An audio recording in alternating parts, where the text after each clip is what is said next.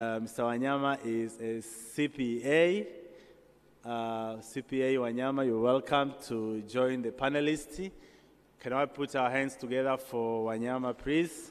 So Wanyama is the CEO of Higher Education Financing Body of Uganda. So he's bringing on the panel the experience from Uganda, but also the East African perspective in terms of our responses to what has been shared by our colleagues from the World Bank. And I also bring on the panel Professor Mohamed Alfan. Professor Mohamed Alfan is the chairman of the board of directors of the Zanzibar Higher Education Financing Body. Can we put our hands together for Professor Alfan? But Professor Alfan is also a CEO of the Zanzibar Presidential Delivery Bureau. So he's in the forefront of planning and for seeing implementation of reforms in the revolutionary government of Zanzibar, and among others being the education subsector. So you're welcome, all my panelists.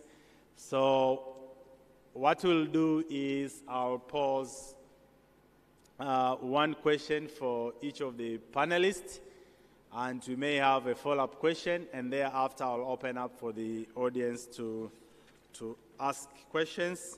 But as we said yesterday, that we are also taking the questions online through the QR codes. You can scan there and put your questions, and kindly be specific, brief, and you can direct your question to a specific panelist, be it Mr. Kenneth Komba, who is coming from the Bank of Tanzania, Mr. Wanyama, who is coming from the Loans Board in Uganda, and Prof. Alfan, who is coming from the Zanzibar Presidential Delivery Bureau.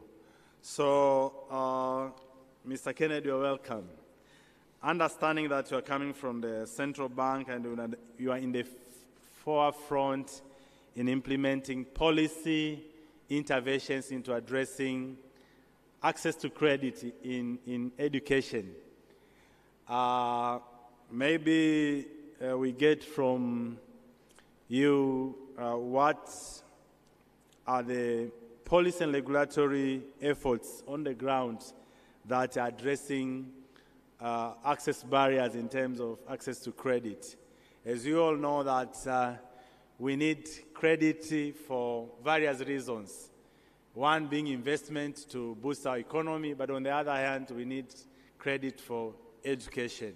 So, Mr. Ken Komba, you will share on the same in terms of policy and regulatory interventions that Tanzania is pursuing, but also in a global perspective, what is working in other economies as well. From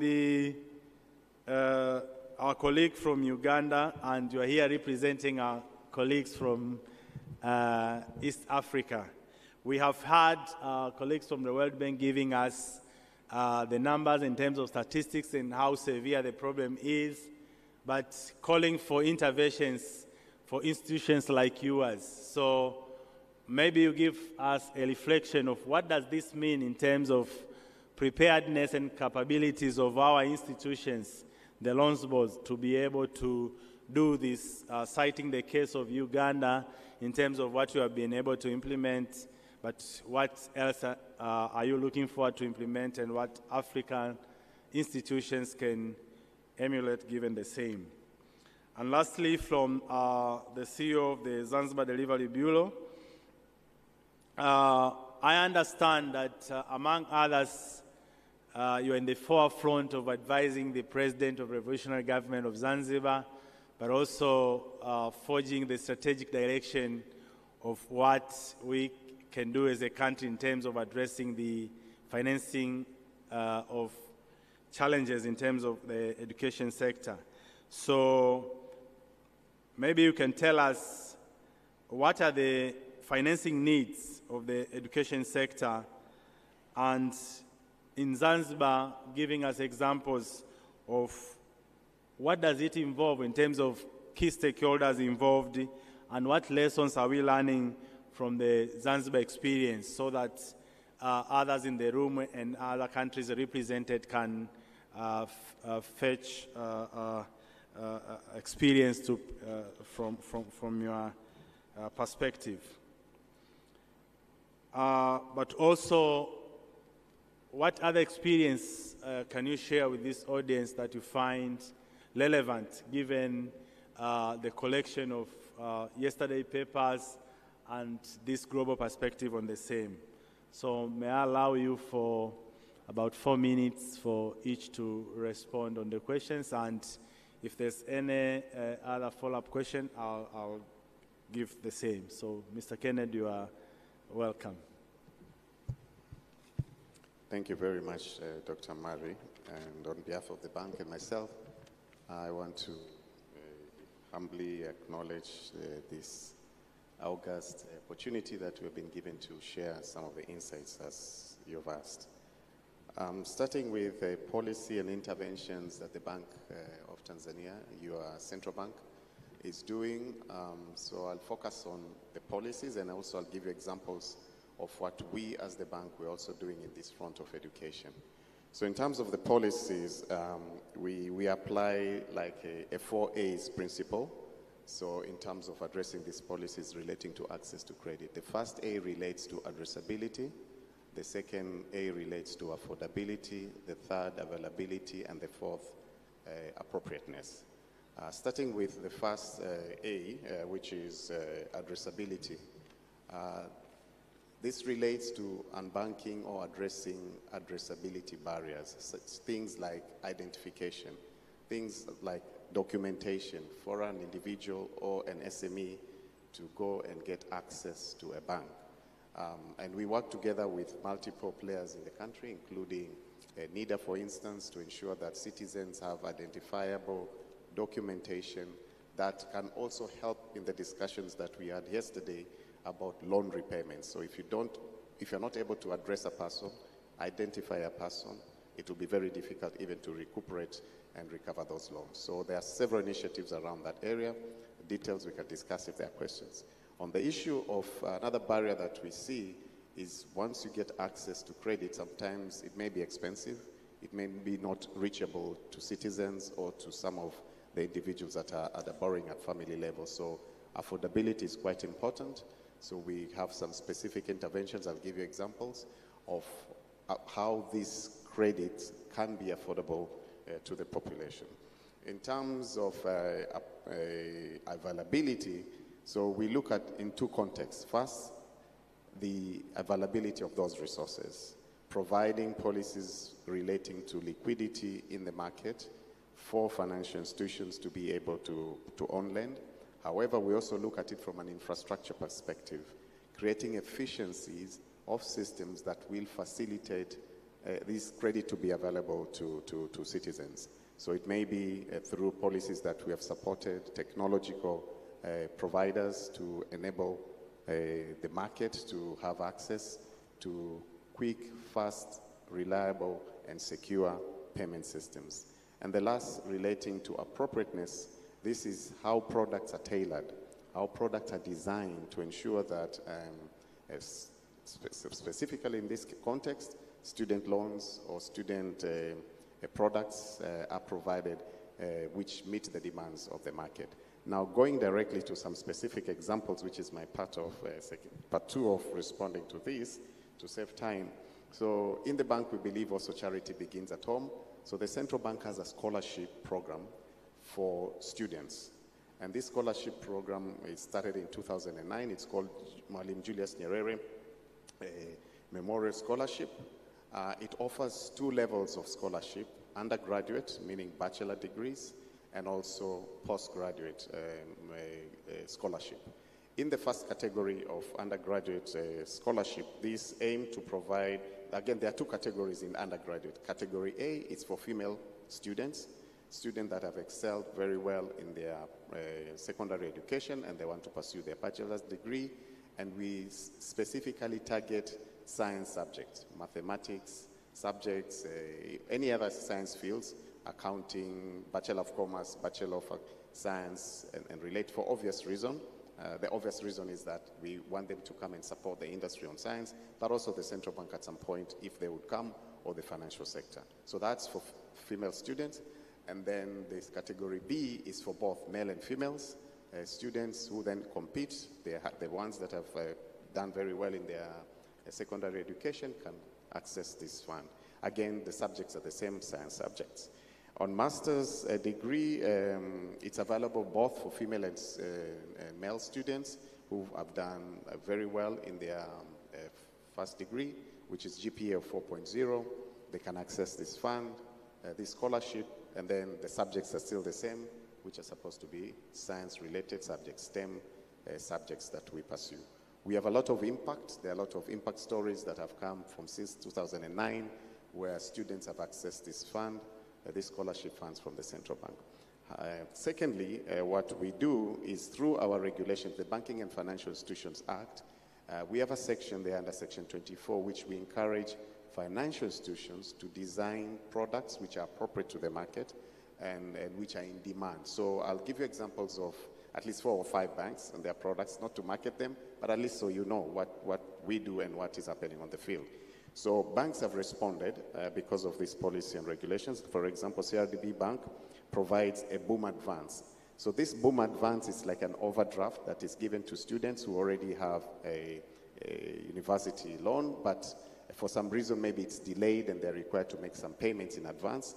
They give at least up to 120,000 with a repayment of around 4%, which again is affordable, and it's given immediately. Once the loan comes, it goes through the CRDB bank, and then it's repaid. So that creates the bridging funding for students. The second was Amana Bank, which offers elimu financing from primary all the way to PhD, but it has to be Islamic compliant kind of a loan. And they enter into MOUs with respective institutions, academic institutions. The third is Mwalimu Commercial Bank. It provides global educational loan. So this global educational loan that this bank offers, it ranges from domestic university to university abroad, and they just provide up to 50% of the loan that the student is required to pay from that particular university. The fourth is NMB Bank, which offers NMB Elimu loan, targeting salaried workers. So you may be an employee of wherever you are, and you want to pursue further education, the bank can offer this particular product so long as the salary is backed and passed through that bank. So at least maybe I mentioned those 4 for now that are being offered. Okay, the last one of which I can mention, the number 5, is Baroda Bank, which offers education loan, and this also targets any university that a person pursues to uptake, be it local universities or international universities that are offered. So you can see these policies that target the market to have, under the Banking and Financial Institution Act, allows tailored or appropriate services to be offered in the market. The other thing I wish to just mention quickly, and I'll recap there, is we have a national financial inclusion framework, which we sit together to design and discuss inclusive interventions in the market. So when we sit together, we sit with the private sector, we sit with permanent secretaries of different ministries, and including the Ministry of Education for that matter, where we discuss how we can advance inclusive education. And some of the examples that come in those discussions are basically 2 that I think are important, which we could also pursue as ideas. The first is private scholarships.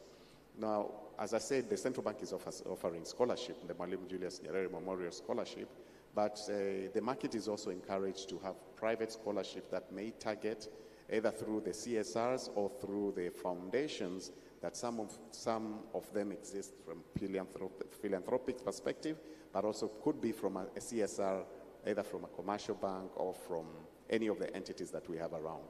Portion of that should also target market interventions and demand on specific skill sets that the country is increasingly demanding, and scholarships could be offered, and I encourage from that context. The other one, and which I'll end here, is designing kind of a social pool of resources. And a classical example is the Harambee system that Kenya has been doing since their independence when it was first instituted by His Excellency, the late Jomo Kenyatta. So in Kenya, which I believe the colleagues from Kenya will speak about that, Harambee, which means in Swahili pulling together, has been quite effective and instrumental to advance a social funding for education, and which Tanzania also has the potential to do the same. I mean, there are a lot of contributions that people do provide in other social aspects, and education from a societal or village level or community level could be advanced. So I'll probably pause here with my 4 minutes on what we do and what could be done. Thank you, Kenneth, for the insights from the regulatory perspective and policy intervention. May we also hear from Uganda in terms of their experiences? Yeah. Thank you so much, moderator, and I'd like to use this opportunity to thank Prof for the very insightful presentation, where he has been able to give us a lot of statistics on what is happening on the African continent, especially the sub-Saharan Africa. I want to start by saying that in my view, I think there should be no learner who has the intellectual capability, who merits to be admitted in a university, who is brilliant, to be excluded from joining higher education. So what am I saying? I think our efforts should all be put towards ensuring increased access to higher education.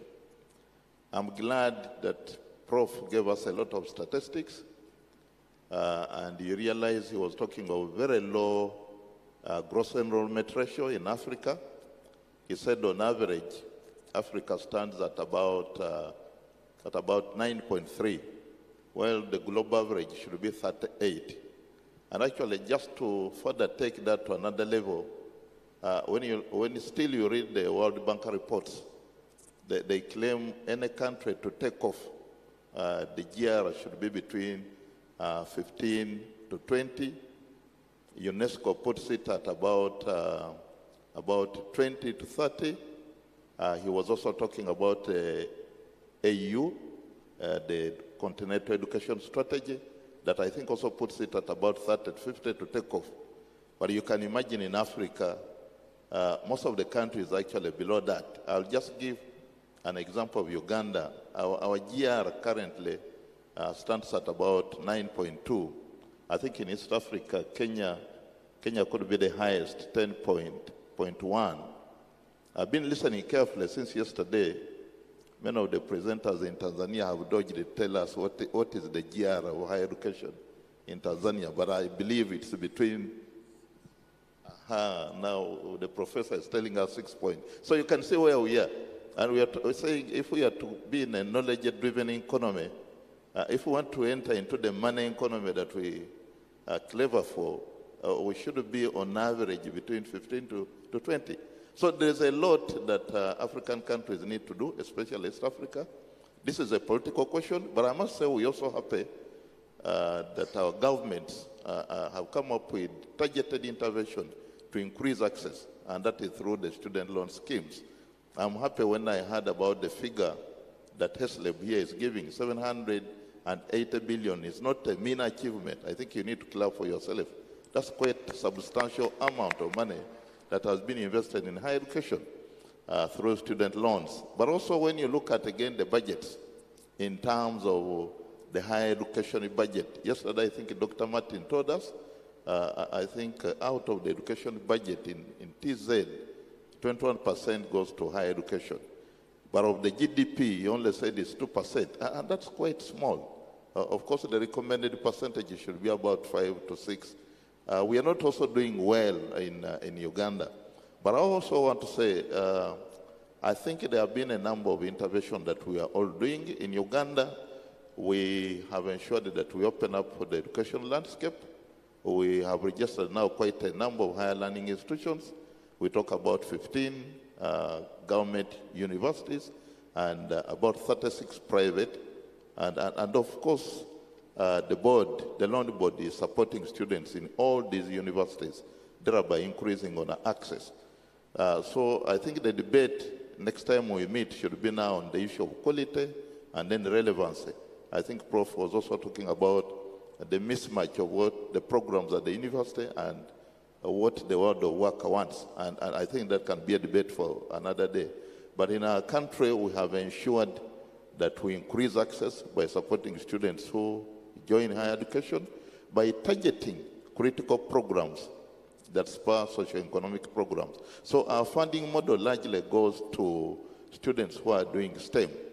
Well, because we have tried to look at other models that work and others that not have worked, especially if you look at developing countries, how they started and how they reached where they are.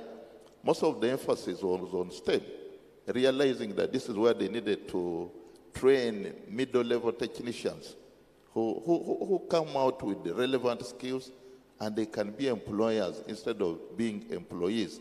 And I think that is, because I have been discussing with my friends in the loan board, that we seem also to be contributing to unemployment in our countries by just training whoever wants to join university, well aware that maybe the program he is undertaking is overstocked. Even getting jobs is a problem. A learner comes out of university and the first question is asking you, are you going to get for me employment?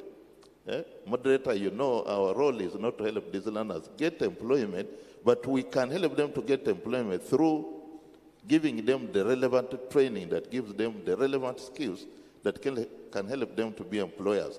So I think that's also another area of discussion that we should look at. In Uganda, we fund students, whether in public or private.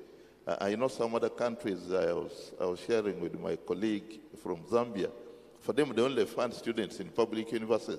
But I consider that to be a wrong model because it's my choice either to join a private university or to join a public university. What we have also done, some of these universities I'm talking of, you have also seen them extending their frontiers. Even in TZ, private university, I think. I don't know whether Kampala International University is still in TZ. At one time, it had extended its frontiers. I think it's also in Kenya. So in that area, we are trying to address that.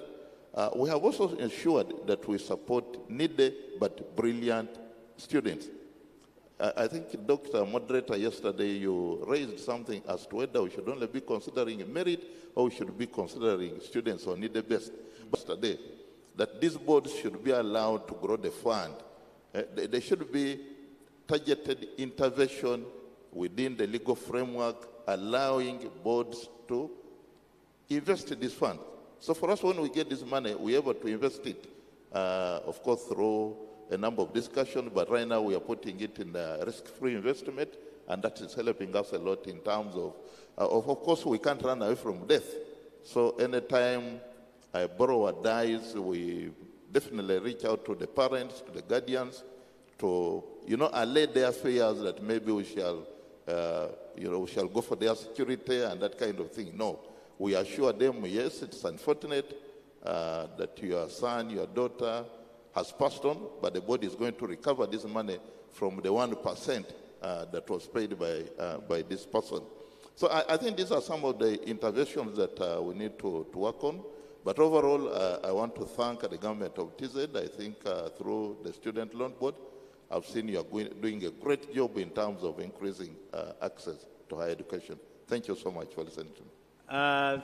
Thank you very much, Wanyama, for very insightful discussion, reminding us on the need to balance between quality and relevance, but also considering beneficiaries to be part of the credit reference system, but having insurance mechanisms to manage default. So, Prof, you are welcome now to share on how do we ensure inclusive education in Zanzibar, but also who are the non-state actors that are part of the experience in terms of the reforms that you're undertaking. Okay. Thank you very much, moderator. And let me start by commending the dedication shown by our presidents, Honorable Samia Suluhu Hassan and Dr. Hussein Ali Mwinyi, in improving what is done by our boards. I'm sitting here with two caps on my head, as it has been earlier announced, the chairperson of Zanzibar Higher Education Students Loan Board, and at the same time, Chief Executive Officer of Zanzibar Presidential Delivery Bureau. My talk will dwell more on the first part of the chairmanship. However, as education is one of the key strategic areas under my supervision, as well as resource mobilization for it, I cannot run away from my responsibility as the PDB CEO. I'd also like to take this opportunity to thank the Higher Education Students Loan Board of the United Republic of Tanzania for all the support it has been providing to Zanzibar Higher Education Students Loan Board. Surely, alone we wouldn't have done what we have been able to do. So thank you very much, Dr. Bill Kiwia and other colleagues at the Higher Education Students Loan Board. We can clap for the Loans Board for their appreciation. Yeah. Now, about the issue of collaboration. It's very important to know that much as education and other social services like health are the core responsibility of any government, but a government alone cannot do everything. And it's also important to recognize the important role non-state actors, NGOs, other faith-based organizations, and so on and so forth, can complement what our boards are doing. Previously, whenever the result season is knocking our doors, most of us will be spending sleepless nights thinking, what are we going to do with the new batch of students who will be needing funding for their studies. That, as much as I know, has decreased or has been made by the contribution our government has been doing recently. But still there's a room for others to come in. And I would like to cite an example of one NGO in Zanzibar, the moderator has directed me to do, in showing how, if we engage non-governmental organizations, they can also play an important role in supporting what we do. This organization, which has been established by Zanzibar professionals, in their constitution, they are duty-bound to contribute about 5% of their monthly income to their NGO, specifically to support needy students who are talented, who have all the credentials, but just because they're coming from poor families, they couldn't afford to pursue their higher studies. And while the government was concentrating mostly on tertiary, master's, and PhD levels in financing, this NGO decided to concentrate at the pre-university level, certificate level, diploma level, and by then, the government was not financing diploma level students. More than 1,000 students, some of whom have graduated, have received their doctorates, some still continuing. And there was a time when the government got scholarship to one country, and it was supposed to pay for just tickets for the students It was a budget session, so the money was not in the coffers yet. The same NGO offered the tickets, which were of course later on paid back by the government, to the students, about 40 of them, and went for their further studies. A lot can be learned,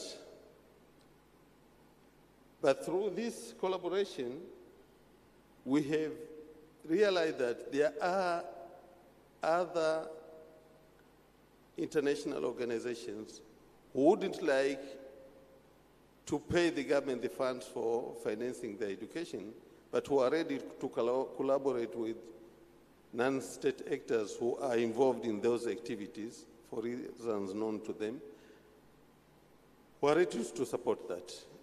So this organization also received about 70 PhD offers to send students to Malaysia, Indonesia, Turkey, especially those who are in the universities. Also, one of the lessons learned from how this organization is run is the beneficiaries do not, actually the beneficiaries are required to pay back immediately upon receiving the funds, of course gradually and in small lots of payment. Contrary to what we do in the Students' Loan Board, whereby it's only when a person gets employment, especially the Zanzibar Loans Board, it's only when a person gets employment that when he or she would start paying back to the government, which keeps a lot of funds in the hands of the beneficiaries because of the issue of getting the employment opportunity.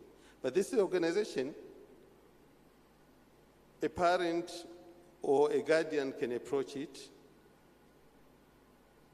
It will pay directly to the university fees. Then the guardian or the parent will be required monthly, interest-free, to pay back the loan given in that particular semester or that particular year. Of course, not all parents or guardians can afford that. And a case by case is regarded in that situation. However, this has enabled the organization to see the fund revolved in a very short period in a speedy manner, contrary to what we do in the Students' Loan Board and the government. Of course, for obvious reasons, the government has more money than the NGO. So let me stop there. And I believe that if we organize ourselves, the little we do can have a great impact on those we support. For instance, organization which is dealing with contractors, they can contribute a certain percentage of what they get to support those who are learning, for instance, at other university. Banks can support those who are dealing with financial education and so on and so forth, as has been cited by our colleagues from the central bank. Health professionals can say that we are contributing a certain percentage of our income to the health fund to support those students who are studying in medical fields. Whenever they face a challenge in that area, at least they can borrow from it interest-free or be given a grant depending on the need, and so on and so forth. So, moderator, I would like to say that we shouldn't undermine the potential and the capacity all of us have. And we shouldn't leave the burden to the government alone. All of us can contribute, and our contribution can make a very big impact, surely. Thank you very much. Thank you, Prof, for bringing in the practical experiences of non-government actors in terms of what they can contribute in the financing challenge. So I have 3 questions from the portal. But before I put them forward to our panelists, can I see by a show of hands in case you have a question so that we can also take that. We are not doing very good in terms of time, so I see a hand there. Can I have a microphone there? Yes, and another microphone to a lady there, yes. Thank you very much, presenter, moderator, and all the panelists. We have been discussing very important issues that concern higher education financing.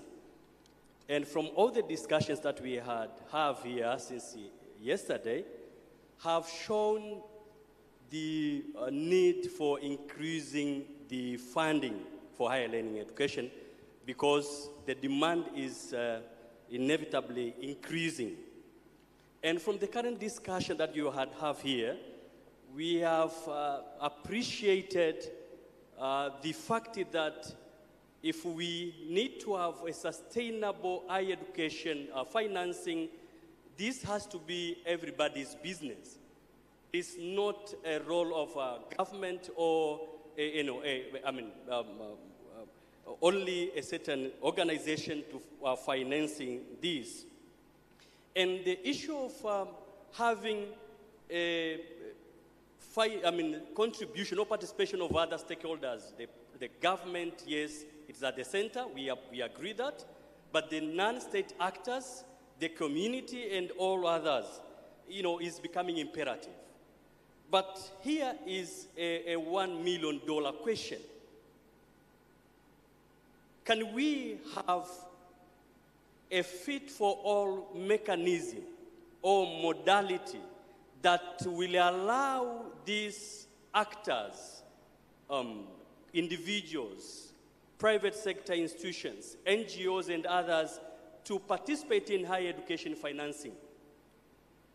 I think that is important because the issue of all participating in higher education financing is not a question, it's an obvious fact, but a modality, a fit for all, an inclusive mechanism that will allow the participation of these actors in financing higher education. I think that is an important question that we need to discuss and probably ponder. And another question would be, who will be responsible for that? Yes, we have heard from the BOT, they have in the policy frameworks, they have some requirements with regard to banking and financial institutions and probably NGOs and all that. They may be having their own their own ways, but these are on the silos. If we have to have an impactful contribution of other actors in the higher education financing, we have to have a certain modality that will, a platform that will be allowing the effective participation. Thank you very much. I'm Indiaeli Daniel Kaya, a Deputy Director from Eastern Africa Statistical Training Center. Thank you very much. Thank you, Dr. Kaya. We have a question from a lady there, and then Professor Msofe there on the second row. Yes. So, Prof, wait after the lady. Yes.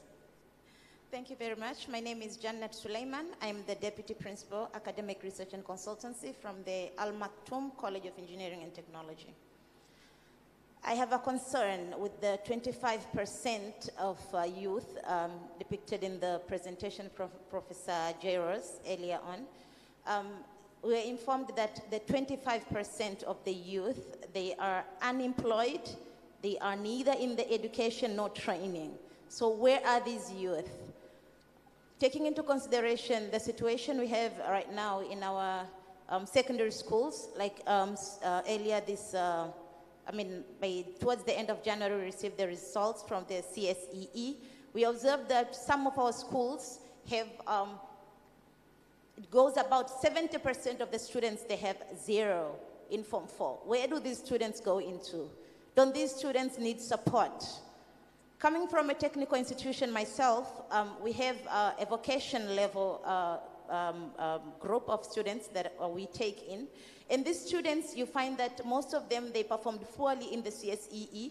And when you take them into this program, eventually when they finish their diploma programs, they come up with very good grades. We have some students who even end up getting the first class GPA in their technical education. So maybe we could also consider pulling these students that they seem to have failed their CSEE, but we can somehow support them through our financial aids, and then so that they can further their studies. Instead of them being right there in the streets, they're unemployed, they're neither in the education nor training. We are creating a certain pool that will be a problem in our societies. Thank you. Thank you. So that is a comment and a question in a way,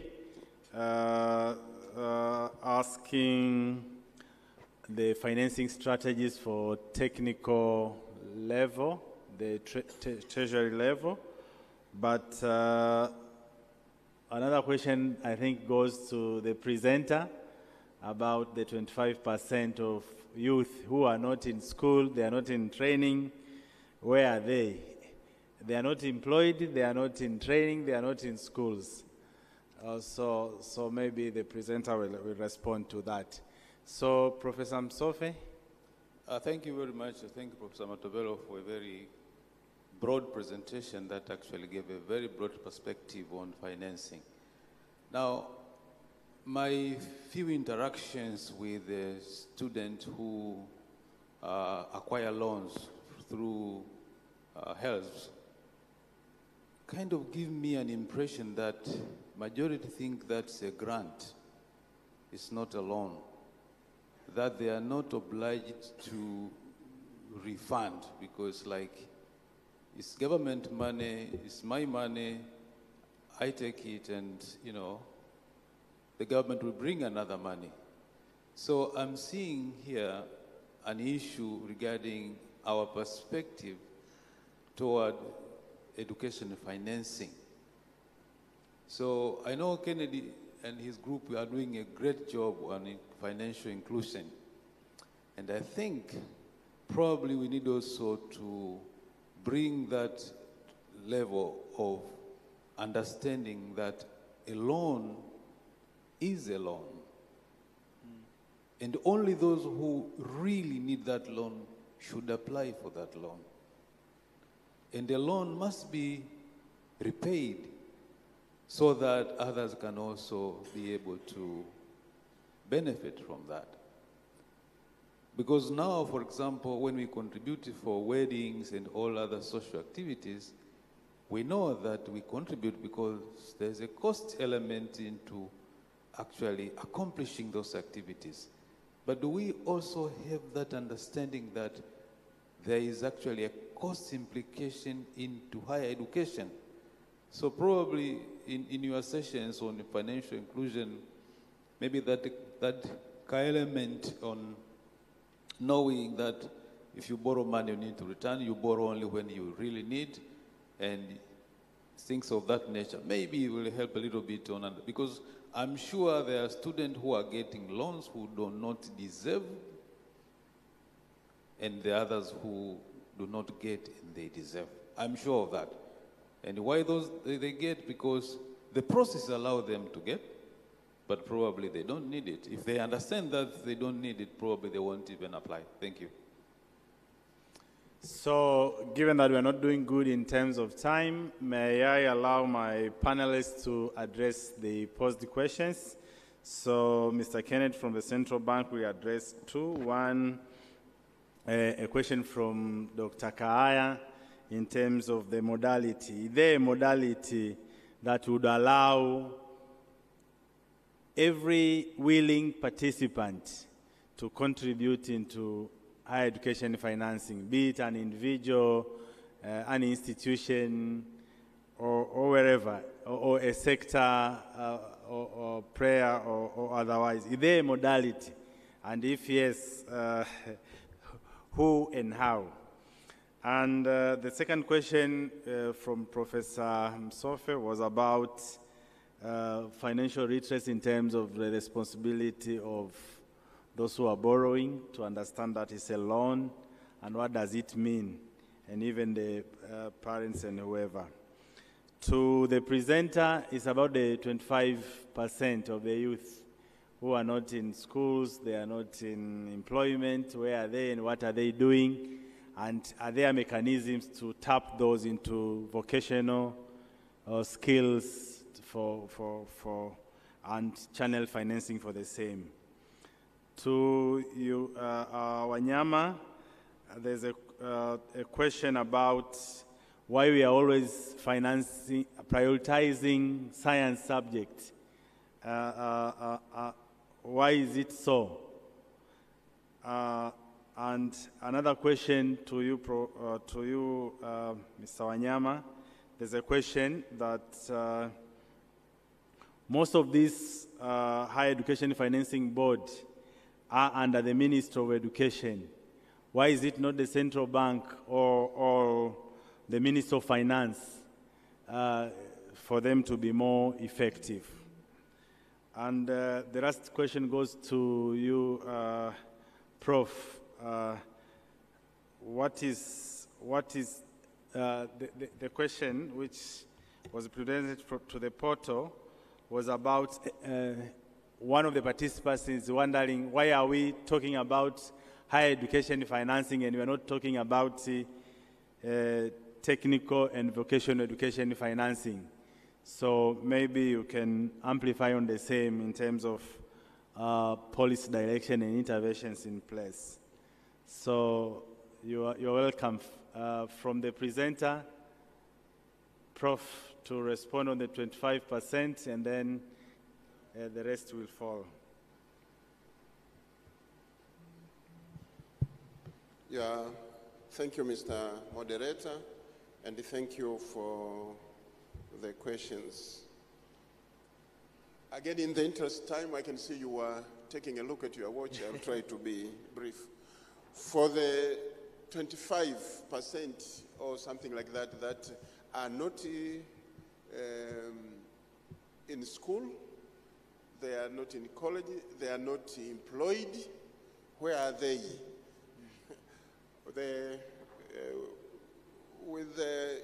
It may sound not being very serious, but they are either at home or on the street. Now, how do we go about it? We have to engage at government and as the Prof referred to, and with the cooperation of non-state actors.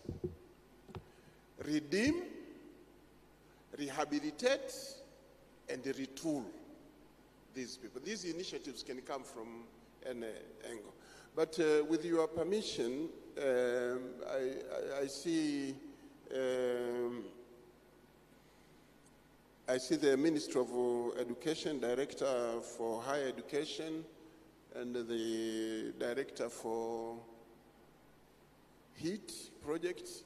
They could add by sharing how the revision in curricula at primary, secondary, has been revised to try and see that there is nobody that will drop out of school without skills or capacity to be able to be engaged in any productive activity, if your time will allow. So very brief, Dr. Osea, maybe you can share in terms of the interventions for policy intervention for the dropouts.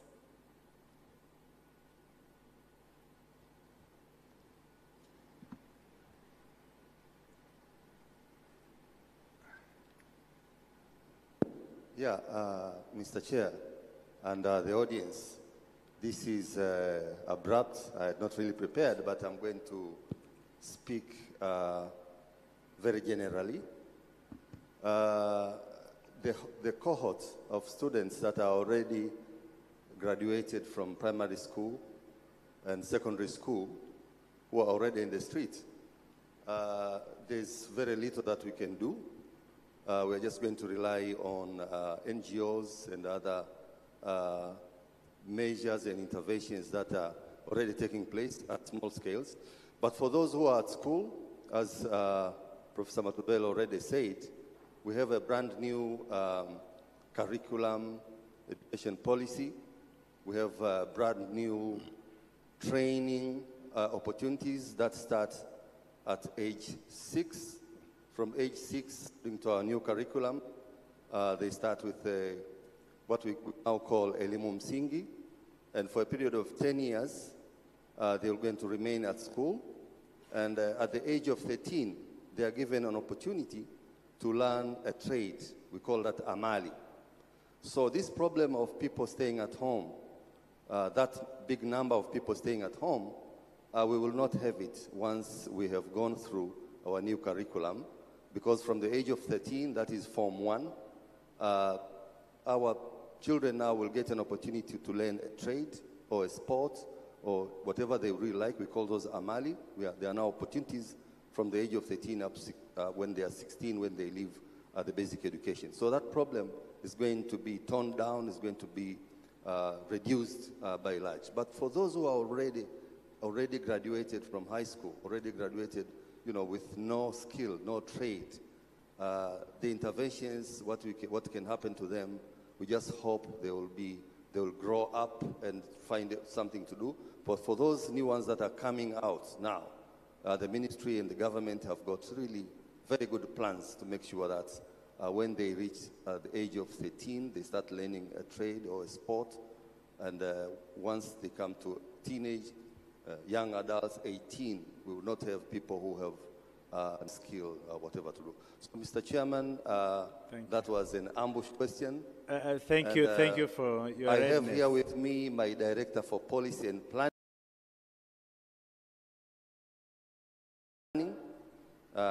Some things that I did not, maybe he was here. No, we don't have much time. Thank you. That Yeah. one is Thank you very enough. much, Mr. We appreciate for your readiness to share. Oh, Kenneth, you can now proceed. Thank you. Thank you so much, Dr. Mari, and also want to acknowledge the great presentation by Professor Jairus. On the two questions that I've asked, the first, whether we have a one-size-fits-all mechanism, the answer, we don't have one-size-fits-all or a universal approach to fund a private financing for higher education. However, it's a multifaceted approach where it starts from the central government, so looking at the ratios that we had from the presentation, to what extent, to what level our GDP should also contribute to education, and we know that our good government is doing great initiatives and efforts to address that. Then coming towards the corporate sector, we from regulatory institutions, we also encourage the market either through the national financial inclusion strategies that which question 2 that was asked, but we also do encourage from that sector. We provide policies, as I alluded before, which relate into enabling the market to have appropriate financial services. But the third point is ESG, environmental, social, and governance initiatives that different organizations are applying. And that social element relates also to providing skill-based, enhancing the societal capacity to be able to advance and address issues that we face. The second question that I was asked relates to whether we are changing the behavior of students to understand the loan is a loan and not a grant.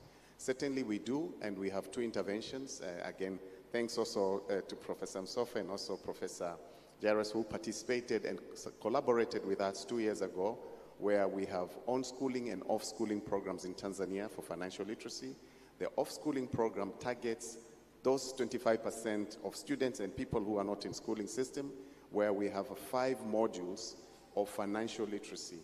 And this off-schooling has a certified financial educator programs. It's a TOT, which intends to teach the public about several personal financial management. One of the modules that goes directly to Professor's question is financial obligation. And in part of that financial obligation, citizens or people are required to know that they have to use the financing to pay back either rent, taxes, and loans. And then for on-schooling programs, we have, again, also through the HEET program, we did develop a guide for universities to adopt financial literacy as one of, not an elect, but a compulsory subject. It's up to the university to know how they will inculcate financial literacy. Again, there's a module of financial obligation, which relates to the responsibility of a student to pay back whatever loan that they've taken, including, by the way, the loans that students do take from mobile phones. So we're supposed to be repaying that. So thank you so much, Professor, for that question. Thank you, Kenneth, for that response. Welcome, Mr. Wanyama. Thank you so much. I think my question related to why we are prioritizing sciences. I just want to say there are many models of running the student loan scheme. And for us as a country, Uganda, I think we have had what we call a paradigm shift in terms of addressing where we had shortages of manpower. Especially, we discovered it was in the area of sciences. I'll just give you an example. I think even someone mentioned here yesterday, it could be the moderator, where you find one doctor treating 20,000 people. So we had a shortage in that area. We had a shortage in science teachers. You would find a science teacher of chemistry applying between 45 schools. So as a government, they took a policy direction that I think in the first 10 years up to 2040, let's put focus of training scientists. But like I said, it depends on your need, particular needs in that country. And then, of course, we also wanted to address the needs of the labor market so that the people we are able to train come out with the necessary competences and skills to fit in the world of work. I'll tell you, our Excellency has the campaign. Many universities have developed a program called Bachelor of Development Studies, and he has kept on questioning at the end of the day, what are they training for? Because we realize some of them, when they come out of universities, and you ask them which jobs they are looking for, the answer is any job. Surely if you tell me you can do any job, then it means you don't know what you're trained for. In terms of why we are domiciled, many of these loan boards are domiciled in the Ministry of Education. It's also a policy matter, but you also realize that largely their objective is to increase access to education.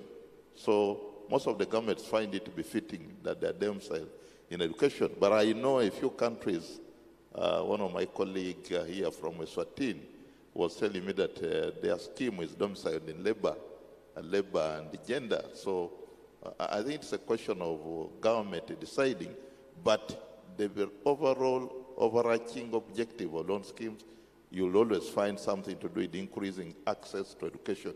I know for you are looking at the fund management, but whether within education, it's a question of employing people who can manage the fund.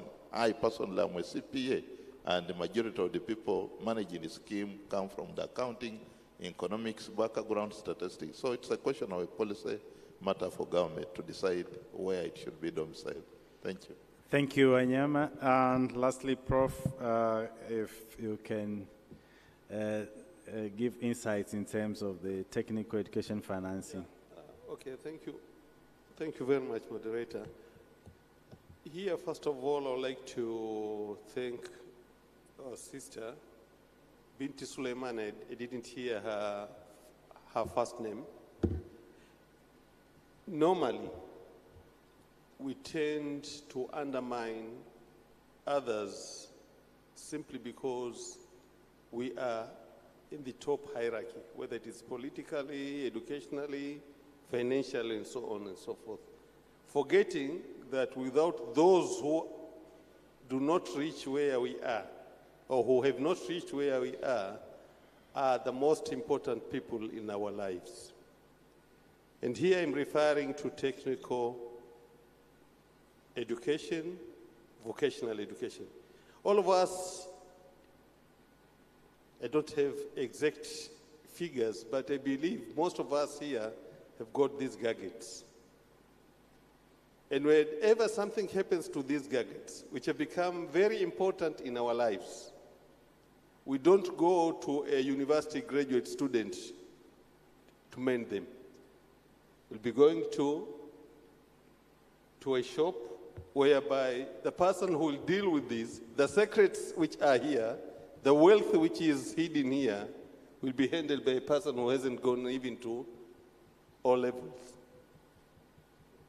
I'm sure all of us witnessed that. This emphasizes the role of identifying talents of our children, of our people, and develop them. And that is one of the areas where most of us have failed. We feel that as long as I have got a degree, then my life is superb.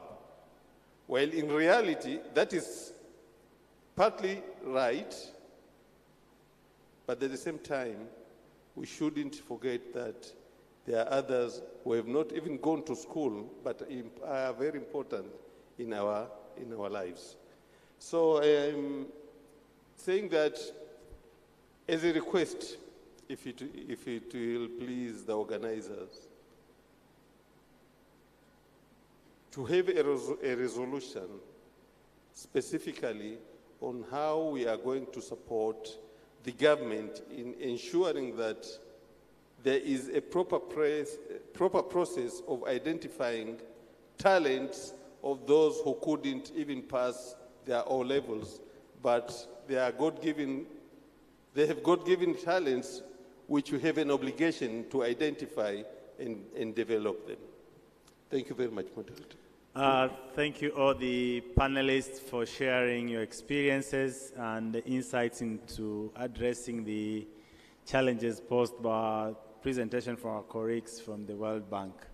So we have come to the end of this morning's session, and can we put our hands together for my panelists, and I allow you to get back to your seats as I welcome Dr. Makundi to proceed with the rest of the sessions for the day. Dr. Makundi, we need a nice breaker because we need at least to stretch a bit before we get into another.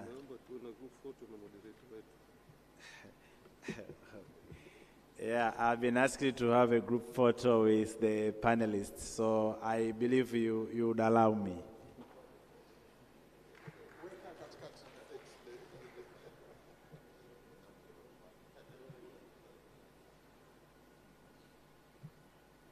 Yes, it's a good idea to have a group photo for the panelists and the moderator, so we'll adopt that in the future of the presentations. Thank you very much.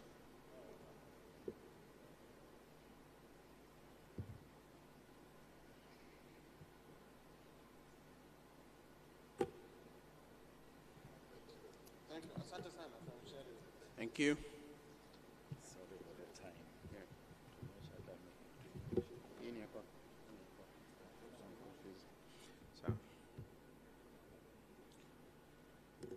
Okay, maybe we can stand up a little bit and stretch for 1 minute before we go to the next presentation as advised. I think it's good for our health.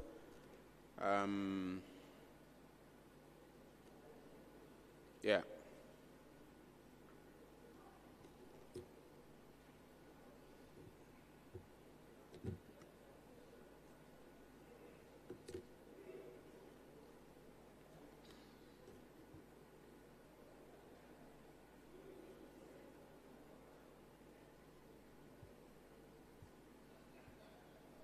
Asante sana. Thank you very much.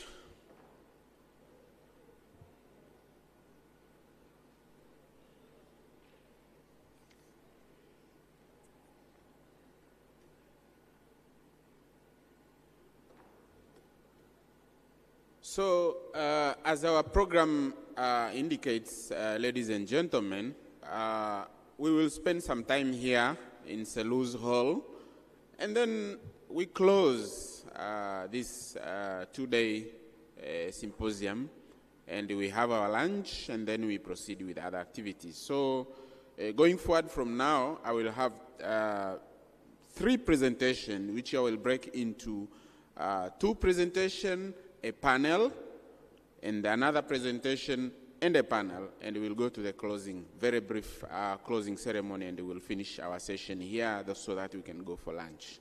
So we will start with a presentation from Brazil, and then we will continue with the presentation afterwards immediately for the presentation from Malaysia, and then we will have a panel.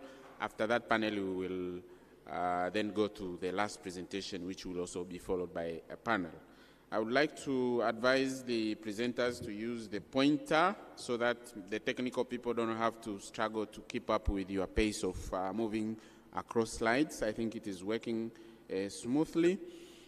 You can still go to the online system for comments and questions. You can also access the materials, including presentation slides, so that will happen. I convey the appreciation from the Higher Education Students Loans Board to the sponsors of this event, as indicated in the signboard also mentioned. I don't have the time to mention you now, but we really appreciate your generosity to support the event.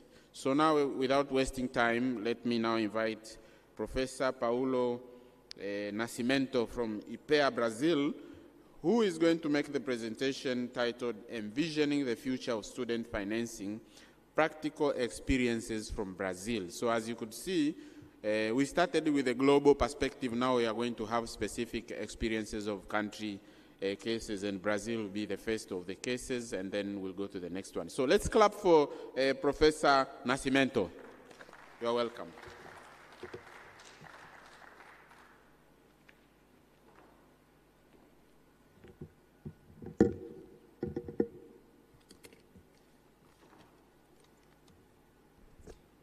Good morning. First of all, I'm very glad to be here, and it's a very nice event. I thank the Higher Education Student Loan Board for the invitation. We are planning some work together, as yesterday we had a memorandum of understanding here, and I hope I can bring some of the Brazilian experience to inform the debate that can be useful for Tanzania and elsewhere. And I have been modifying my presentation a couple of times since I arrived here, because I think I should bring something that might be useful with the debate that other people have brought about. And I'll also try to make it quicker presentation, so that's the challenge, to have an efficient presentation in a short time, because I don't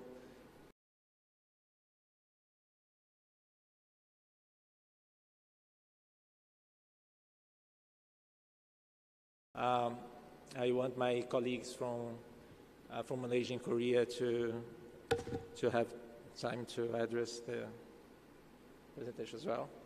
So basically, before I start, I think, although I haven't prepared properly for these specific questions, but I think my presentation can help to reflect about a couple of questions. First of all, how to fund a growing higher education system, and I can tell that I don't have the answer, but I can bring part of the Brazilian experience.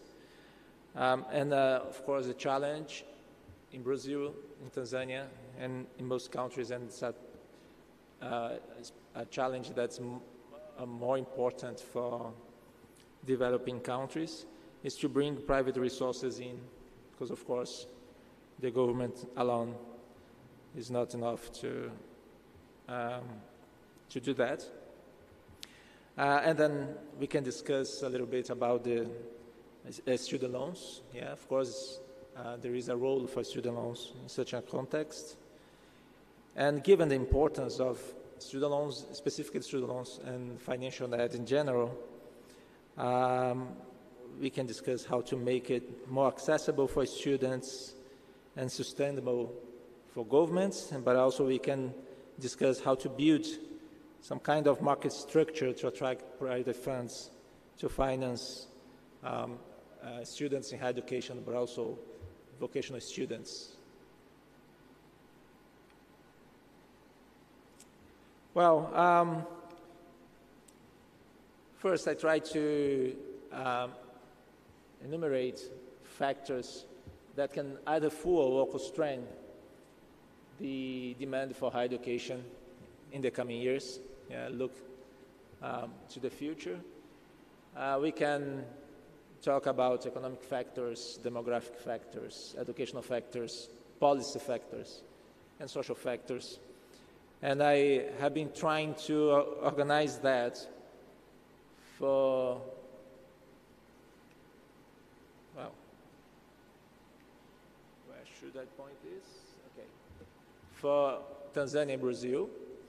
And I will present a table here trying to address these factors as factors that can be accelerating the demand, containing the demand, stabilize the demand, factors that bring uncertain impact for the future on the demand for higher education. I apologize if I'm too optimistic, but I think that in the case of Tanzania, these 5 factors are actually accelerating the demand for higher education, while in Brazil we are in another moment.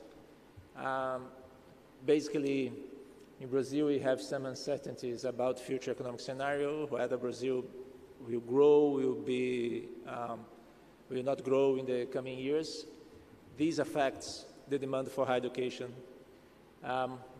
Different from Tanzania that are starting to experience, fully experiencing the demographic dividend, when you have more working age people than dependent population. In Brazil, we are almost at the end of our dividend, demographic dividend. So we are actually starting to experience the challenges of a rapid aging and low fertility rate country. So nowadays, the fertility rate in Brazil is like 1.6 child per woman. So we are still a young population, but we are aging very quickly. So our demographic dividend is pretty much at the very end. In case of the educational factor, we have in Brazil a slow but steady improvement in secondary school graduation, and I have been hearing about Tanzania that there is a movement of accelerating the attendance in basic education and the finishing of the basic education, so there will be more demand for higher education. And the government here in Tanzania seems to be working to expand access to tertiary education. In Brazil, we have done that, of course, and more recently,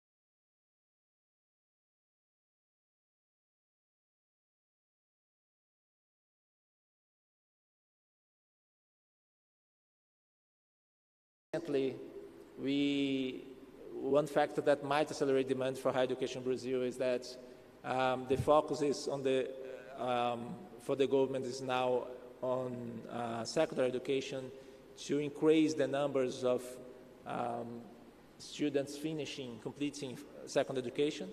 So this year, actually last year already, the government started to provide financial incentives for students in secondary education so they can finish. But at the same time, the same government decided to make regulation for distance education stronger. So I will show later that distance education was one of the engines to accelerate, expand enrollments in higher education in Brazil in recent years. And in Brazil, people are more and more skeptical about the degree values compared to employability and so on. So that's a challenge.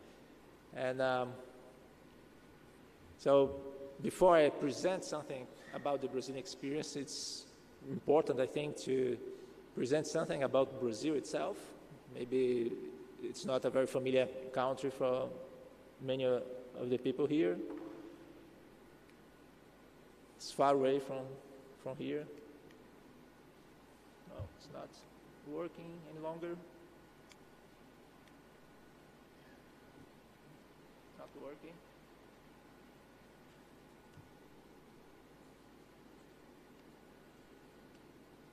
I think we have a technical issue here. It's not working. Nope.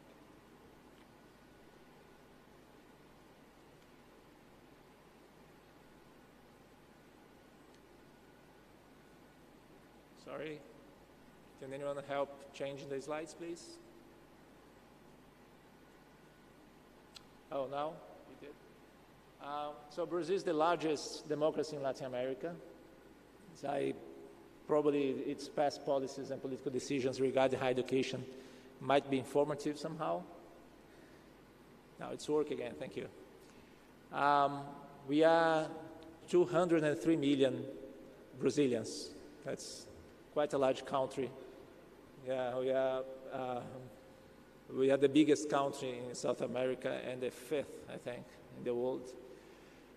We have about 12 million people enrolled in higher education, undergrad students plus postgrad students. More or less 10 million of them are undergrad students, okay? Our gross enrollment rate is just above 40%. Net enrollment rate, 26%. Okay, so the number of youngsters between the age of 18 and 24 over the enrollments of all these people over the population of 18 to 24, 26%. We have our national plans, which guide policies in all levels of government in Brazil. It's a decennial plan. We are finishing now the second decennial plan for education, and we have pretty much the same target that was not achieved for higher education, which would be 1 in each every 3 youngsters from 18 to 24 years old would be in higher education or already finished higher education. We are not there yet. Please don't change the slides anymore. No, please. Yeah, that's it. Now it's working again, so I will make it from here. Thank you. And the Brazilian higher education system is one of the most privatized of the world. I wish I had more figures here in this map, but I took that a few years ago from UNESCO website, and the ones in gray didn't have the information in the UNESCO Statistic Institute when I took this data a few years ago. Probably now it would be updated. But Brazil is one of the most privatized. We have actually nearly 8% of the enrollments in undergrad programs are in private higher education institutions, okay? The public sector cover just over 20% of the enrollments. That was a political decision made in the past. It was not explicit. It was not like the government said, we will rely on private higher education institutions to grow the system, to expand the system. But that was there since actually late 60s when we promoted reforms in the higher education system that made it more friendly for private institutions. So, it also our government also provides public subsidies, and from time to time, some waves of the regulation that benefit private higher education institutions. So this graph here shows the number of enrollments in higher education in Brazil over the population. So enrollments by 1,000 inhabitants in Brazil from 1954 to 2023, okay? So as you can see, we have expanded quite a lot in the last 70 years or so. But there are two greater growth moments which I would locate at the end of the 60s until 1980, and the other one from 1995 to 2015, okay? The common thing there is these periods were periods of high economic growth in Brazil. Besides that, these were periods following changes in institutional arrangements for higher education system, especially changing the regulation, so the private sector could be more interested in higher education in Brazil. So as I said, the first boom moment was the late 60s to 1980. That was also the period that Brazil, the per capita income in Brazil grew more rapidly. It was the big economic boom in Brazil, nearly 6% per year of economic growth.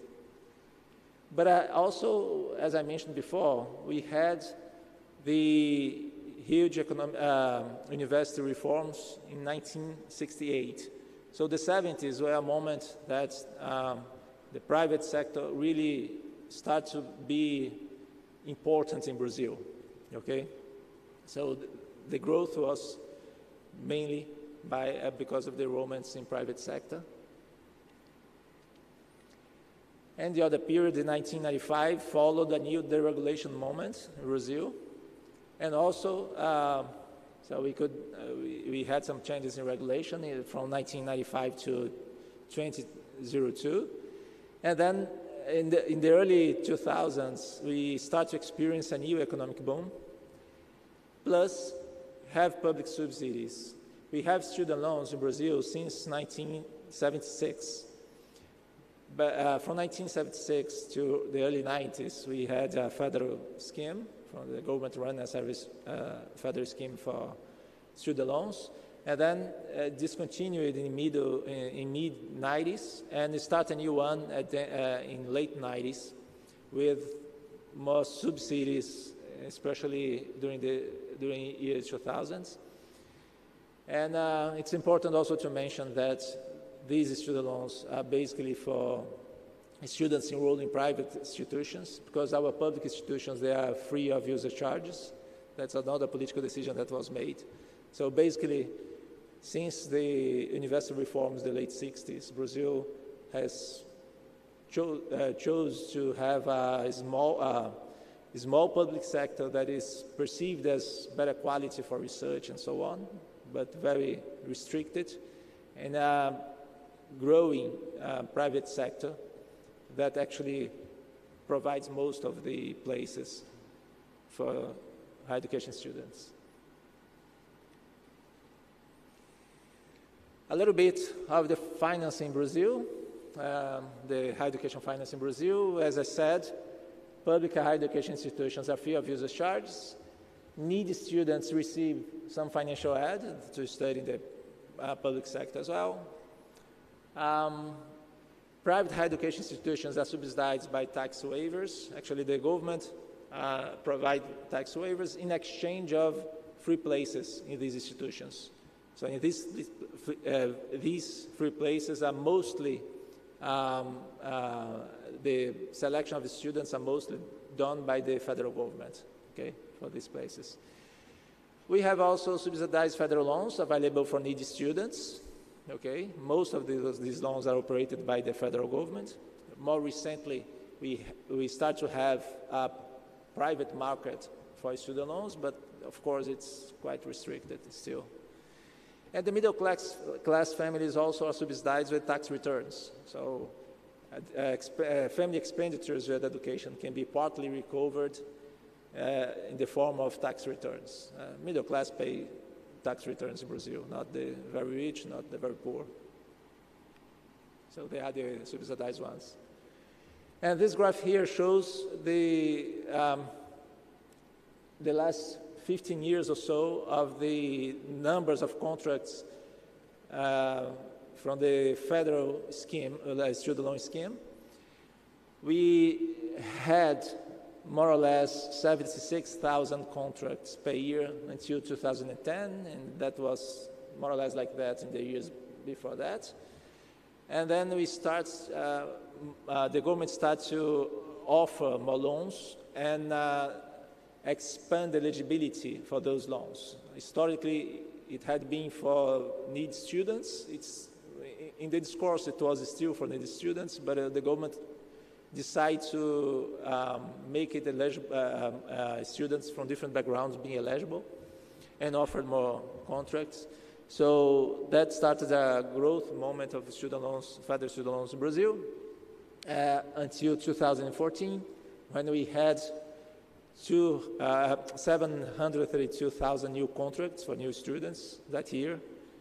And the year after, Brazil started to face more severe fiscal restrictions, so the number of contracts fell sharply, and keep doing that for the coming years.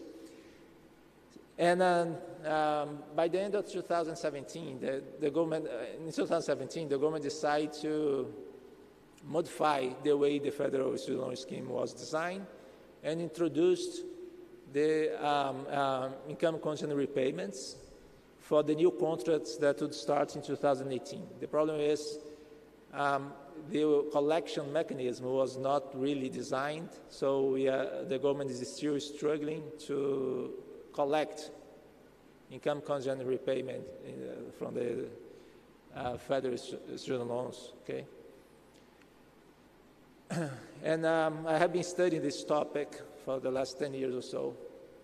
And the government in Brazil is about to finally introduce income content repayments using the payroll to collect the repayments. And there is a system run by the government that employers must put there, collect many things from the payroll, and they are trying to introduce also repayments from the student loan system there. But my point is, in Brazil, although we have informal sector, of course, tertiary degree holders are not as informal as non-tertiary degree holders. If we use the payroll deductions, we will reach many people, but if we use the besides the payroll deductions, we use other instruments that our internal revenue system operate to, not only to assess incomes but to collect repayments, then we would reach most of tertiary degree holders. In some age brackets, something like 90% of them. That's what this graph shows. So the discussion is, okay, income content loans are a good way to make these student loans in Brazil more accessible, but also for the government that provides the funds, it would make more sustainable if the collection operation is efficient, okay? But beyond the Brazilian past experience and even the current experience trying to introduce the income content repayments, we can discuss income content financing as a strategy as well to attract private investments into higher education system. This is a debate that we have been doing a little bit in Brazil, but not as much because there is some resistance to use mechanisms to assess, government mechanisms to assess and collect income content repayments and make these available also for private funders. So here, I use here one of the slides from the first presentation, I think. And these are a number of potential possibilities for private resources in finance, higher education. I just include here an eighth one, which should be income content financing as a strategy to attract that. Okay, how? And of course, it could be somehow substitute for scholarships. It could be also a way to provide other financial aid. And first of all, let me talk a little bit about income contingent financing. Although Tanzania operates income contingent loan system, it's good to discuss a little bit the intuition of that. It is a financing instrument, but it's also a kind of insurance for the student, because the idea is repayments are made when the student has income to pay that. So when the student does have enough income, during that period the student doesn't pay, and it's not that he or she is on default. The idea is to design a student loan that the repayments are managed in such a way that students repay as his or her income trends allow. And it can take, of course, much longer than the 10, 12, 15 years of usual student loan repayment periods, okay?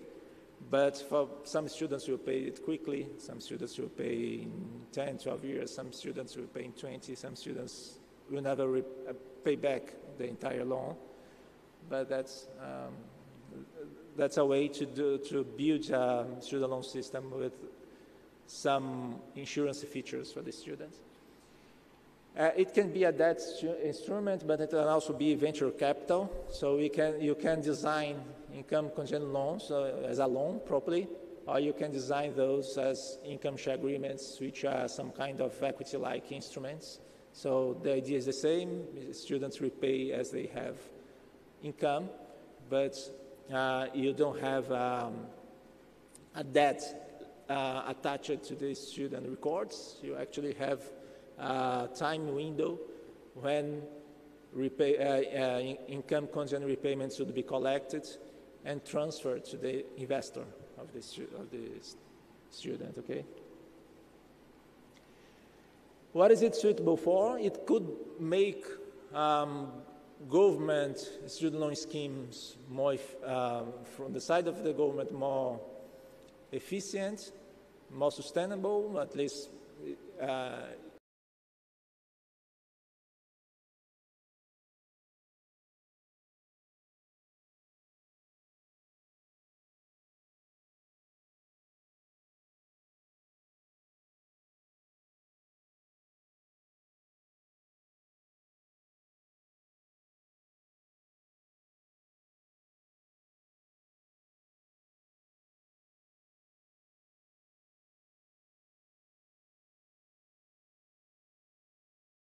investors, as long as there is a collection mechanism in operation that can be accessed by private investors. In this slide, I only mention countries where there is some kind of income contingent loan system in operation. In all cases, these are government-operated systems, of course. But on the other side, I mentioned some companies that I know that exist in different countries, that they provide income share agreements for students. So that's the equity-like instrument that I mentioned before. Of course, these companies, they don't have enforcement to really know the income of the students they finance, but they try to make some kind of arrangement so the student can inform the income and repayments be collected. But private companies operating this kind of financing instruments, they are very niched, so they finance a very specific group of students, because of course it's quite expensive and risky to follow the income trend of these students for years. And the governments that operate, they operate income contingent loans, properly loans, and they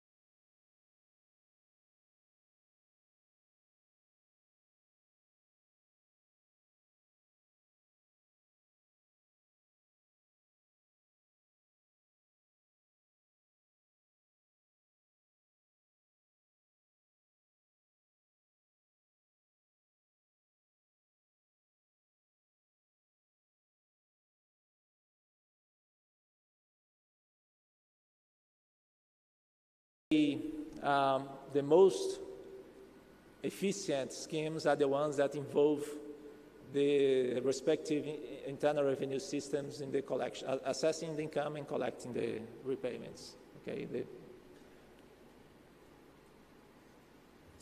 And this figure show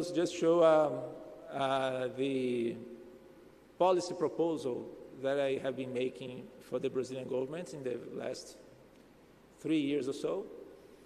Of course, it would work differently in different countries, but the idea for Brazil is to build a mechanism that students enrolled in eligible degree or certificate or diploma programs, either in vocational education or in higher education, they could go to financial institutions either, and also look for government schemes. So, but they can go to financial institutions and get income contingent loans or income share agreements. The financial institution that make this contract with the students, they have to inform a regulatory body. And this regulatory body will pass the information to the internal revenue system on which people are actually financed in this way. So the student uses the money to pay tuition fees, to cover personal expenses, to invest in career projects, whatever. And later on, after they conclude their studies, the internal revenue system, knowing that they took that kind of financing, they will collect repayments as if it was a tax. This idea is inspired in the Australian and English system. They don't have a tax, they don't tax the students, but they use the internal revenue system to collect student loan repayments as if it was a tax. And the internal revenue system collects the money, and the regulatory and governing body distributes the money to the financial institutions, whether they are public or private. It could also serve as a compensation for investment of the states in the studies of people who studied in public institutions, for example, instead of paying fees. They would do in this way. That's an idea, okay? It is not easy to advocate that in Brazil because, of course, you need to build an infrastructure that most of it actually exists, okay, the infrastructure to build that. But you need to change the legislation so the internal revenue system can do that, and all that operation is regulated, of course. And it takes some time to make these things happen. But the question that I leave here is, could such a mechanism exist one day in Brazil and elsewhere? I know there are lots of political sensitiveness on that and difficulties as well. But that's an idea, because my view is such a mechanism could bring in private funds as well, at least for student loans and income share agreements, and make the government schemes more efficient, okay? You would, at the end, subsidize only those who actually cannot pay back in their lives. That's it. Thank you very much. Oh, it's not working again. Oh, it is. Thank you, and that was my presentation.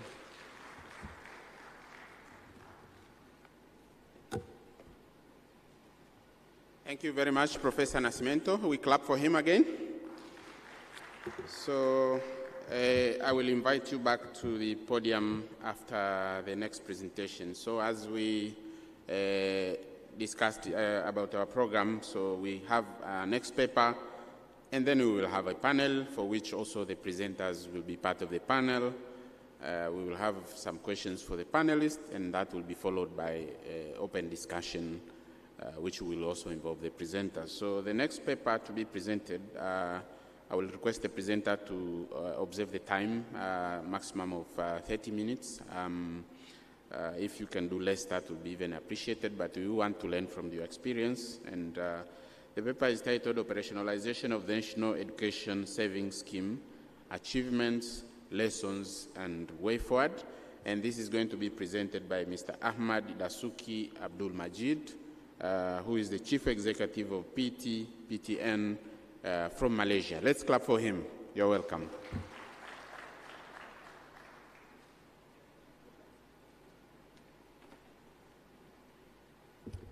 Okay, asante. Asante to Mr. MC. Habari to everyone. Yeah, good morning. I think it's still good morning before 12. I hope I can get your attention to share what we have from Malaysia. So, with respect to a time, let me introduce. So I like this is, little by little, a little become a lot. So this is a proverb by the African countries. So this is where we are going. This is where I'm going to share the Malaysia experience about savings habits. As per our discussion a few days ago, yesterday and today, I've seen a lot of similarity between higher education student loan board here in Africa and with PTPTN. In PTPTN is a short form for National Higher Education Fund Corporation, similar like student loan board, but we are the biggest one in Malaysia. And to set the background of this presentation, so for PTPTN, we are the largest agency in Malaysia. We are disbursing roughly about 180,000 students yearly basis. And on yearly basis also, we are continuing giving students for the existing students for 450,000 students. And so far, we have disbursed roughly about 74 billion, roughly about 15 billion US dollars to all Malaysians to further their study in higher education. So this is where my presentation today comes from. I'm going to talk about the sustainability of higher education financing. So all we'll be talking for the past yesterday and today is about the financing, but my perspective today is about presentation for how are we going to move forward, because we are already done. This is our 28 years of operation of PTPTN. And 28 years is a long way to go. And for your information, okay, this is something about PTPTN. So we were established under our Act 566. This is the catchy one, because our noble mandate by the government is to ensure no Malaysian is left behind in pursuing higher education due to financial reasons. So we are there to help Malaysians who have ever been offered a place in the university. So for your information, on yearly basis, roughly about 300,000 Malaysians being offered a place to study, to further higher education in private university. And 50 to 60% is being financed by PTPTN. And if I compare to the loan board of African countries, most of the function is to provide for loan disbursement and for the loan repayment.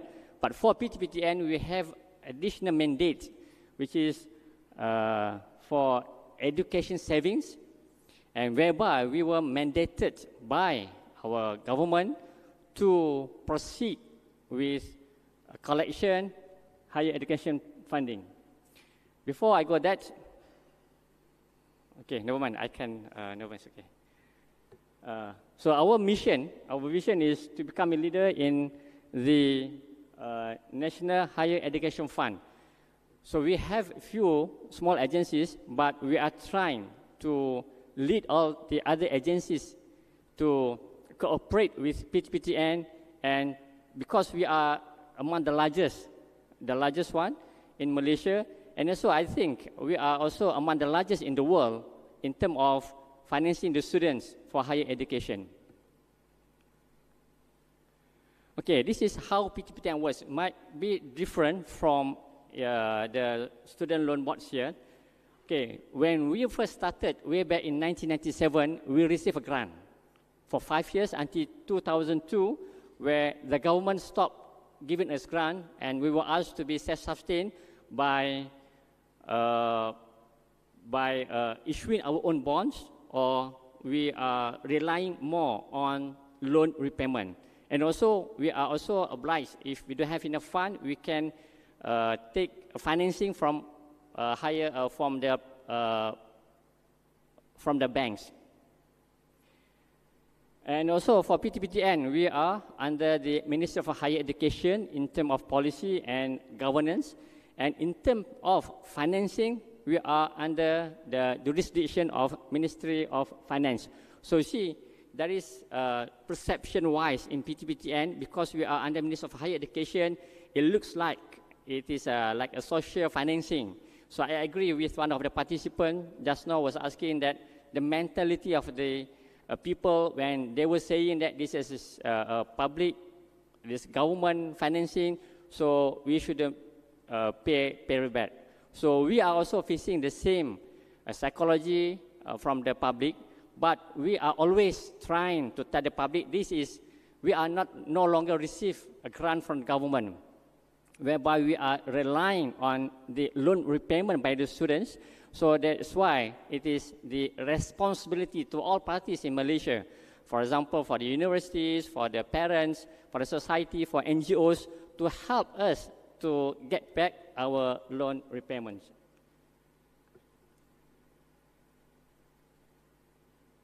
Okay. Okay, something before I go to the savings part. So this is how we work. So in terms of PTPTN, we are mandated to give the financial and also savings for higher education. And also we want to promote financial equality. So in Malaysia, all students who have been placed, who got a place in the university, either you are, regardless of any religion, regardless of any races, regardless of whether you are able or disabled person, you are entitled to get the financing from PTPTN. And also we want to support for human capital. Because we need to remember, when these students being offered a place in the university, they are offered to gain a knowledge. This knowledge will be used to support our capital, for human capital for our countries. In this case, for Malaysia, because we need the skilled workers in Malaysia to be placed for us to be a developed nation in coming years. And this is our portfolio. As you can see, this is our 28 years of operation. So far, we are supporting, I think it should be different, because we are supporting 151 private public higher institutions in Malaysia, 387 private institutions. We are supporting more than 12,000 courses offered in all the universities in Malaysia. Roughly, we are disbursing, so far we already have 4.1 million borrowers that we already upgrade their life, we already upgrade their social status from the needy one to the middle income because of the knowledge that they gain from the university. And also, as I mentioned before, on annual basis, we need to support 180,000 new borrowers for them to be able to study in the universities, and at the same time, we are also financing the existing students, 450,000 students. So it's a very huge number, a very big numbers, and also on a yearly basis, we need at least 666 million US dollars, roughly about 3 billion Malaysia ringgit, in order for us to support this 450 and 60,000, and also the new 180,000 new students. And in terms of loan repayment, out of 7.7 billion that's supposed to be collected, so we managed to collect roughly about 5.24 billion, so roughly about 67-80% in terms of amount. But in terms of number of students paying back, roughly about 85%. And also, this is where the things come for my presentation today after this. This is where we want to encourage sustainable for higher education funding, for higher education financing. This is where the way forward for PTPTN. We want to encourage people to start saving, to have this savings habit. And we managed to do that since our launch of this savings scheme since 2004. And we already have roughly about 6.7 million accounts, Malaysian open with Simpan SSPN. And also we have roughly 4.7 billion deposits that have been given to us for us to manage and to give some dividends, and then for them to use this financing, for use this fund for them to finance their children's education.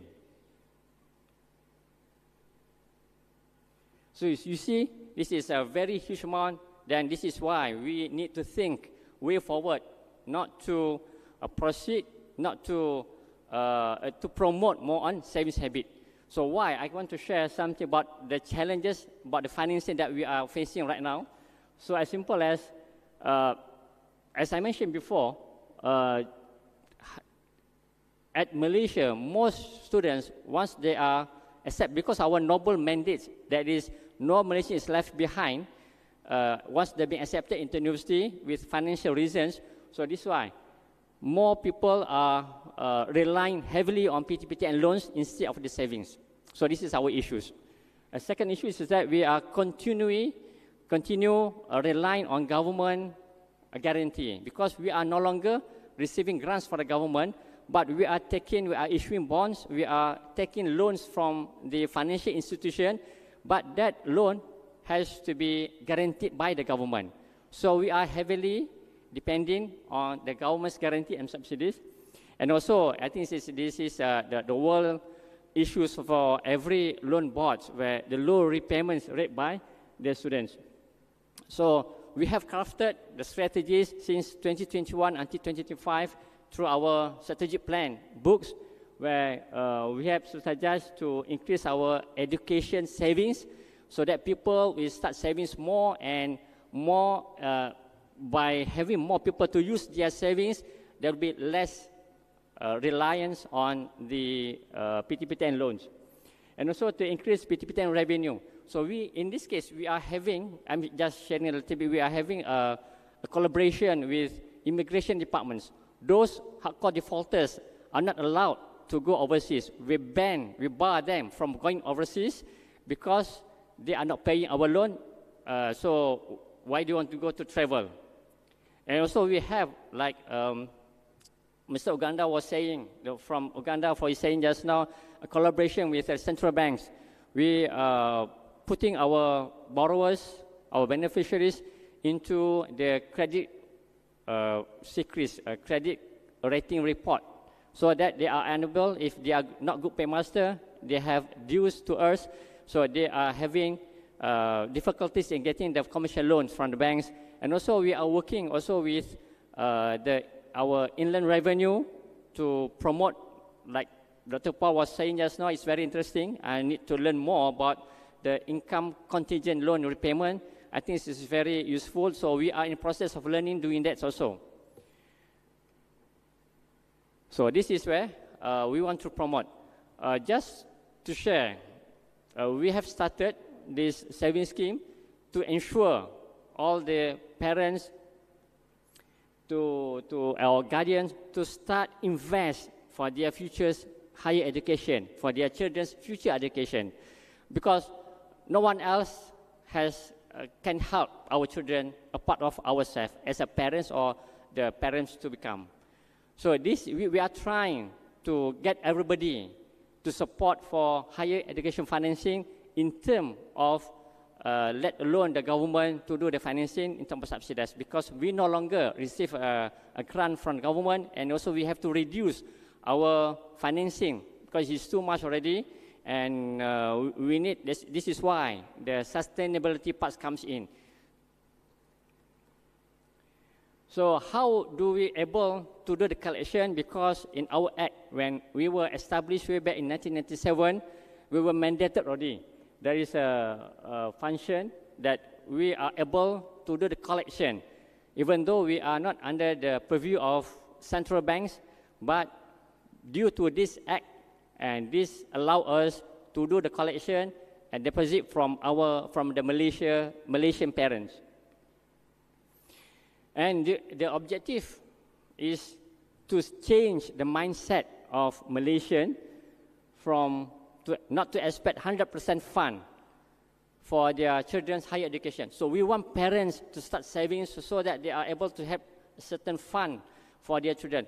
For example, if they start saving $20 a month, so because our simpan SSPN product, parents are able to open the accounts upon a child newborn. Okay, 1 day old, they can open the accounts already. They don't have to wait until 7 years old or 10 years old. Immediately after the child was born, they can straight away open the SSPN accounts.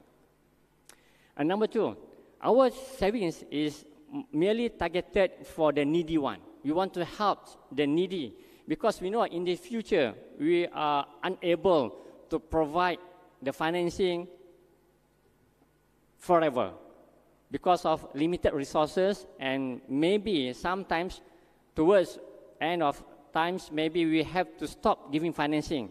So we want to prepare the needy one so that they are able to support their children's higher education financing through our savings account.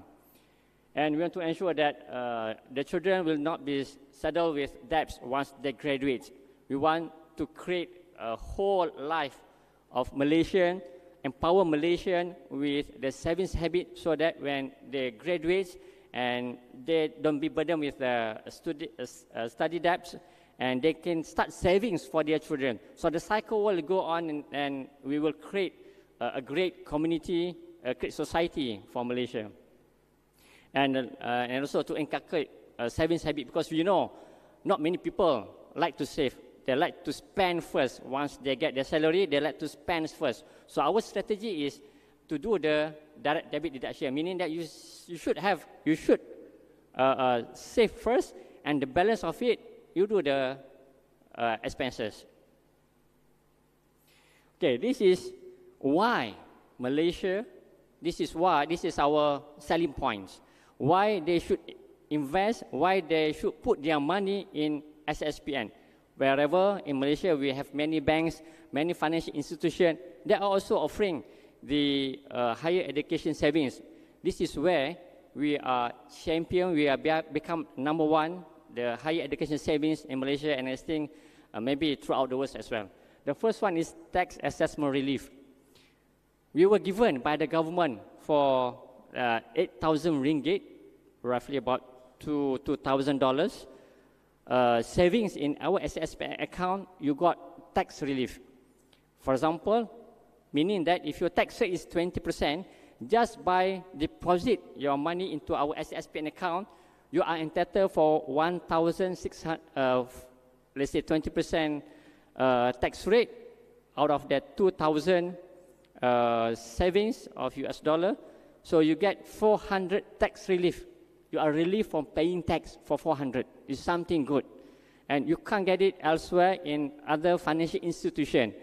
In other financial institutions, if you put your money, the more that you get is the dividend. That's all. But for us, we also have the competitive returns. We also give out dividends, and our dividends, we are targeting to give dividends higher than the market rates. In Malaysia, roughly for savings account in financial institution, the dividends for savings roughly about 2.53%. Last year, our dividend is 3.65%. And this year, we plan, most probably is going to be higher, more than 4%. So it is become attractive why they shouldn't save in our savings account. The third one is low commitment. You can put it as low as $4 a month. You can already open with our SSPN accounts. And okay, our saving, this is the best part, because all our savings is attached with the insurance. We have a great collaboration with the insurance company in Malaysia. And for every savings, for example, if you put roughly the minimum savings of 2,000, so every savings that you have with us is dollar to dollar, meaning that we pay the premium for every saving you put with us. For example, you have 10,000 savings with us. In case anything happened to you, you got into accidents or you died, your beneficiary will get another 10,000 for free, a part of the 10,000 that you have with us already. Because we pay the premium for the insurance to cover your savings in case anything happens to you. And with that 20,000 savings that your children will get, they are enable them to be able to study, to further their study in diploma, master, or degree without being burdened with debt. And of course, we are asking our government to guarantee. So it is another selling point. It is a guarantee by Malaysia government and also a Sharia compliance. And this is another one is a matching grant. This is where the governments, we have a very good collaboration with the government, whereby our government will give through PTPTN those parents' income earning less than 6,000 ringgit Malaysia, roughly about 1,500 dollars per month. Every savings in the account with SSPN, with PTPTN, we will give a dollar. You have $1, we give $1 for free. You have $500, we give $500 for free. You have $1,000, we give $500 for free, and up to $2,200 for free if you put in our accounts. And at the same time, your children being offered a place in their university. And this is to help the needy one, those parents' income below 1,500 to be able to secure a place in the university, and they will get this matching grant. And this is simple because our savings product, we have two, Prime and Plus.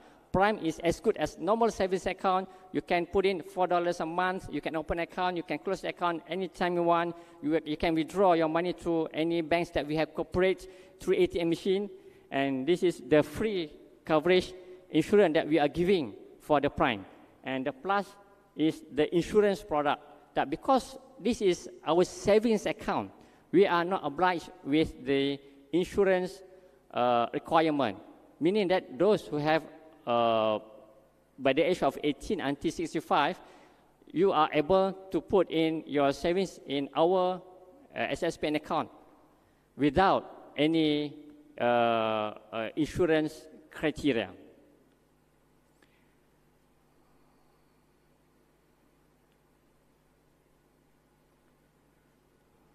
Okay. So this is another differences. Savings and also the insurance. But because, and there is no medical checkup needed to get for the insurance. And if you can see, most of the insurance company, if you grow older, the charges, the premium will be higher, but not for this one. The charges will be the same throughout the years until you age of 65. Because we are not under the insurance company, we are under the savings company, under Savings Act. So the insurance criteria does not apply to our product.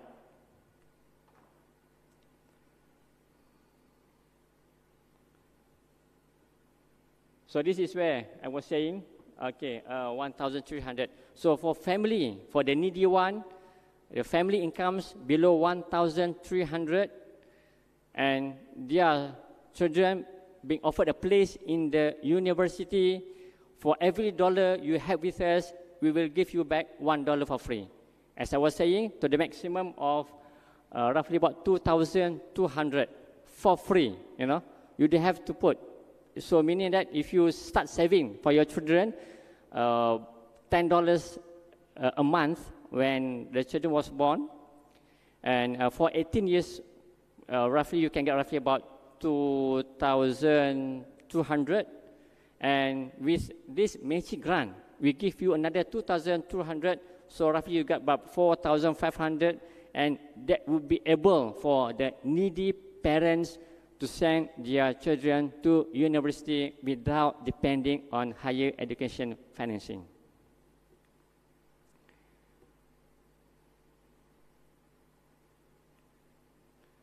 So this is for Plus, I was saying. So this is the package. The lowest one is $6 a month, but different coverage. So the saving part is intact. The saving part, you got the dividends, you got the government guarantee, is Sharia compliance, but the insurance payment is only $2. Okay? And it keeps increasing if you take the higher amount of installment. So up to $111 a month. But that one is coverage is roughly about 1 million ringgit Malaysia, but 250,000 in case of the depositors' death of accident. So this is how we give back in terms of the dividends. So when we get the deposits from Malaysians, so we will do investment. So the return from investment, we will deduct from the expenses for the premium that we're paying, and also the bank charges, and also for the promotion. And out of that net investment income, 90% we will give back to our depositors, and 10% will be there for the reserve fund. Okay? So we're trying to give the maximum in terms of returns. So this is where we managed to give, due to our good investment by our investment departments. So we managed to give out dividends last year 3.65%, which is above the market rates, and we are still yet have the 10% balance that we will put in reserve for us to give for the rainy days later. So next, a part of that savings account, we also introduced our latest product we call as My Wakaf or Endowment Fund. So we have launched this on 11th of March 2024. So this is another sustainable for higher education financing, a part of the savings. This is endowments. So how this endowment fund can attract Malaysian or non-Malaysian to put their money into this fund? Okay, the source of fund, we are getting the fund from Malaysia government because as I was saying just now, we have 6 million depositors, we have 4 million borrowers. So this is our customer that we are trying to target for them to give back the society through this endowment. And also we are open to public, and we also accept contribution from private sectors, for government, from local companies, and also for international companies. And once we get the fund, we will do investment, and out of that investment, 80% will be given back to the society through scholarship. Okay, we will give a higher education scholarship for the needy ones.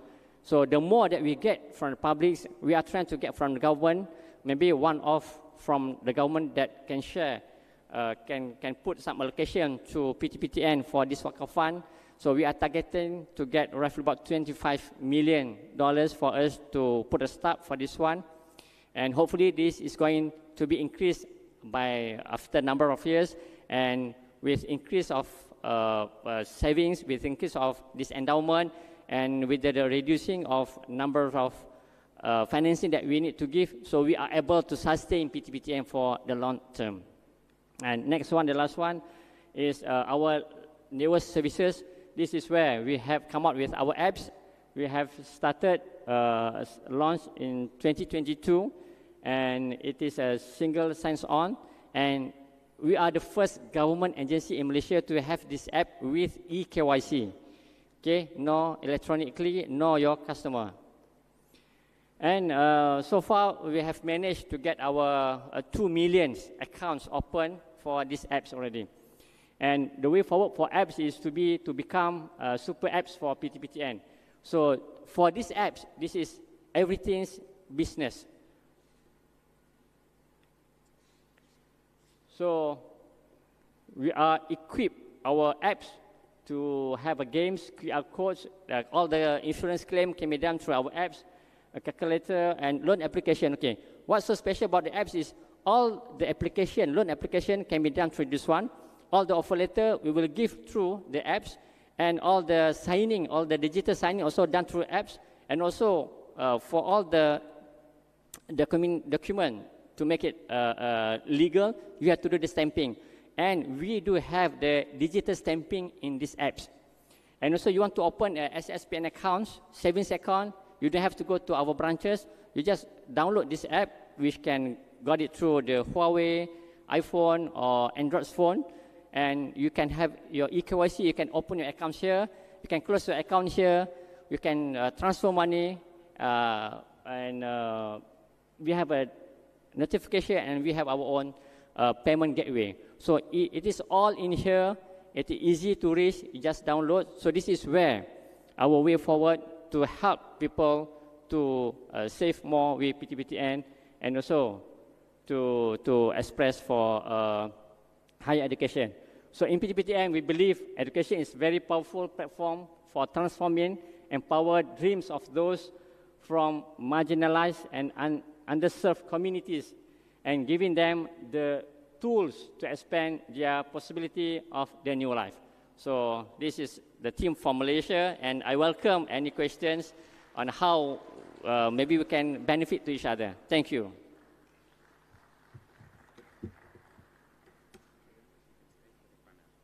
Thank you very much. We add some more claps for Mr. Abdul Majid.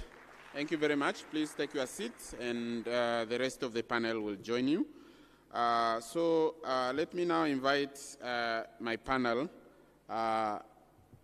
Professor Nascimento, you can also join as one of the presenters for this particular panel.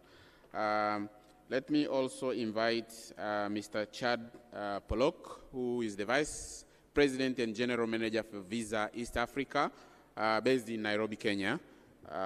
We witnessed the exchange of MOU between Visa and the Higher Education Students Loans Board, so we can hear more through the panel discussion also, what is coming. I would like also to invite Dr. Mariam Tambwe, who is the Senior Lecturer from the College of Business Education. She's a senior academician, and she has done some research in this particular area of expertise. Another member of our panel is Mr. Benedicto Cosmas, who is the Director of Planning, Research and ICT at the Higher Education Students Loans Board, the HESLB. This is going to form our panel for this particular session. So while we are having our panelists settled, we can see some of the new insights which are coming from the two presentations which you have had. For the specific case of Brazil, which we looked at it as one of the most populous countries in the world with more than 200 million people.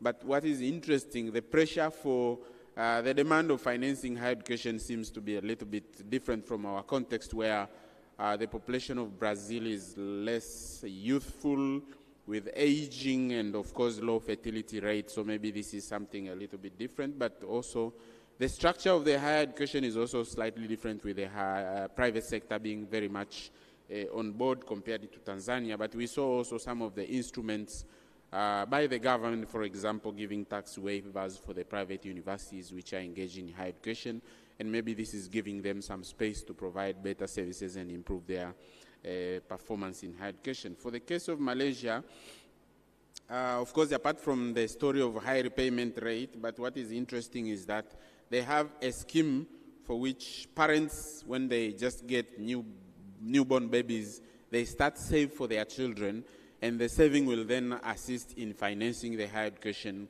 for their children when they reach the age of getting into the education. And there's even some insurance for this. If the parents pass away before the children are reaching the university, then the insurance will cover for the payment of their higher education and things like that. So there's a number of innovative things which we could see or hear from these cases. Let's hear more on the panel.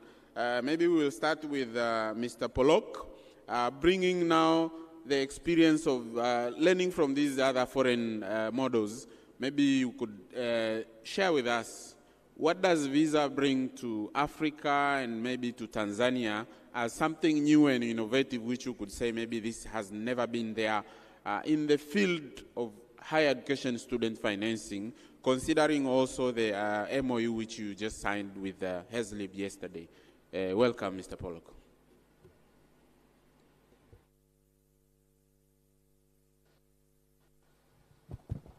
Thank you. First off, happy to be here. Thank you all for your time and attention. So I'll start with what Visa does, and just to kind of demystify it. So we're a global payments technology company. So we essentially connect businesses, individuals, and economies through the most innovative, secure, and reliable payment network. So the question that you asked, and when I looked at both your presentations, I saw examples both from Brazil and both from Malaysia that are right in line with opportunities I see here on the continent. So from the example in Brazil, there was a slide you had, I think it was like your third from last, that had kind of like the government body tying into the life cycle of the student, so I'll reference that as I kind of respond. And then for the Malaysia slide, there was the app that you showed on the features in the app. So first off, I'll say that there's a huge opportunity for digital wallets here on the continent. Because the population is so youthful, because many countries, especially in East Africa, are mobile first because of the deep penetration of mobile money, and there is a high smartphone penetration here. It makes it very easy to utilize tools such as digital wallets, because that allows a platform for either disbursements to come into an account that's linked through banks and linked through government bodies. Also, it allows traceability for any type of repayment. And then it also allows for additional features such as tracking your finances, money management, and then we can do some pretty fun things as far as gamification, as far as like increasing financial literacy and helping to uplift the skill set for students. So it's not just a tool to disperse payments and to collect payments, but also becomes an education platform where you can teach skills that last a lifetime, from money management all the way to investment and wealth generation. So that's one thing that we see. The other thing that we see here in East Africa, and specifically in Tanzania, there's a huge appetite for digital first. There's a huge appetite for plugging into the internet and using tools that already exist in the rest of the world. And the most obvious one I think that everyone talks about nowadays is AI, so artificial intelligence. AI can become essentially a game changer because it allows all those data insights to be combined into actionable procedures and strategies that can be used for students. So now you can look at payment trends, you can look at behavioral trends, and be able to spot where there's opportunities to either optimize, shift, or improve. And then I'd also say that, speaking more on data analytics, I think that now everyone's aware that data is kind of like the new gold, the digital gold, and there's a lot of opportunity there to really see where the trends are going, from spend behaviors to how students feel about digital payments, but also what are they looking for from their educational experience, which financial institutions can then plug into and use that to help optimize the interface of when it comes to loan opportunities between disbursements and collections. So that's what I would start with. Thank you very much, Mr. Pollock. And I understand that you have a quick intervention outside the room, so I will pardon you to exit the panel. But maybe if there is any question for him, for Mr. Pollock, or for Visa, I could allow maybe one question from the member of the audience before I let him leave the panel. So if there is any, please raise your hand, and then you ask, he can respond quickly, and then he proceed with another important activity. At least we could hear him in the perspective of the panel. Anyone? I don't see any questions, so maybe I would probably let you proceed with the other intervention. Thank you very much. Let's clap for him for being with us here and share some insights. Thank you. So now I go to Dr. Tambwe. I know that you have done some research on these particular areas of higher education students financing, and you have had the two cases. So maybe you can draw the experience of the presentations, but also your own research experience of higher education students financing in the context of Tanzania, and maybe share some of the insights or lessons or takeaways which you have got from this presentation and also from your own research experience. Welcome.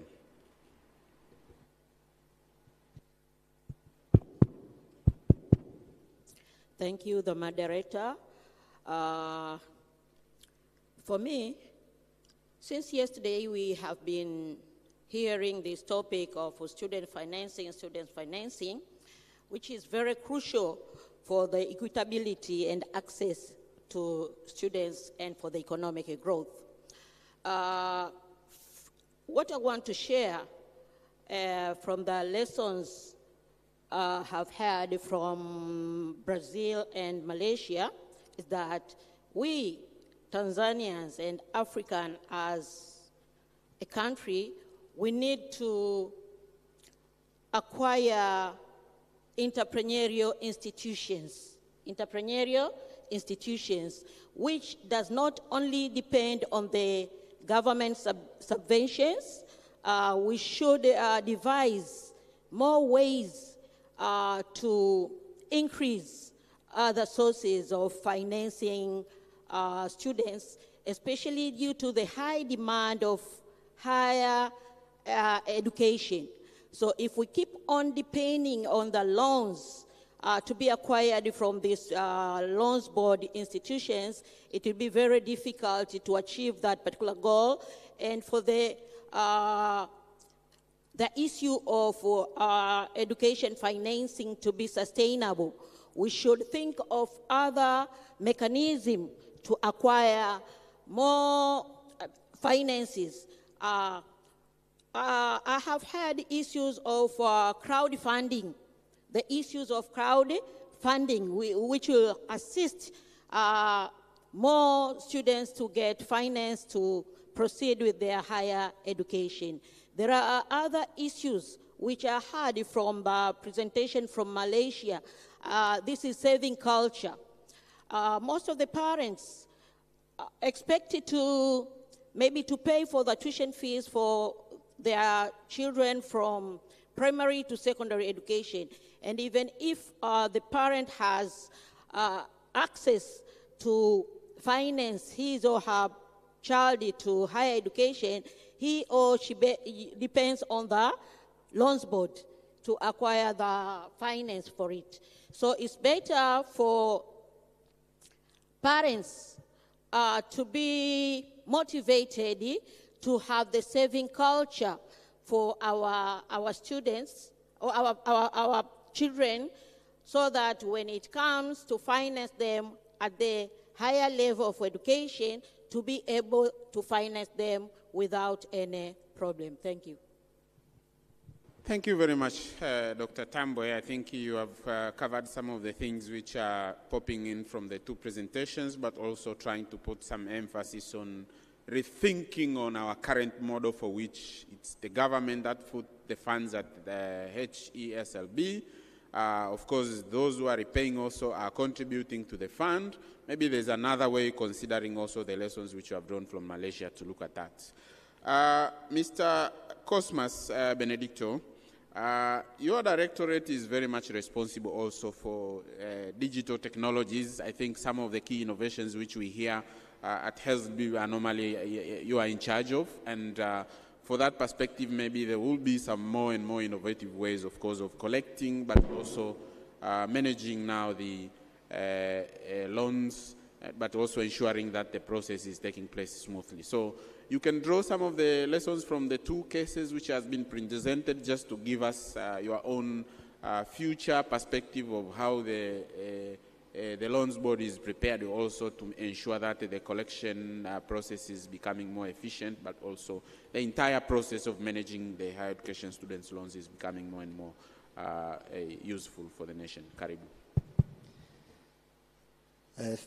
Thank you very much, Mr. Moderator. Yeah, first of all, I would recommend the presentations from the two presenters. Very nice, very insightful presentations.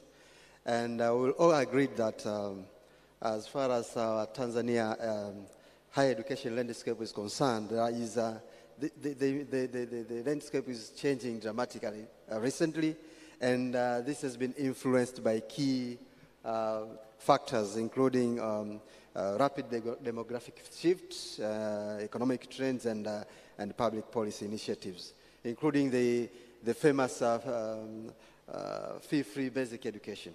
And as a result, we are preparing for a very growing in terms of higher education loans demand. And in the next 10 years, Moderator, we are expecting that our budget could raise to more than 4.5 trillion Tanzania shillings, equivalent to about $2 billion per year.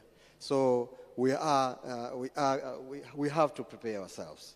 And as we learned from both Brazil and Malaysia, there are diverse financing models that are happening there. And we have witnessed a lot of private sector involvement, including the new mechanism such as the income contingent loan experiment that is being done in South Korea, in Brazil. So how can we adapt these best practices in our environment and so that we strengthen our higher education financing? There are several factors that I will focus on as far as the lessons learned that we just captured from these two presentations. Looking at the Brazilian experience, we have learned that they experienced certain economic growth for certain periods, and these had a correlation in terms of the demand for higher education loans. And currently they are witnessing some kind of downturns in terms of GDP growth, and this has led to some dropouts in terms of financial stress in their higher education financing, because the number of higher education students are kind of like stabilizing. In the Tanzania context, in such in that focus area, we are seeing the same thing happening in our country right now. Economic transformation. We are kind of moving back and forth into middle stage and a bit back, but it's a step toward a middle income country. And as a result of this, middle class is going to increase, and the urbanization is going to happen. And this is correlating with the demand for higher education. And therefore, we expect, as a result of this, the enrollment will raise. The concerns now are we ready to capture that growth? The million-dollar question here, how do we ensure that the financing model aligns with the market demand in terms of what the labor market requires? Similarly, we see in terms of youth growth, we are witnessing population growth in terms of youth, and this will also bring up more demand for loans. How are we going to prepare for that? We are now moving to diploma financing, and that is another avenue that we are looking forward for. And looking at what the current policy is concentrating or focus on, it is also focusing on these kind of areas, improving the skills of the people in order to build a balanced skills at the end. How are we going to prepare for? How are we prepared for that? So there are several pathways that we are looking for. And in order for us to have those 6-8 arms, we really need to be more efficient. We really need to prepare that so that our systems can serve these multiple pathways and accommodate all that we think they will be, in the near future, they will be required. And looking at the Malaysia model, the savings particularly, yes, we as Tanzania, I know our culture does not incentivize savings. But if you look at the model from Malaysia, you will realize there are a lot of incentives in that model. We have to start thinking of that way. We have to start incentivize our systems so that people could be willing to save for their future education. So those are the things that I think we learned a lot from these two presentations, and I think we, as a strategist at higher education students, Loans Board in Tanzania, we are taking a lot from this presentation. Thank you very much, Mr. Moderator. Thank you, Mr. Cosmas Benedicto, for your response. And just to reinforce what has already been spoken with the Executive Director of the Loans Board yesterday, and even the speech of the guest of honor showing how prepared is the Loans Board. But of course, still the discussion, as you say, the pressure is becoming more and more. You are improving the efficiency in terms of the disbursement, but also the collection. But at the same time, maybe there's a more of a thinking of how could you have other instruments of chipping in into financing.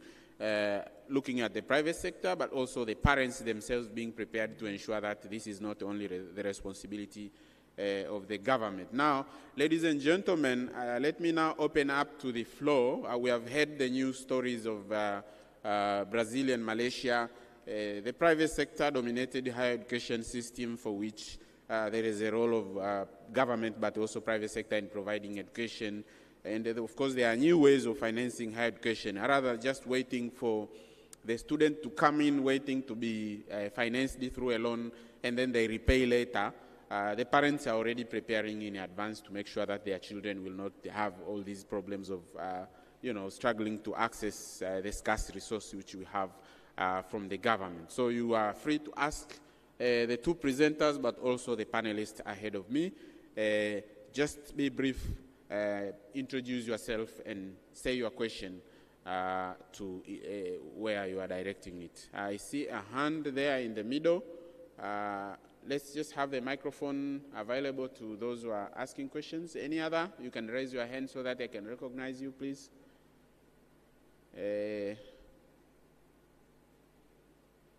So, yes, I see also in the front here. So I already have two hands. Questions, comments, just brief. Karibu.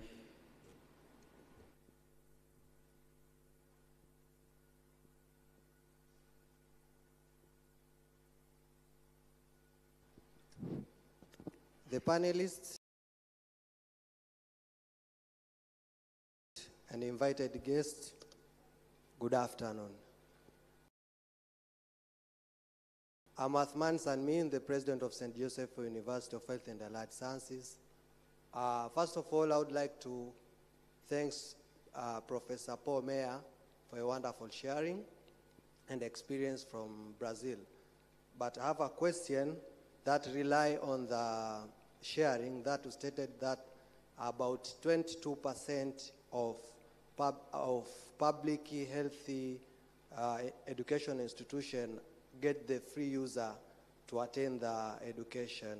So my question basically is, do you consider the criteria of higher academic performance and special cause to give that free use charge, or you just consider the student in need? Thank you. Thank you. Just the re-emphasization of the debate between merit and inclusion as part of the decision for financing. So I will have you answer, but let's go to the next question. Thank you. My name again is Indiaeli Daniel Kaya, Deputy Director kutoka Chuo cha Takwimu Mashariki mwa Afrika. Mine is not really a question, but just to congratulate the presenters.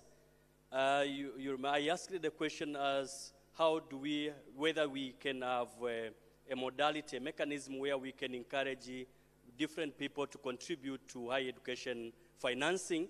And from the two presentations, is kind of we are getting some answers as to how we can have a platform, a mechanism, a modality where different participants from the public, individuals and institutions can really contribute in the financing of education. And here comes two things, as mentioned, the issue of the saving could be very important, but the question is, where is it going to be seated given the existing legal framework? Can it sit in the loan board? Maybe what can we do in the point of view of the existing legal framework? Okay, that's number one. But number two, they are talking about the WACF, is it WACF? Yes, the endowment fund, which is again really bringing that organized way of receiving contributions from individuals, from institutions to financing this very particular, education, higher education system. So I think we have somewhere to start, and this is, the two presentations has really like enlightened us and given us a starting point of thinking a way forward, of including, of motivating public to contributing the higher education system. But one role I can I know for sure that can fall directly on the shoulders of a loan board is creating awareness. The saving thing requires awareness. The contribution, the WAKIF, whatever the endowment fund requires a greater awareness to people so that we can change our mindset, we can change our culture and feel part of the process of financing the higher education. So thank you very much for your beautiful and very useful presentation. And I hope we as Tanzanians, we have taken a lot of lessons from these two presentations and we have where to start. Asante sana na hongera sana. Thank you very much. So, I see a hand there. Maybe I invite you. In the same row,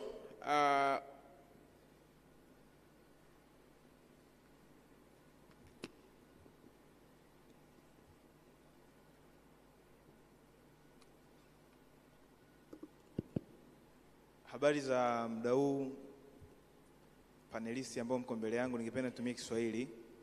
Naitwa Philip Amani, natoka EAA, Waziri wa Katiba na Sheria. Nilikuwa napenda kuuliza kama mambo matatu. Jambo la kwanza, tangu jana nilikuwa nasikiliza na nikawa ninafuatilia kwa umakini zaidi. Katika yote mlioyaongea sijaona mpango kazi ambao umeandaliwa, yani kwa sababu hapa naona mpango kazi ambao upo hapa kwenye hii bodi ya mikopo kwamba wanalengo baada ya kupata hii mikopo na kumaliza wakaajiriwe ili ule mkopo urudi na uendelee kujizungusha. Ila sioni mpango kazi ambao kwamba utakuwa nje ya ajira kwa sababu wanamaliza vijana wengi na sidhani kama ni wote ambao ile mikopo inarudi. Wengi wanaenda kuishia mtaani, wengi wanaenda kuwa mizigo. Sioni mpango mkakati, yani kwamba wakiwa huku wanaposoma kwa kupitia hii mikopo ikatengenezwa incubator. An example ni chuo changu ninachosoma, kina incubator ambayo ipo pale. Inalea innovation ideas ambazo ziko pale na kuna watu hawapati mikopo, wanaanza kutoka pale walipo na wanafanya zaidi. Kwa hiyo nilikuwa napenda kujua au kufahamu kwamba mpango mkakati ambao upo nje ya ajira ambao utawasaidia vijana baada ya kumaliza kutokana na hii mikopo wanayopata ikarudi na wengine wakaendelea kunufaika. For that remark or question, so for those who didn't get the Swahili part, he's concerned with, okay, so we have the discussion more inclined to making more and more access to people, to students having access to the loans or to the finance. But then there is another problem of when they graduate, they don't get the formal employment in the labor market. So how are we prepared to prepare them to either self-employ or at least to start creating opportunities for themselves, just not depending solely on the employment? So he kind of like also mentioned the example of an incubator in the university, which would probably prepare the students while they are studying to have skills which will enable them to self-employ, and that will ensure that they are also in a good position to repay the loan later, but also to have sustainability of the career and employability within the labor market. So that was more the emphasis of his question. Any other hand? I don't see much hands. Is it that you are not enthusiastic about discussing this?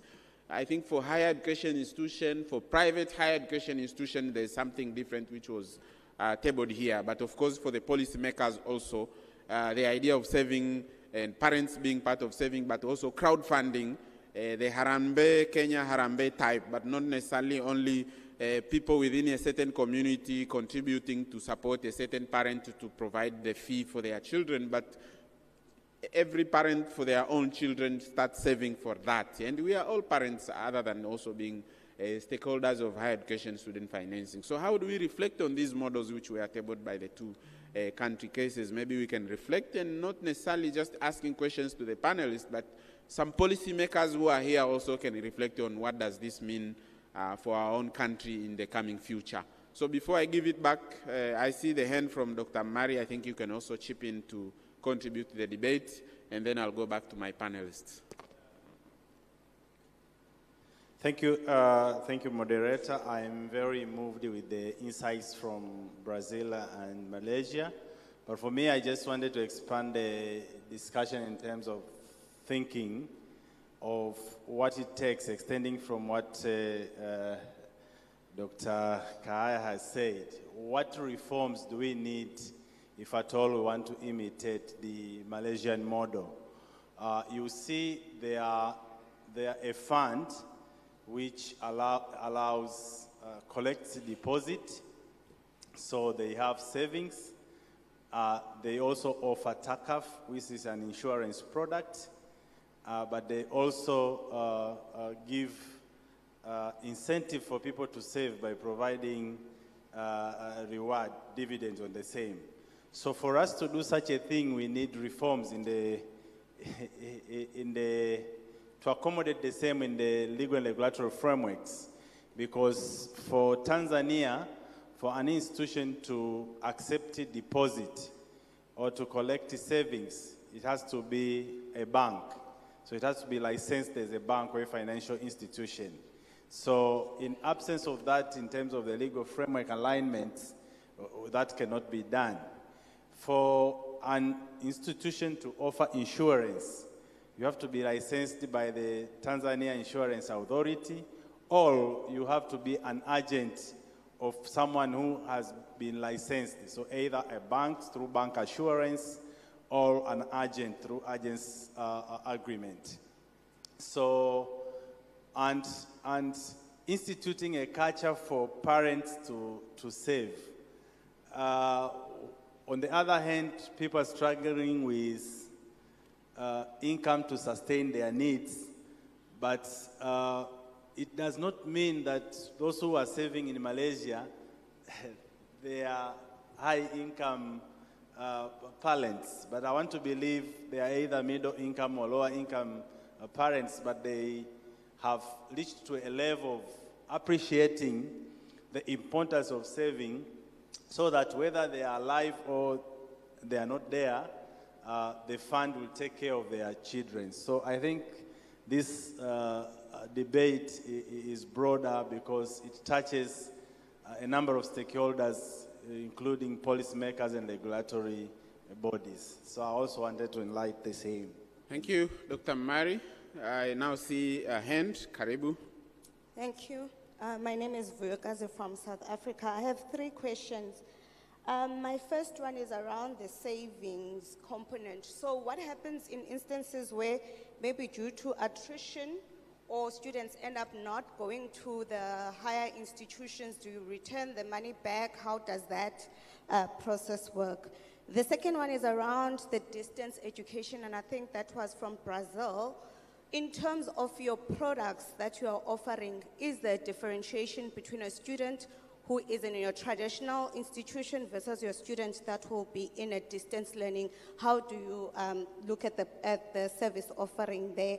And then the last one is around the income contingent loan repayment. If you could please just expand on that in practical terms, in terms of how do you guys operationalize that? Thanks. Thank you for your questions. I hope they were clear to the panelists or presenters. I remember the one for Brazil, distinguishing those who are in regular programs and in distance education. How do you manage, and is there any different kind of interventions on that? Maybe you can re-emphasize on the 2 other questions, the repayment of the funds from the universities or institutions as well. That is a question for Malaysia. The first question was, I'm sorry, can you give her the mic back, and then I'll go now to my panelists to respond. Okay, thanks. The first one was on the savings plan. So for students where maybe they die or they end up not going into the institution and they've invested at an earlier age, what happens to those monies? Does it go back to the parents? How do you make sure that you redress Now it's that? clear. So when the parent saves and the children are not having the opportunity to go to the higher education, where does that resource go, I think? So maybe we can start with you, Mr. Abdul Majid, and then we proceed with Professor, and the other panelists can also respond. Okay, thank you for asking that kind of question. It's very good questions. So for SSPN, our product is open to all Malaysian, and regardless whether you intend to study or you want just to save for dividends, okay? And once, let's say, the students didn't get a place or died, or maybe they don't want to further their study, so they can close the accounts, or they can maintain the account with us until the parents' age of 65. Also, the students, the age of 29, and they can gain the benefit of the dividends and also the insurance that we are covering for them. Okay, number one. And for number two, again, and I just want to add for Dr. was saying just now, in Malaysia, yes, we have the needy parents. So the intention of our savings is to help the needy to prepare for their children's future. I think this does not a matter of how much money do you earn, but it's all about the habit. In Malaysia also, we have a lot of parents who didn't have $250 as emergency savings. So it is very alarming. So we want to create a savings habit. So even though you are earning more than maybe a high income group, but if you don't have the savings habit, so you won't save. But those, the needy one, those, the lower income group, if you start having the savings habit, and in the future, your children also will start sharing the same habit that you have. So we want to create the whole society of empowering Malaysian with the savings habit. I think this is the problems with all people. It's not like in Malaysia alone. It's not like we have higher salary for our graduates, but for me, I think this is more on habits. So what we are doing is to create the saving habit. They feel good factors when they start savings, and when there is a needy time, when they need the money, and the fund is there. And also to add some more for our Wakaf fund, to encourage people to do the endowment for our Wakaf fund, we also, through our income tax, we give a tax relief, tax deduction of 10%. This is to entice the corporation, the public, the people to give back the society through the endowment. So we are giving the 10% tax deduction for those institutions, for those individuals who are putting their money with our My Wakaf or endowment fund. Okay, thank you. Professor, you can respond, and I think that will be the last winding up also for the panel because we are catching up with the time. Thank you. Okay, thank you for the questions. I'll try to respond quickly. Someone asked about whether the places, if I understood correctly, the places in the public sector takes into account only merit or also need for the students. The public universities in Brazil, they are selective, okay, but they, in this selection process, it's also considered like affirmative actions of different forms, but the major one is part of the places allocated for public universities, at least 50% of them, they are allocated for students from who studied in public schools in basic education. Public schools in basic education are the majority, but they are like the wealthier students don't go very often to public schools in basic education. So that's a way to promote access for disadvantaged students. And there are also quotas for the students coming from the public basic education, and in terms of income as well. So that's the idea. And once they are studying in the public sector, they need students. They can access some student aid. For students studying in the private sector, there are also some kind of student aid provided by the federal government, but limited access. How to encourage people to and institutions and organizations to donate? I think I will not add much on that. It's probably change institutional arrangements, but there is also a cultural thing. In Brazil, it's not common also to have endowment funds. That's something relatively new. It's a challenge to incentivize institutions and people to donate for such funds. We have changed the law in maybe 7 years ago to make these more attractive for investment. And I'm not sure if we do provide tax incentives also. I think we do, but I'm not quite sure. But it's something that's still residual in Brazil, maybe because of cultural issues.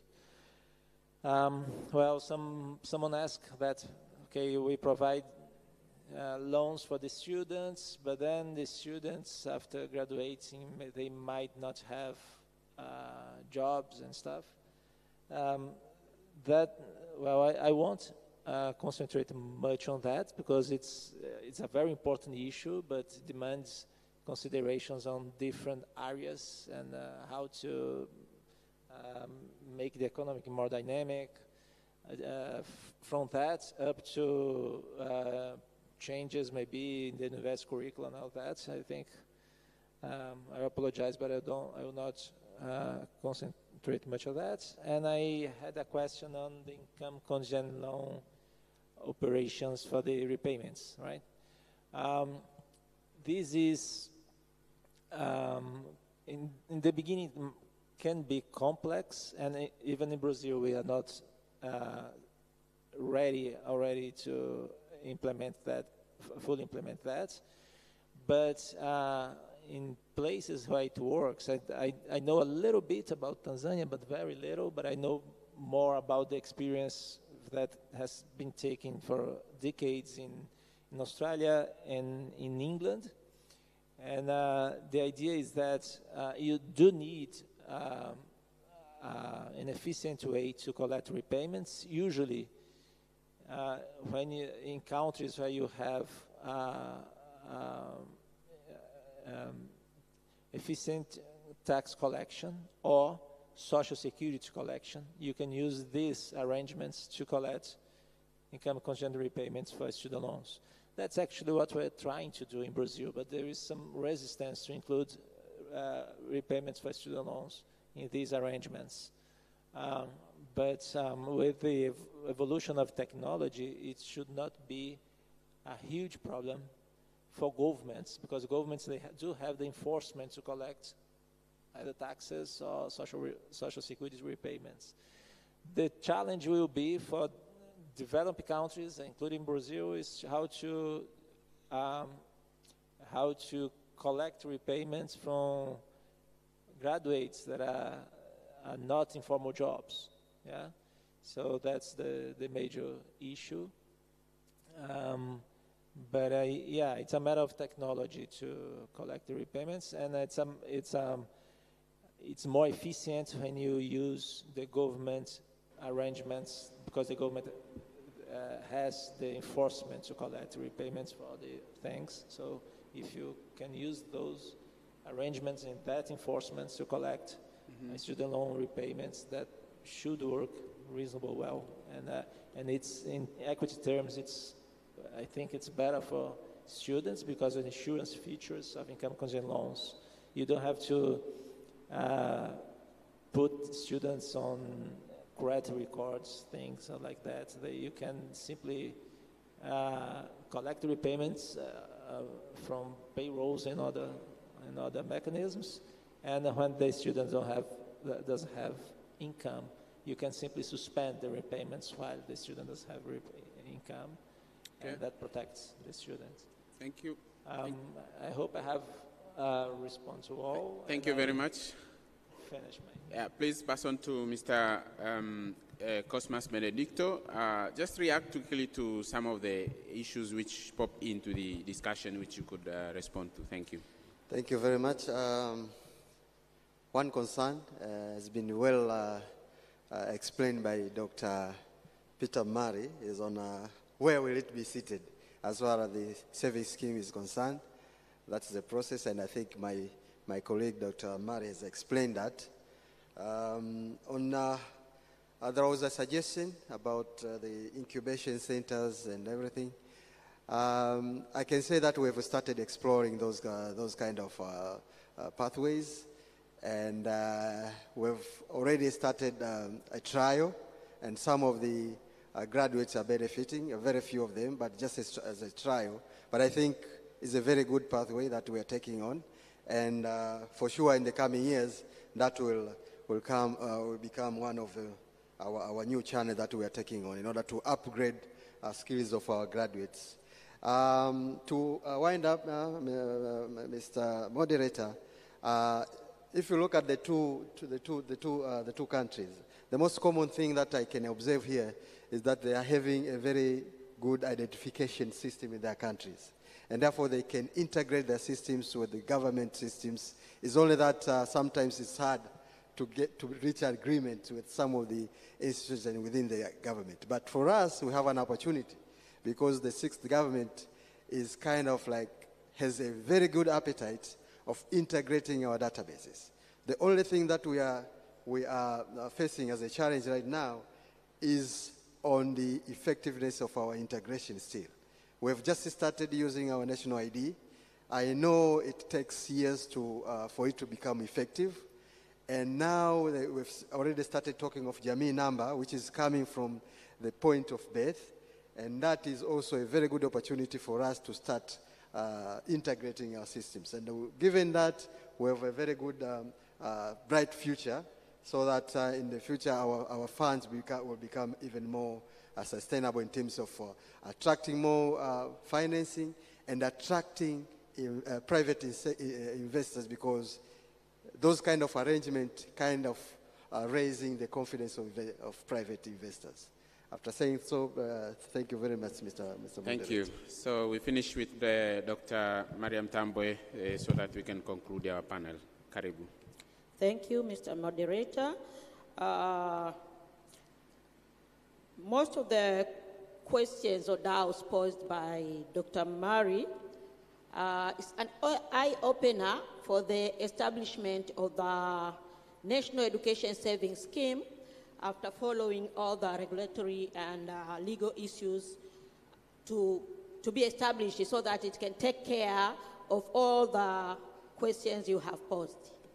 Another thing from the two discussions which I have had is about the digitalization of our procedures and financing mechanisms, so that it can be easy for the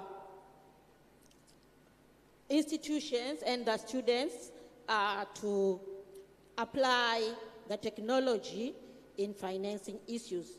But the final issues which I want to add is about the public awareness and financial literacy campaigns to be taken to the public about the financial issues, so that all the things like, or activities like the saving issues, the financial inclusion should be spread to a lot of people around the country. Because some of this information is found to the people who are in the urban areas.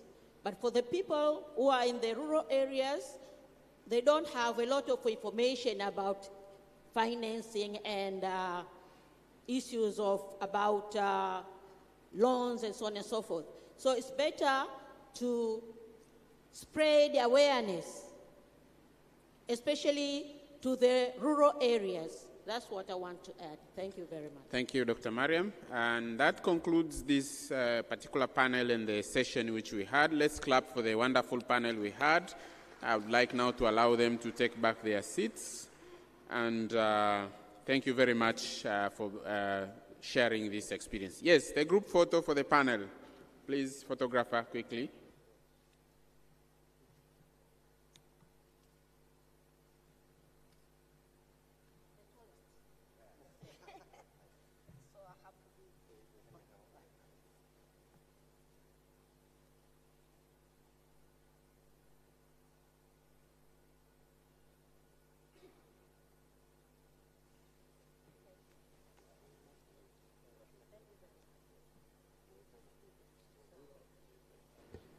Distinguished delegates, participants, now we will have the last presentation. And after that presentation, we will have the final panel, and we will get to the end of our day here in the venue. So I would like now to introduce the next presentation, titled Exploring Korea Hybrid Financing Model, Resource Mobilization, Talent Programs, Collaboration, and Collaborations, which will be presented by Mr. Gun Lee, Head of Communications at COSAF in Korea. Let's clap for him. So you have about, I will give you 25 minutes and then we go to the panel.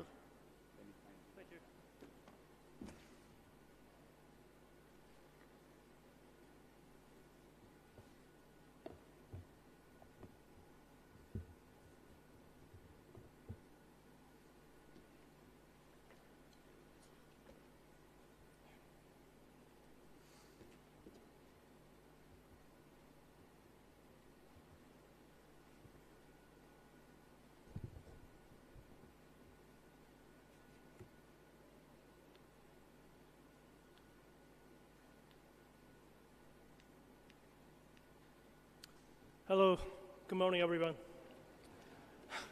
Let me just thank you for having us such a great conference today. Above all, I sincerely congratulate the HESLB on its 20th anniversary. My name is Gun Lee. I am from the Korea Student Aid Foundation. Before I was appointed to this position last year, I had been in charge of student loan and scholarship since COSAF was established in 2009. When COSAF was about to launch the first student loan program, I moved to this company from a commercial bank. That's because I wanted to develop Korea's student aid system into a very decent program that is linked to the finance, not just distributing scholarship or grants. I feel like it was the best choice in my life. And then, today I start by explaining about COSAF and our programs. It will be in this order. Overview of COSAF and the past and the present and our future.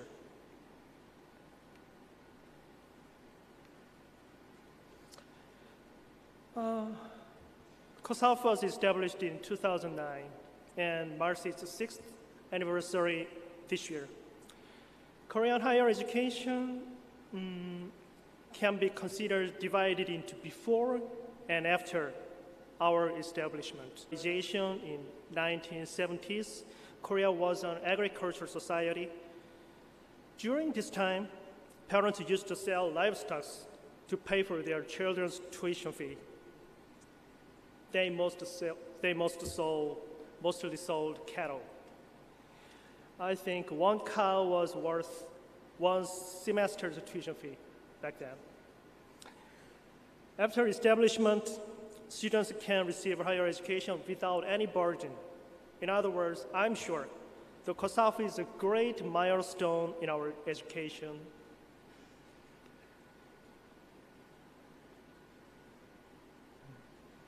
Next, I'll explain our history. From 2009 to 2012 was the beginning period. At this time, we started with student loans and national work-study program. Now in 2025, we have expanded our scope of our business from elementary school to high school and middle school, as well as a university. So, our budget has increased to about 10 trillion Korean won.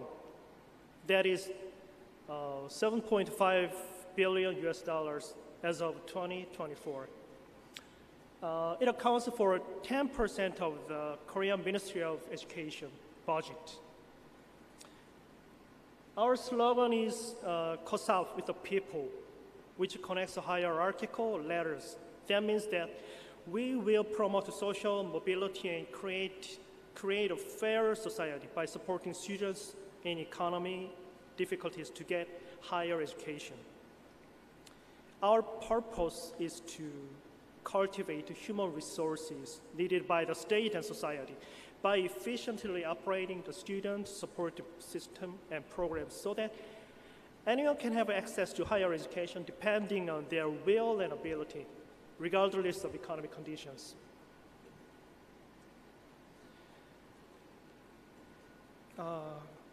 The COSAF consists of 4 divisions and 20 departments and 9 regional centers. We organize our organization every year by reflecting the directions of society, the state administration, and management policies and employees' opinions. The number of our staff is about 440. It has increased by 5 times in 16 years since 2009.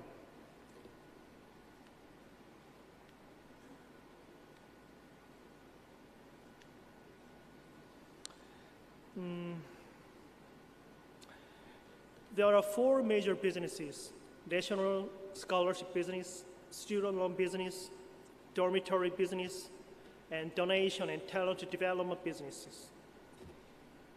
Our student aid program consists of 33 programs, and there are 23 financial support programs and 10 non-financial support programs. The beneficiaries of the financial support programs are divided into college and elementary, high, and middle school students.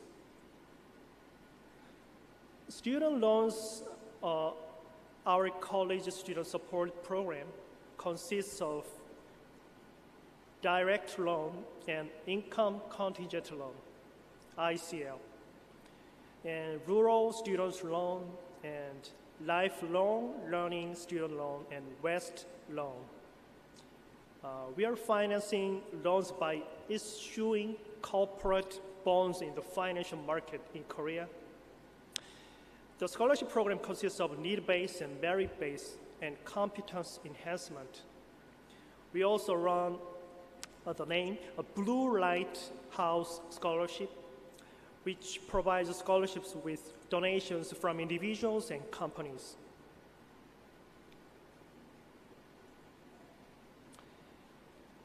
We are reducing our students' burden by running government grant programs. The amount is determined by the students' household income levels. The budget for 2024 is about 4 trillion Korean won, that is 2.8 billion US dollars. There are about 985,000 grant recipients. As you can see on this slide, there are 3 types of programs. The first one is the government grant type 1. We calculate the recognized amount of students' income and gives grant according to their income segment. The amount is shown in this slide is the maximum amount of a student can receive in his or her section. Students must complete 12 or more credits in the previous semester and have a GPA of B or higher to receive this grant. In addition, the student's aid section must be 8th section or less. The second is multi-child family grant. We are currently trying to respond to the problem of low birth rate in Korea. The 2024 budget is about 1.2 trillion Korean won, that is 700 million US dollars. The third is government grant type 2. This program is supported according to the university's own criteria and efforts, such as lowering or freezing the university's tuition fee and providing scholarships. The 2024 budget is 430 billion Korean won, that is 300 million US dollars. This program is characterized by different criteria for each university. We distribute funds to each university, and the universities provide grants to their students. The program includes a separate budget for local students. The local talent grant is aimed at decreasing the outflow of the local students to the Seoul metropolitan area and fostering local universities. The 2024 budget is 80 billion Korean won, that is 56 million US dollars.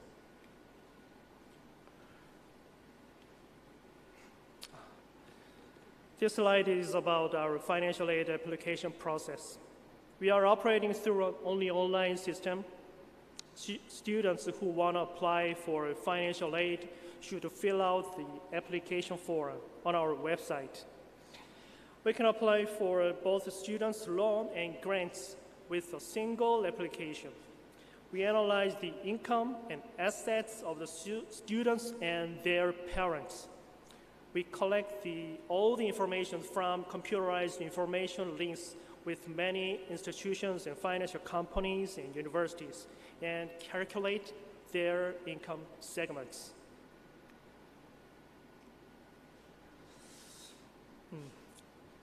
Merit-based aids have many different types of programs, so I will give a quick explanation and move on to the next slide.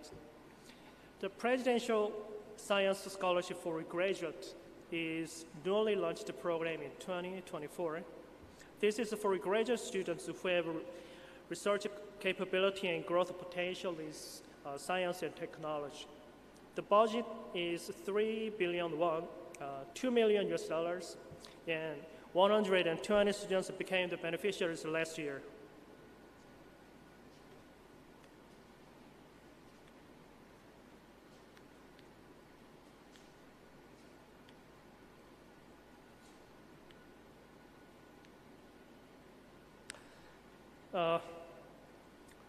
This is about work, study, and travel program in Japan. We also launched this program this year to support university students with Japanese training and hands-on industrial field experiences. 50 college students became the beneficiaries last year.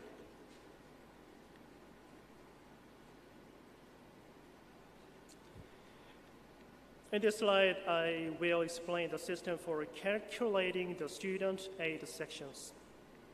This is our income asset checking system, and we obtained the patent in Korea in 2023. By linking the computerized information on the Supreme Court and Ministry of Public Administration and Security, we closely identify household members and investigate domestic and foreign income and assets.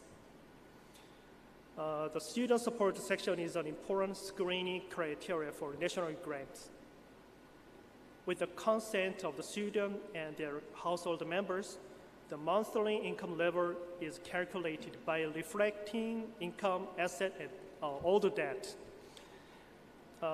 This is divided into 10 sections, and then government type 1 is distributed to the students.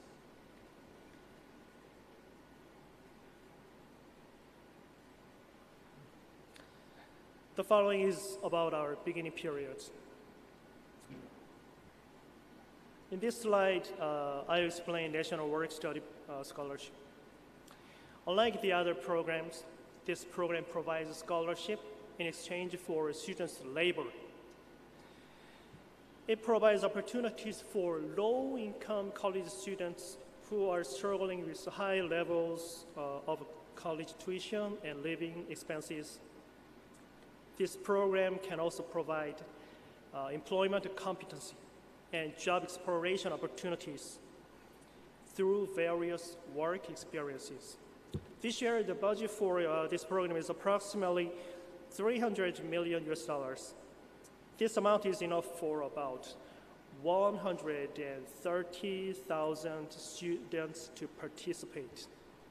This program is jointly run by the COSAF and Ministry of Education, and universities, and many employing institutions like company or public institutions, and so on. Students' loans are largely divided into two programs.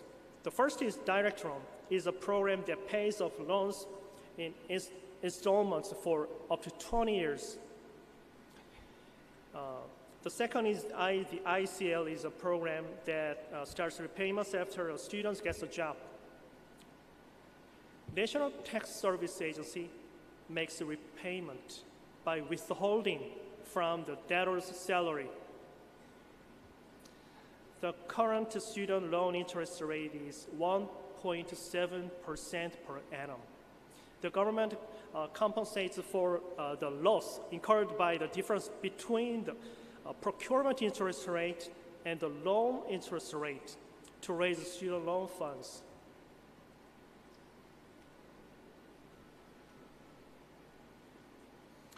The following slide is the status of the reduction of tuition burden due to the financial aid of COSAF. In the past, the student tuition burden rate exceeded 60%. But now, since the establishment of the COSAF, the burden rate has been reduced by half. As of 2024, support from the government and universities and accounts for about 68% of the total tuition. And the individual students' burden accounts for about 31 or 2%.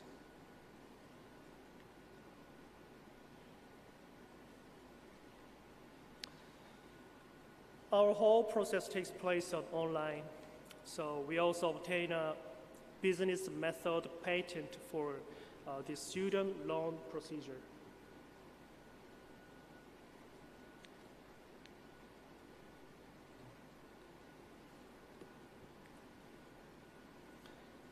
This is about our current status of developing periods. We are working to solve many social problems in Korea now. The key problems of Korea faces are low birth rate and aging society.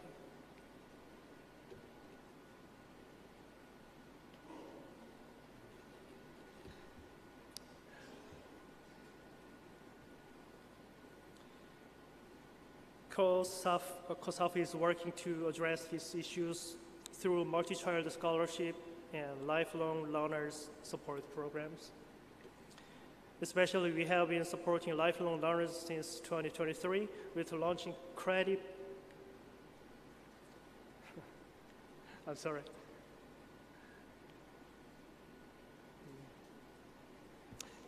bank system student loan programs.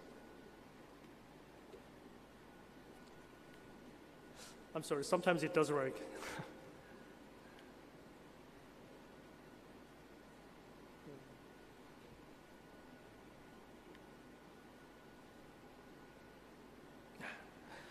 In order to resolve the opportunity imbalance caused by the gap between the rich and the poor in education, we contribute to narrowing the education gap.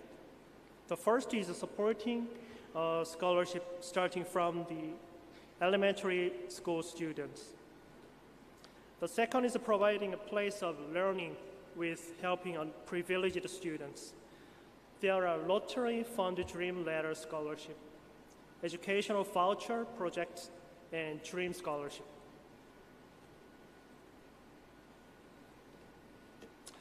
And as for mentoring, Lottery Fund Dream Letter mentoring and college student talent to volunteer camp, university students youth education support.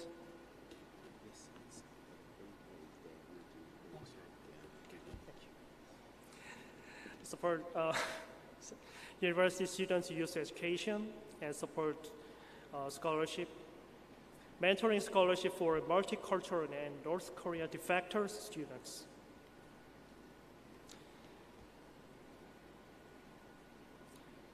Two is the problem of unemployment and youth housing crisis. We are running 2 youth dormitories, and we are planning to open a new one next year. Those efforts enhancing housing stability and support their talent development. And we also have built 5 startup dormitories nationwide for students' housing and entrepreneurship. We offer residential and office spaces and startup support programs. Those are for free. Next up is about our future of the COSAF. I want to call it revolutionary period.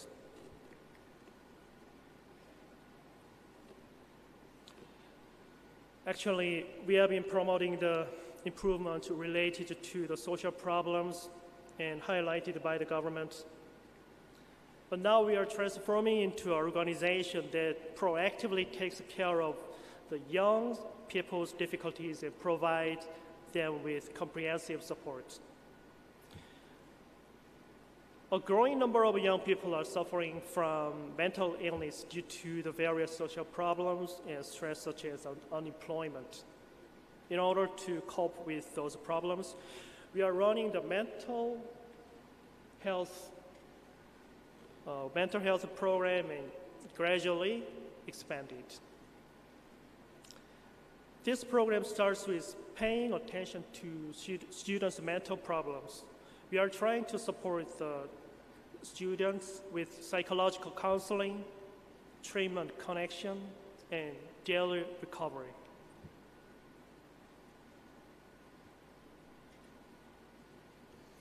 And due to the recent rapid increase in rental costs, more and more students are having difficulties in housing expenses. To help them, we are working with the government, public institutions, and private companies to build and operate dormitories and try to expand them further nationwide.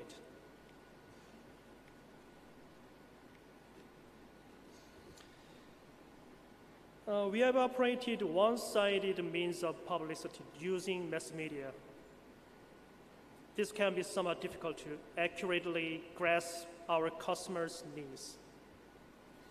We are currently preparing for next generation of a computerized system, combining and analyzing student financial aid program information, integrated customer information, social trend analysis, personal characterized information, respond to campaign, and pattern analysis. We will provide a customized service that is centered on each customer in the future. As we operate a 100% online-based system, it is most important to strengthen our system security above all else. We are trying to improve our system in a way that enhances system security and also increase customer conveniences.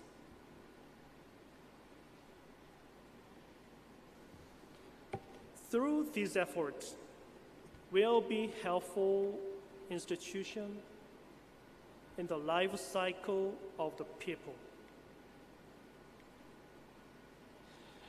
COSAF was founded in 2009 to provide financial support for college students. Through continuous innovation, we have evolved into a lifelong education support organization, ranging from elementary school students to graduate students and job support for students.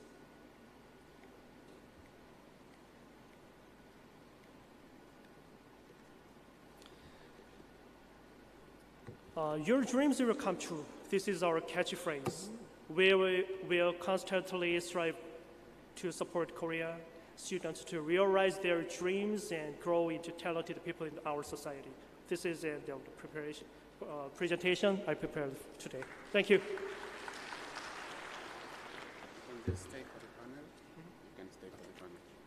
Thank you very much, Mr. Gunn, for insightful presentation. Ladies and gentlemen, we have seen how things are different from other parts of the world. Here you see even COSAF is engaged even in supporting student dormitories accommodation. So to make living costs easier for students is part of the financing as well.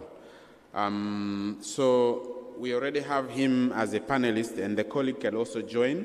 Would also invite and introduce also other panels for this particular panel. Together with us today we have Dr. John Machai, who is the president of HEFA. We heard from his speech yesterday, but he is also going to share insights in relation to these experiences. Let's clap for him. Are we tired? Thank you very much. I also have in my panel Professor Nelson Boniface, the Deputy Vice Chancellor for the University of Dar es Salaam, responsible or in charge of research. Let's clap for him as well. Karib sana to the panel. And we have also Professor Lugano Kusiluka. He is the Vice Chancellor for the University of Dodoma. Professor Nelson is the Deputy Vice Chancellor for the University of Dar es Salaam, responsible for research. Professor Kusiluka is the Vice Chancellor for the University of Dodoma. So I will start with the leaders of the two leading or largest academic institutions in Tanzania. You have heard the story of Korea, but throughout the 2 days, the discussion was very much centrally focused on the Higher Education Students' Loans Board, but maybe it's time now to hear the story of the higher education institution. I know that two of you, up to the position where you are, you have had some positions which gave you the opportunity to engage on academics and even managing issues related to students, so you have a very good experience with how handling students, their finances, and their welfare is about. So maybe I can start with Professor Nelson there. Tell us, of course, reflecting on the presentation from South Korea, and based, of course, on your experience of being a leader in a major academic institution in the country, what is your take and what are the takeaway messages from you in relation to these issues? Karibu. Thank you so much. Good afternoon. Actually, all the presentations were so insightful and interesting. I'll start with the last slide from the Korean presentation on youth dormitories, which is actually lacking in our system. And this is costing our universities, including, I think, my colleague here, because we have similar situations. Our universities, University of Dar es Salaam, and I think other public universities are 100% owned by the government. So situations are similar.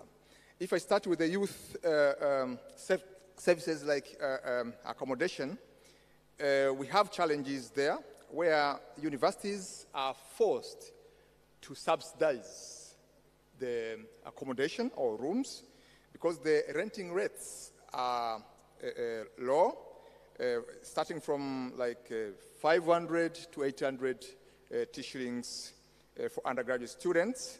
Therefore, if you have, like our case, a number of students reaching to 12,000 who gets accommodated, we have a deficit of like 1.5 billion per year that we have to subsidize to make sure that these students get services in that area. Now, for the area, for the same area, if I see the model of supporting students in South Korea, the funding model is offering youth dormitories. And this could be attached also from the loans board to our students like they do in health system, where they give this 50,400 shillings per student for health system. So accommodation could be actually also supported in that context. And another thing that I think we should think of is the founding of the act that is actually establishing our loans board of 2004. It is aiming at supporting loans, but I find the hybrid model from South Korea, which is actually built on comprehensive financing support for their students, not only on loans, but also grants. And this could be actually important to our system. And what I propose here is to revise the Act. It has been there for many years, 2004, and now our country is going to Vision 2050. With an Act of 2004, I think we need to revise it to align with the Vision 2050. TCU, I think they are revising their Universities Act. So we need also to revise this Act so that to accommodate these things that we have seen being presented. I will break and then I will continue later. Thank you. Thank you very much, Professor Nelson, for proposing reforms which will not enable the loan board not to solely just focus on loans which are given to students, but to have a hybrid model. But at the same time, you're also proposing to relook at other interventions which will make costs for students easier, like accommodation. And for public universities, of course, this is a policy area for the government to think about. I know that it is intervening in some infrastructure, not necessarily on students' accommodation, but yeah, this is a very interesting area. To you, Professor Kusiluka, you can also intervene on that particular angle as well. Karibu sana, Prof. Thank you very much, Mr. Moderator, and let me acknowledge all the presenters since yesterday. To me, this was a great master class, I should appreciate. And it was quite an experience. And as a public university, my colleague has already said, we are partly guided by some public laws, but that has not actually excluded us from being innovative. One thing is for certain, that when we have a large number of students, like currently at the University of Dodoma, we have about 35,000 students. We are talking about talents, many, many talents. And we have not exploited them fully. And these are young talents, these are the people we're talking about.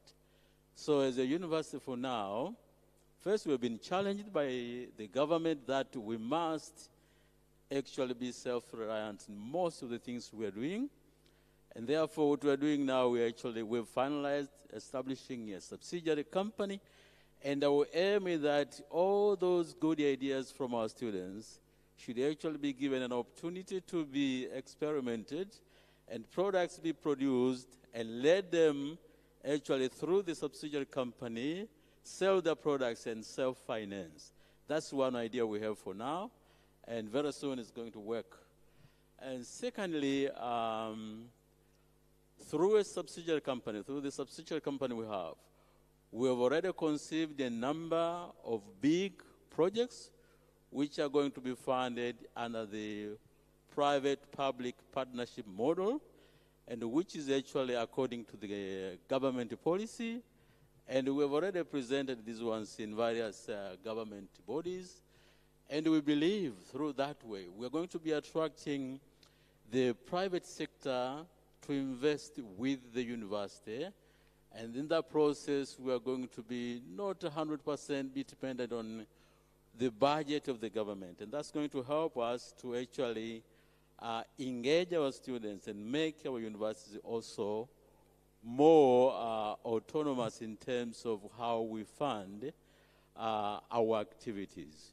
Certainly, the government has a role because we're public universities, it's going to continue funding. But we think we need some more independence in the type of sources of resources which we need.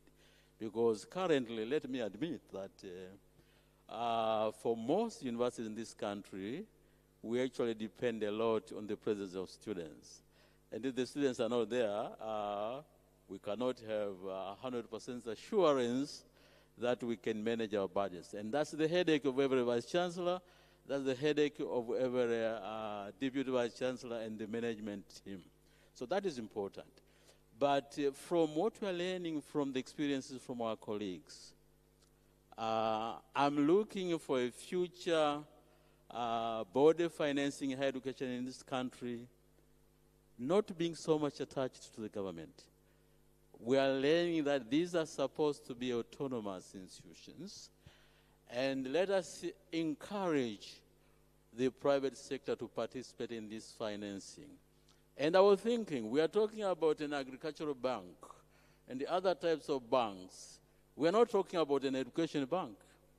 What is the problem if we conceive a bank where people or institutions are going to inject money and people will come and seek for loans? The current setup has a bit of political connectivity, because now the loans board is a well autonomous body, but it is still so much supported by the government. And if we establish an institution like a bank, it's still going to have the government as a major shareholder, but there's going to be a question of respecting this institution, that if you go there, you want a loan for education, you should not expect that you will not repay, because it is a bank. You have to repay. And people will start actually thinking twice. Do I need a loan for this one? Or do I have to raise money from my family or other types of sources? Because we should also appreciate that before the loans board came in, people were financing education, and there were no challenges. Now we have this body, but yet a significant number of people are defaulting. Now, should we allow people to continue defaulting, or should we make people more responsible? And yesterday, we had the experiences of His Excellency President Kikwete, and then the experience of the regional commissioner. Those were extreme differences. The other one was talking about, even though we are not getting loans, but we are actually contributing a lot to our education, to spend 18 months in a combat.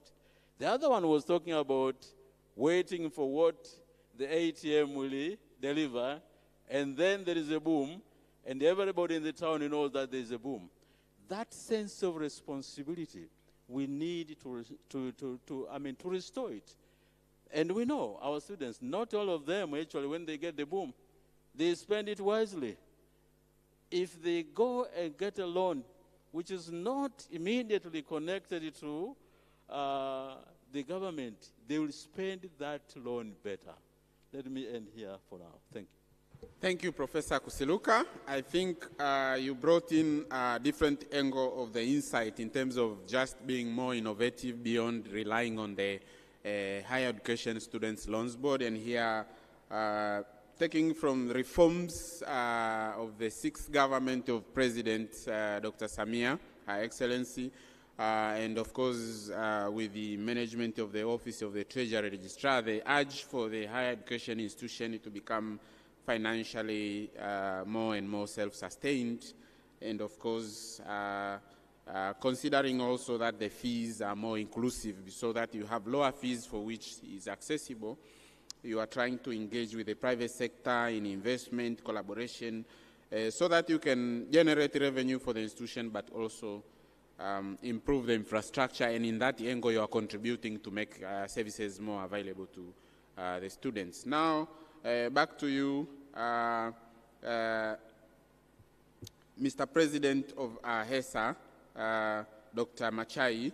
Maybe you can draw on the Korean case, but also what will be probably the experience in Zambia, and reflecting also for Tanzanians, for the audience here.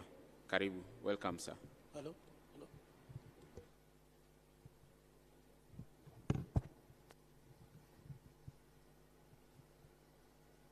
Hello. Hello. I think drawing on COSAF case, you can see when an institution has a huge resource endowment, what they can do within a short space of time. The challenge we have, especially in Africa, these student financing authorities run these schemes on a contributory basis. most parents are becoming irresponsible. They don't want to contribute to education costs of their children. Half the time, most university students are double orphans, but when graduating, their parents come to celebrate with them. So this is a very unique challenge that we have in Africa.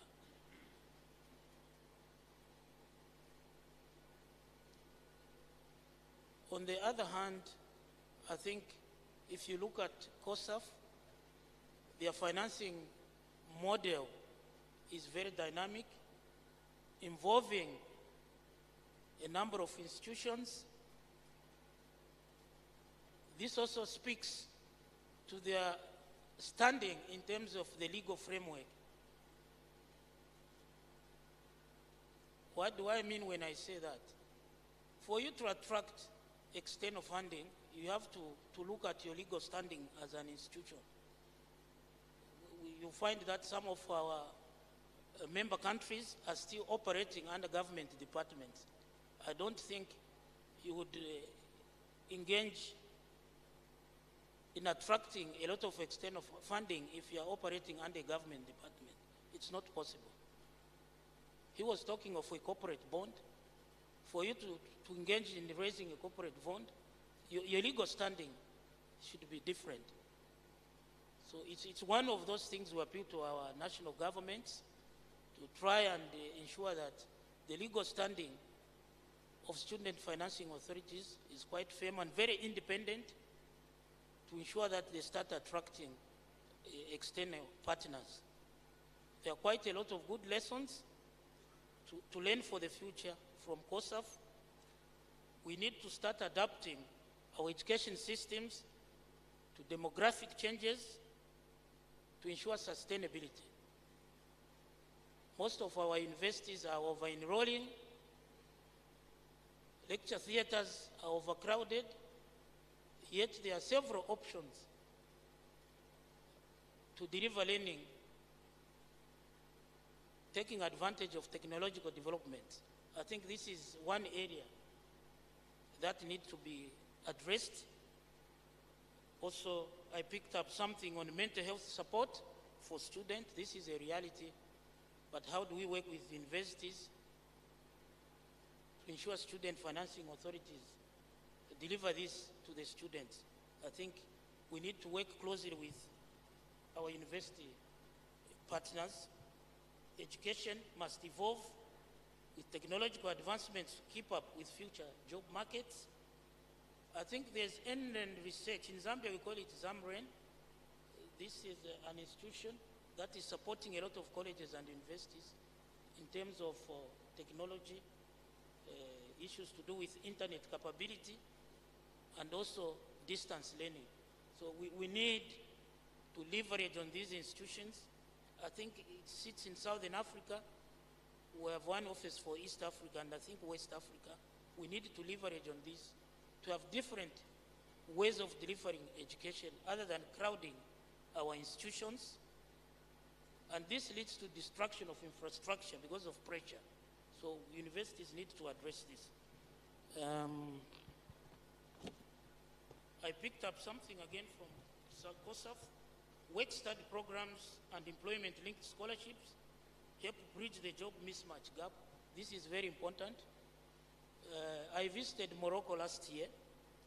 When accepting students in TVET colleges, they use artificial intelligence to see which programs are suited to a particular individual.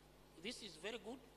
Sometimes we're admitting students in programs where they're not even suited and they start struggling. This is a problem. We need to catch up on that. And also, graduate employability is a big concern. I think in Zambia it's taking 5 to 6 years for a graduate to get a job. And this impacts sustainability of the student revolving fund, because we are churning out graduates who want white-collar jobs, which are not there. So it's a big problem. I think University of Cape Town has a good program of enhancing graduate employability through internships and mentorships. So I think it's something we can learn from.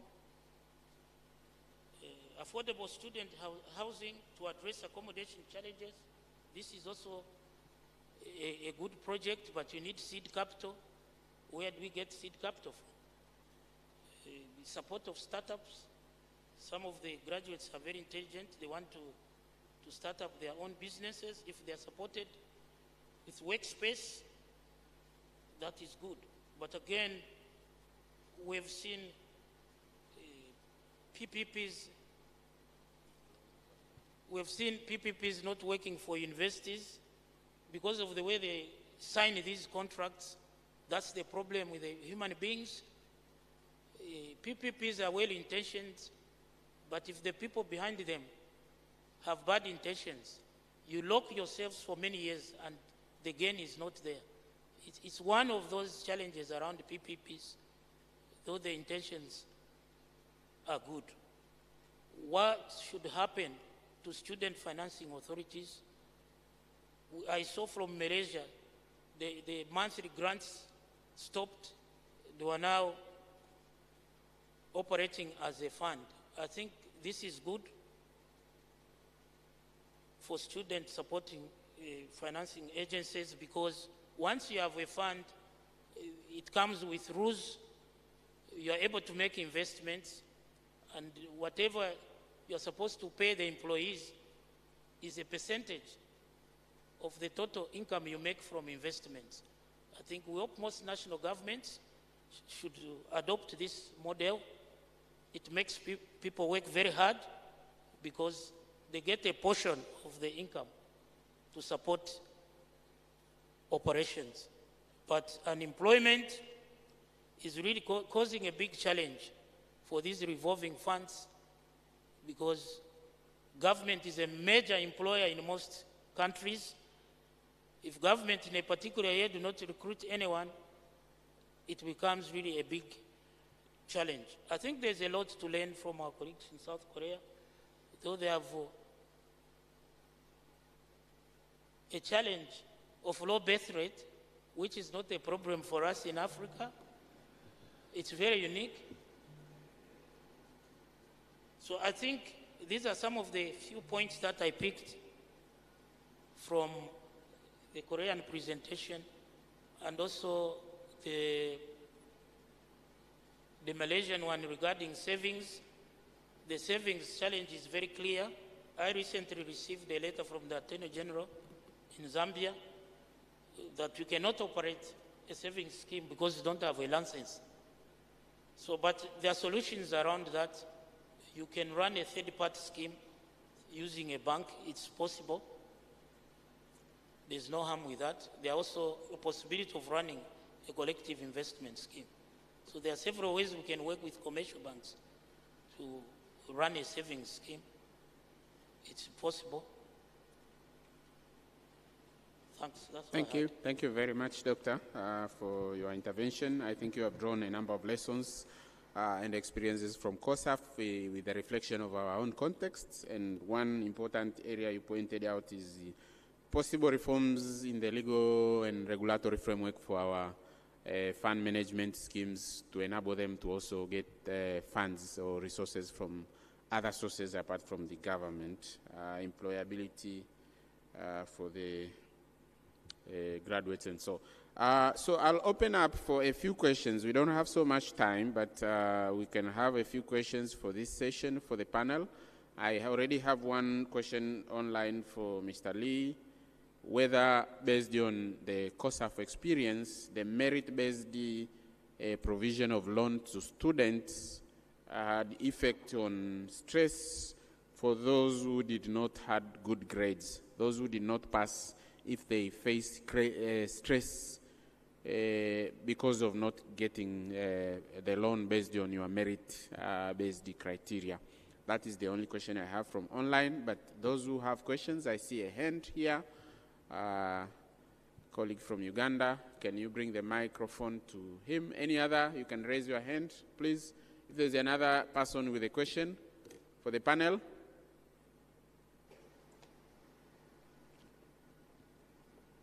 Are you hungry? You don't, I think it's a very interesting discussion, and of course having two key leaders from the higher learning institution, the perspective of the institution is very important when it comes to also students-related issues and financing. So maybe we can also reflect on that. The microphone to the front.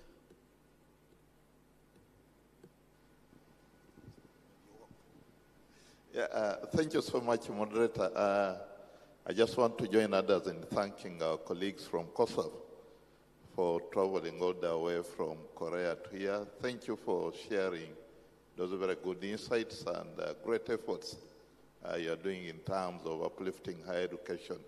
My question is simple. One, I just wanted to learn from you the growth enrollment ratio in Korea, and of those that apply, what is the percentage intake in terms of success rate? Do you give all those that apply their default rates in terms of repayment? And if they are, what are some of the sanctions that you within your law to ensure that you optimize recoveries? Thank you. Thank you very much. Any question? Maybe complementary to any lady who would like to ask or to comment as the last one for the entire conference, maybe. And then we oh, there's a gentleman there. Karib-san.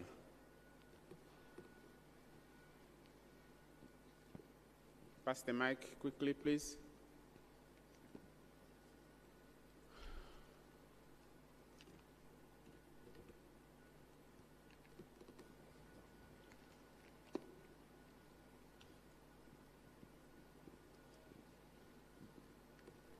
Thank you very much, Mr. Moderator. And first of all, I would like to congratulate.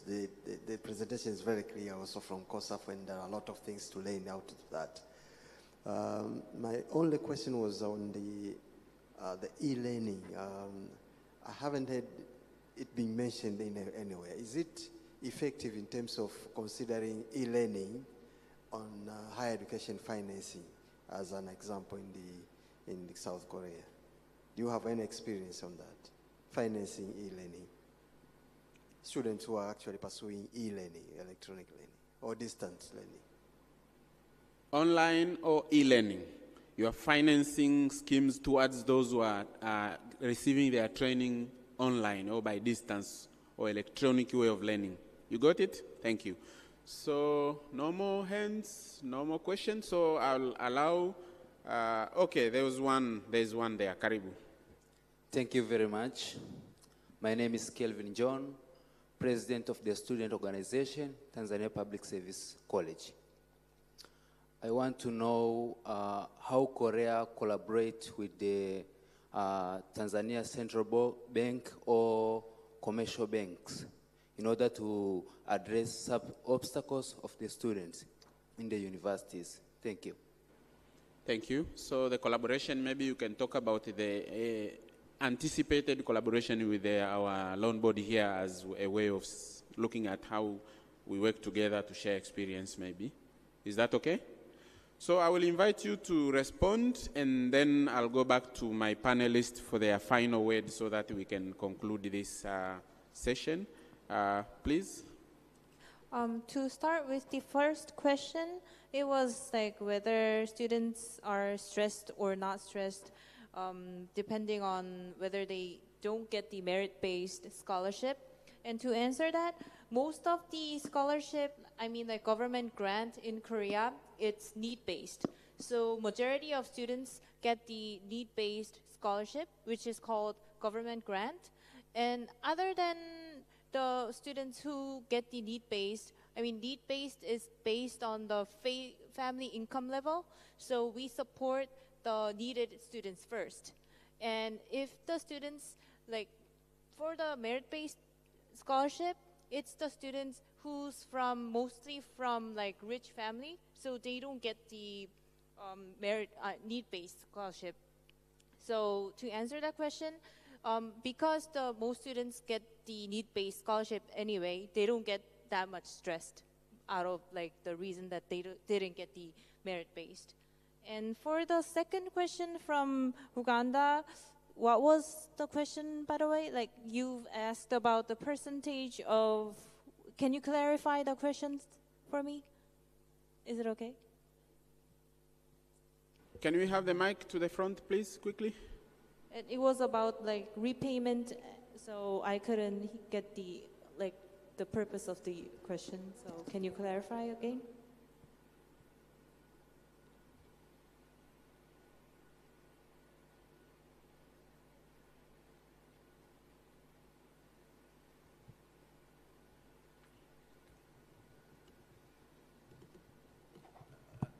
I had three simple questions. One, the growth enrollment ratio, the learners in the age group who are at the university or tertiary institutions. Two, those who apply, do they all get loans or there are those that don't get? Three was on repayment. Are there any default rates on repayment?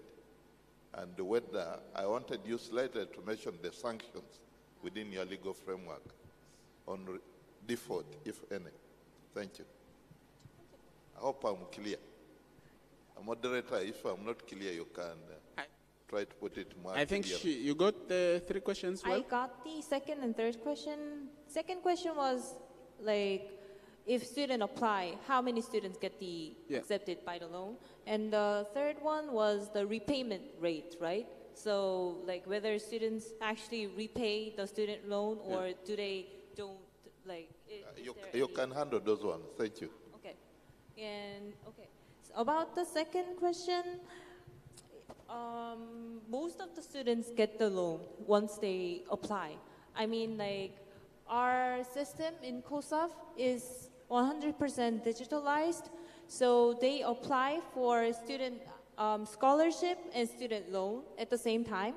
And as the name indicates, scholarship is giving out the money, and student loan, they have to repay. So, like I've said before, we support the needed students first. So if the student get the scholarship, they have enough money to get tuition. And if they're not available to get the scholarship, they get to apply for the student loan, which is providing tuition for low interest rate.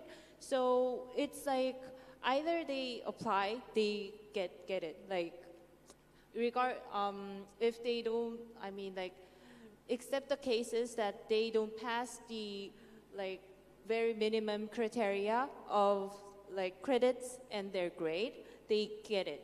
So, and I hope that can be answer for the second question.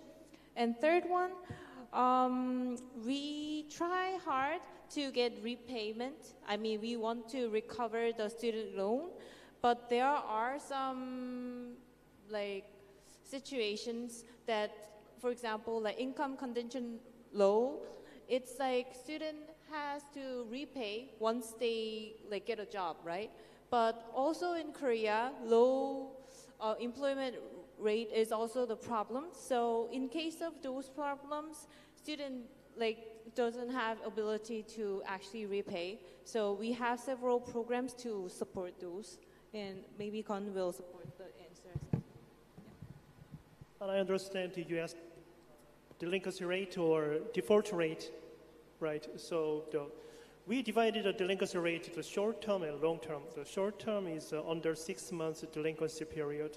I think the rate is very low. It is about 2% delinquency rate. And default rate is last year about 3%. Is it clear?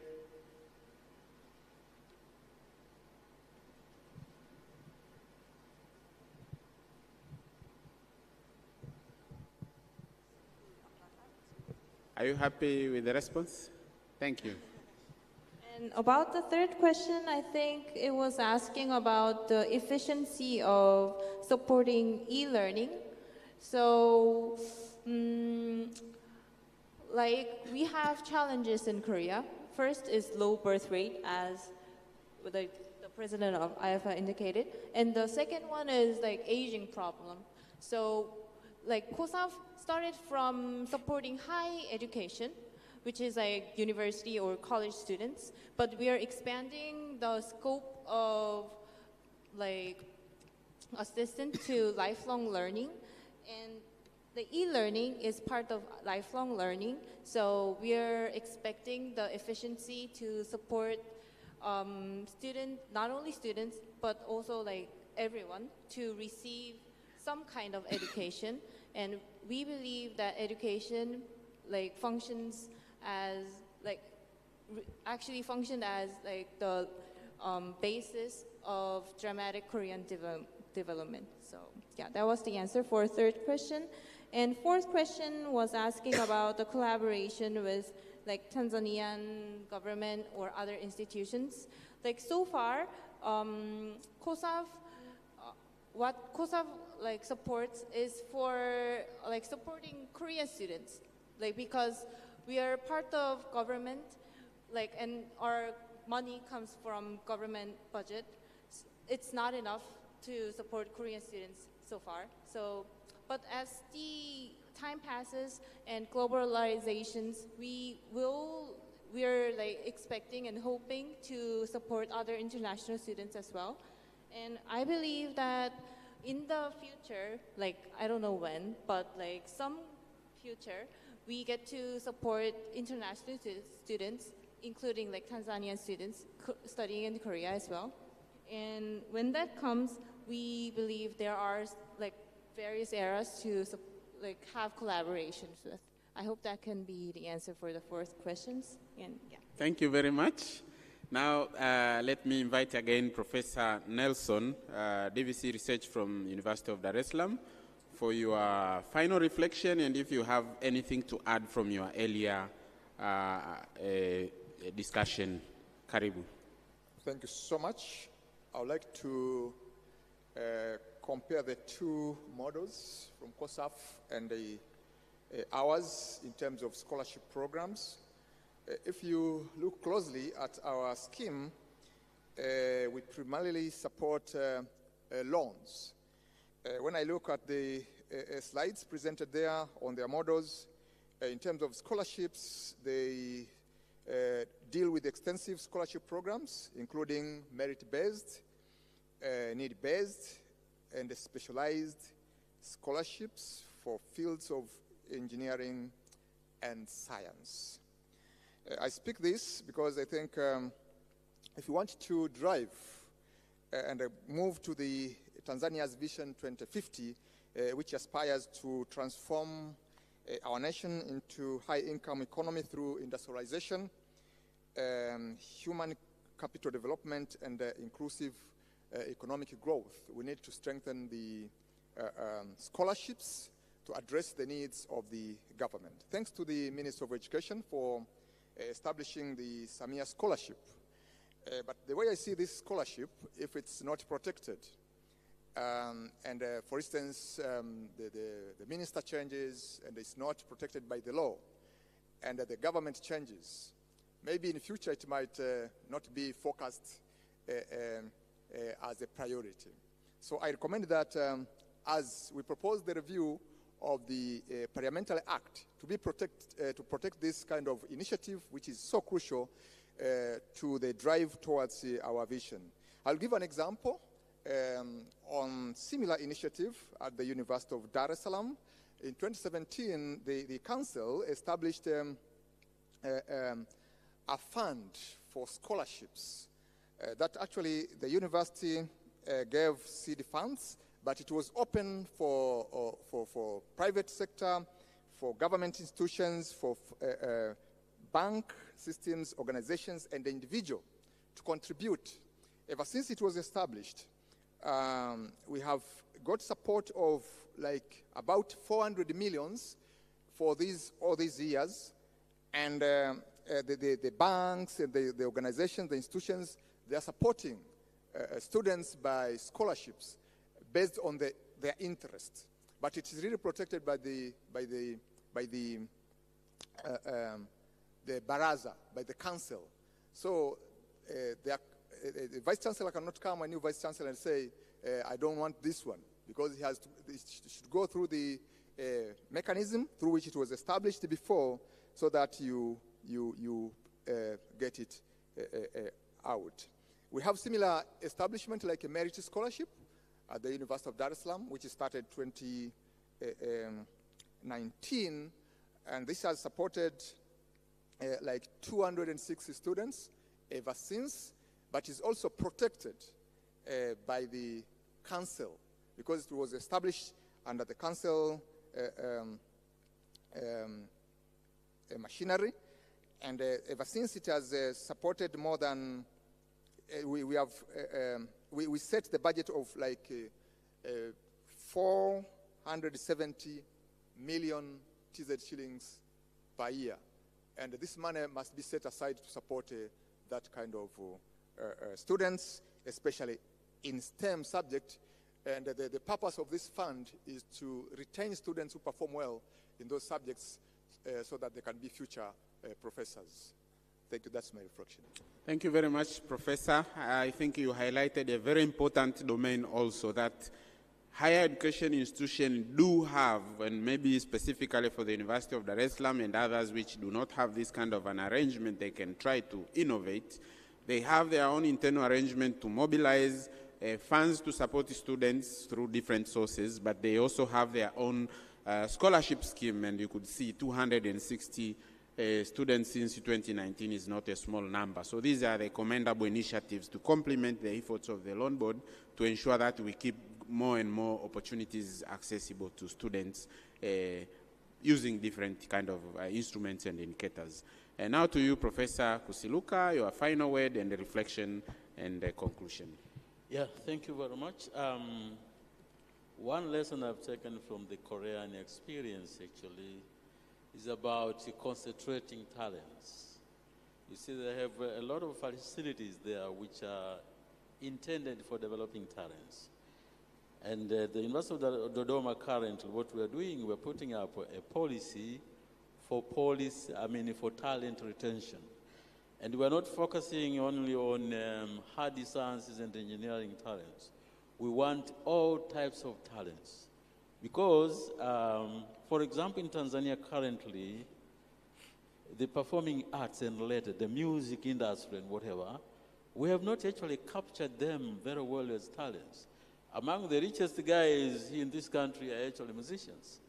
But as universities, as a nation, we have not actually found a mechanism of producing more of those. So our aim with that policy is to retain such talents. Now, another thing which I thought is important for us to reflect on is that getting loans from public money, we should appreciate that even the poorest person in this country is actually contributing to that one. And therefore, it is important that we respect that privilege. It is not a right. If it were a right, everybody would have got a loan. Because it is a privilege, it is important that we appreciate and use it properly. And this is for my students. But also it is important that while we aspire to develop global citizens, we should also think about developing Tanzanian citizens. Because I think when we look closely, the global movement is kind of taking away some of the basics in our societies and institutions. And what we are seeing in the world now, it is obvious that even as much as globalization is good, you still need to have some domestication of certain things which are going to identify you. So that is important. And we are coming from an Ujama background, but we are not very much philanthropic.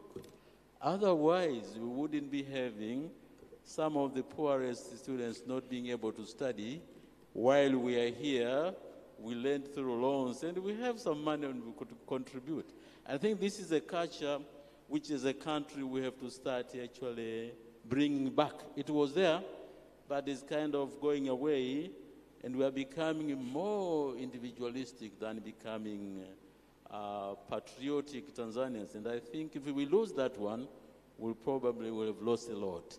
And another good thing from the Korean experience, when I was looking at the presentations, is about ethics for those who get some of these scholarships, especially for science and technology. It is important that when you develop scientists and you invest lots for them, they also have to be conscious about the ethical requirement about their respective countries. They should know that this investment is intended to make us actually develop our own countries. Thank you. Ethics and returning back what you got from your government, very important, Professor, is a very good concluding word.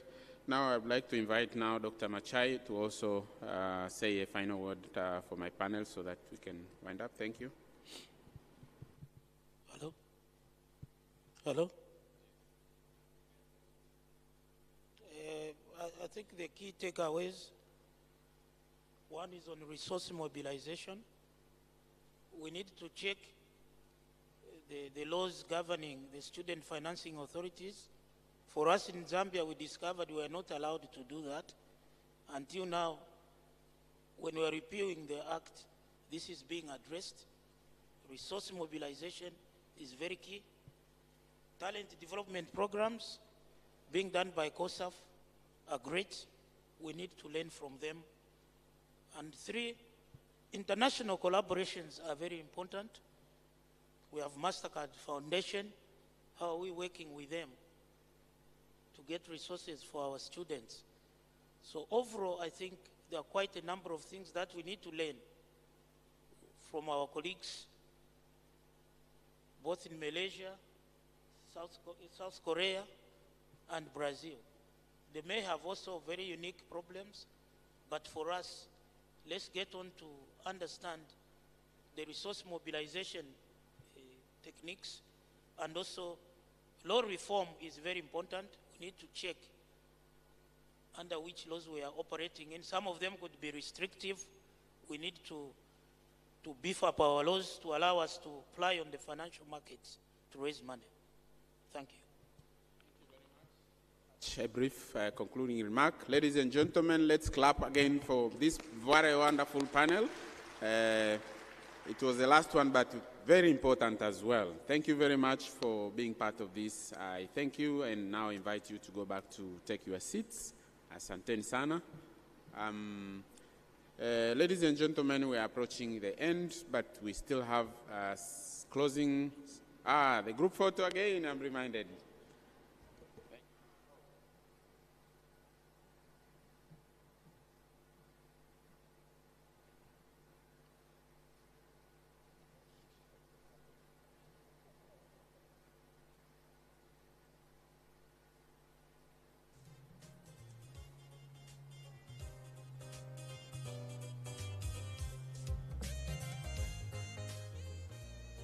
Asante sana kwa picha.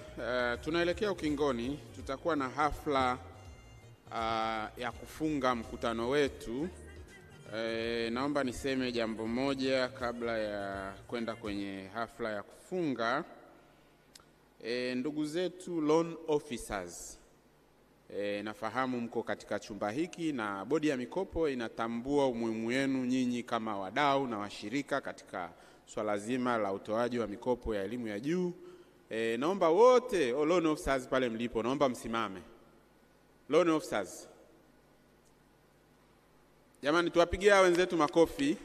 Ni muhimili muhimu sana wa mchakato mzima wa loan kwa wanafunzi, na wamekuwa ni msaada mkubwa sana kwa bodi ya mikopo, lakini pia kwa wanafunzi ambao ni beneficiaries wa mikopo. Lakini naomba mketi. Kwa umuhimu, naomba pia mwenyekiti wenu Bi Frida Malia kwa upekee naomba asimame na yeye tumtambue. Mwenyekiti wa loan officers Bi Frida Malia, upo? Tumpongeze na yeye jamani, asante sana. Tunawashukuru sana kwa kushiriki katika mkutano huu, lakini pia kwa huduma yenu ambayo mmekuwa mkiitoa. Baada ya kusema hilo, sasa tunaelekea kwenye zoezi la kufunga ambalo tutapewa utaratibu na viongozi ambao watalisimamia. Kwa hivyo naomba nimkaribishe moderator mwenzangu Dr. Peter Mmari kwa ajili ya kuliongoza zoezi hili fupi la kufunga, lakini pia nitumie fursa hii kutoa shukrani kwa bodi ya mikopo kwa kunipa dhamana ya kuwa sehemu ya mkutano huu kama moderator. Asanteni sana, na wote washiriki wa mkutano huu naomba niwashukuru kwa ushirikiano wenu. Asante. Karibu Dr. Mmari. Thank you, Dr. Makundi, for being useful and instrumental in the operationalization of this conference. So, first of all, I want to apologize for being between you and your lunch.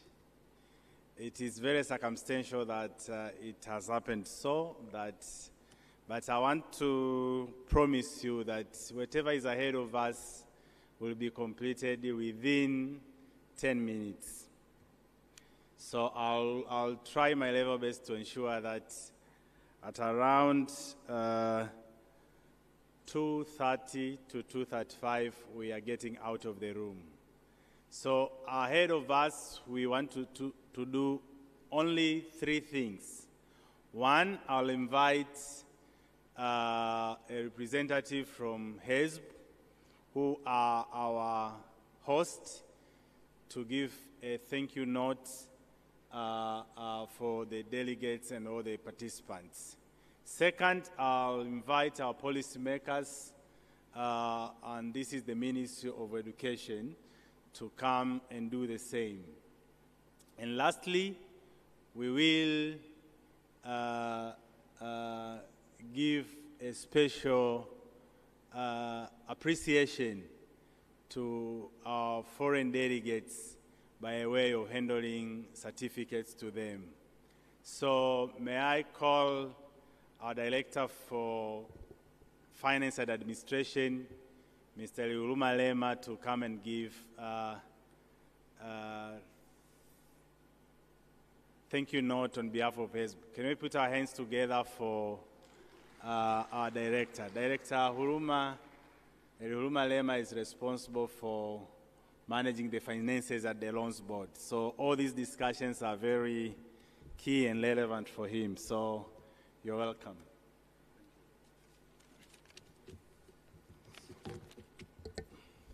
Na wasalimu kwa jina la Jamhuri ya Muungano wa Tanzania. Good afternoon, ladies and gentlemen. As a moderator said, my name is CPA Uruma Lema, Director of Finance and Administration from Higher Education Student Loans Board. And I'm standing here before you just to say a word of thanks or appreciation from the HESLB. First and foremost, I would like to say thank you to God, because we started it as a management, as an idea of this event. But from an idea, then we managed today to make it happen.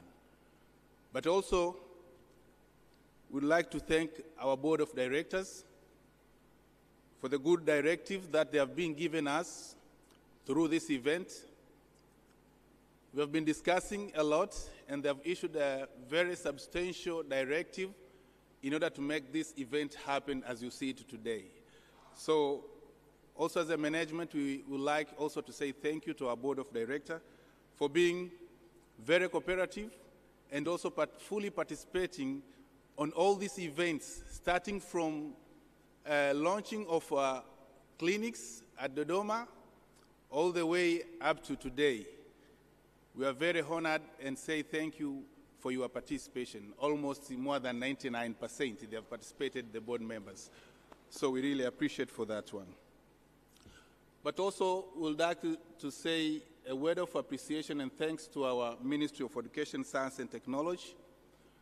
They've also been very close to us and very cooperative to issue some directive. I remember it was sometimes last year when we started presenting to them, to the management of the ministry, about the idea of how the event will going to be, all the series of events, and they posed to us a very good, significant input, which we have used them and incorporate them and make it happen as you see it today. So we really appreciate Ministry of Education, Science and Technology.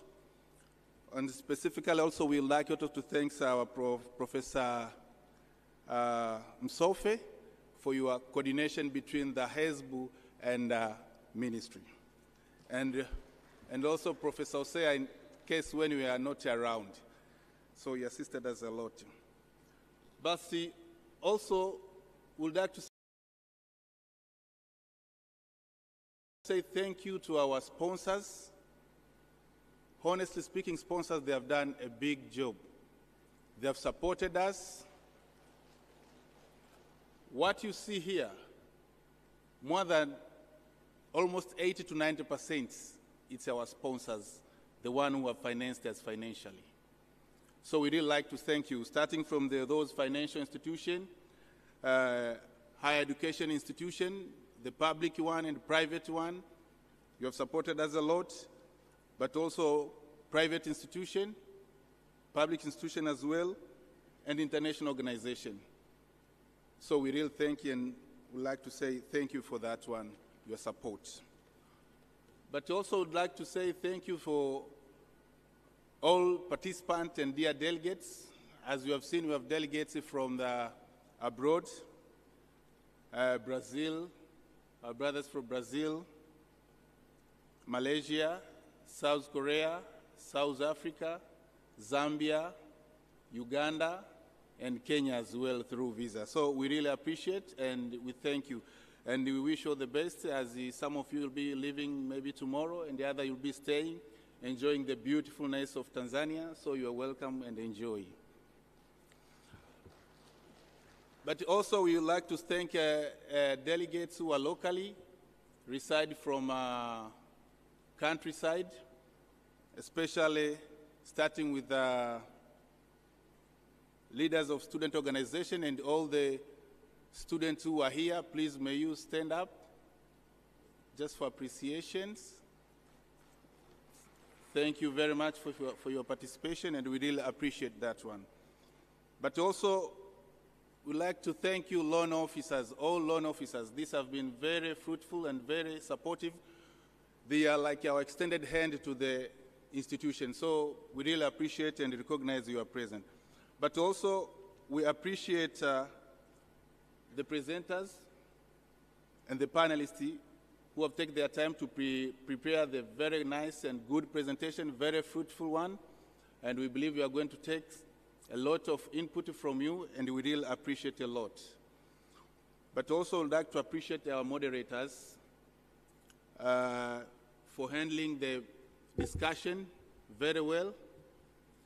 Dr. Mari, as well as Dr. Makundi, we really appreciate for that, for your service. But also the other group that we would like to say is all service provider. We really appreciate for all service provider for the good work that we have done, starting from the one who have been hostess for the venue, JNICC management, but also the decorators, Hugo, Domingo, and the others like cameraman, people of media who has been able to make us to be live through our HESLB Instagram page. We really appreciate and say thank you for that one. But without forgetting, we'd like also to say thank you to all HESLB staff for the good job that you have done. It has been, you have started all the way, starting from the clinic side, all the 7 regions that we are handling. You have played your level best to make it happen. And finally, some of you have managed to travel all the way to be here to the closing session, so we really appreciate. Also, we really appreciate also through this is the good leadership of our Executive Director, Dr. Bill Kiwia, through guiding us in every moment, every time to move properly and to see things happen like the way they are today.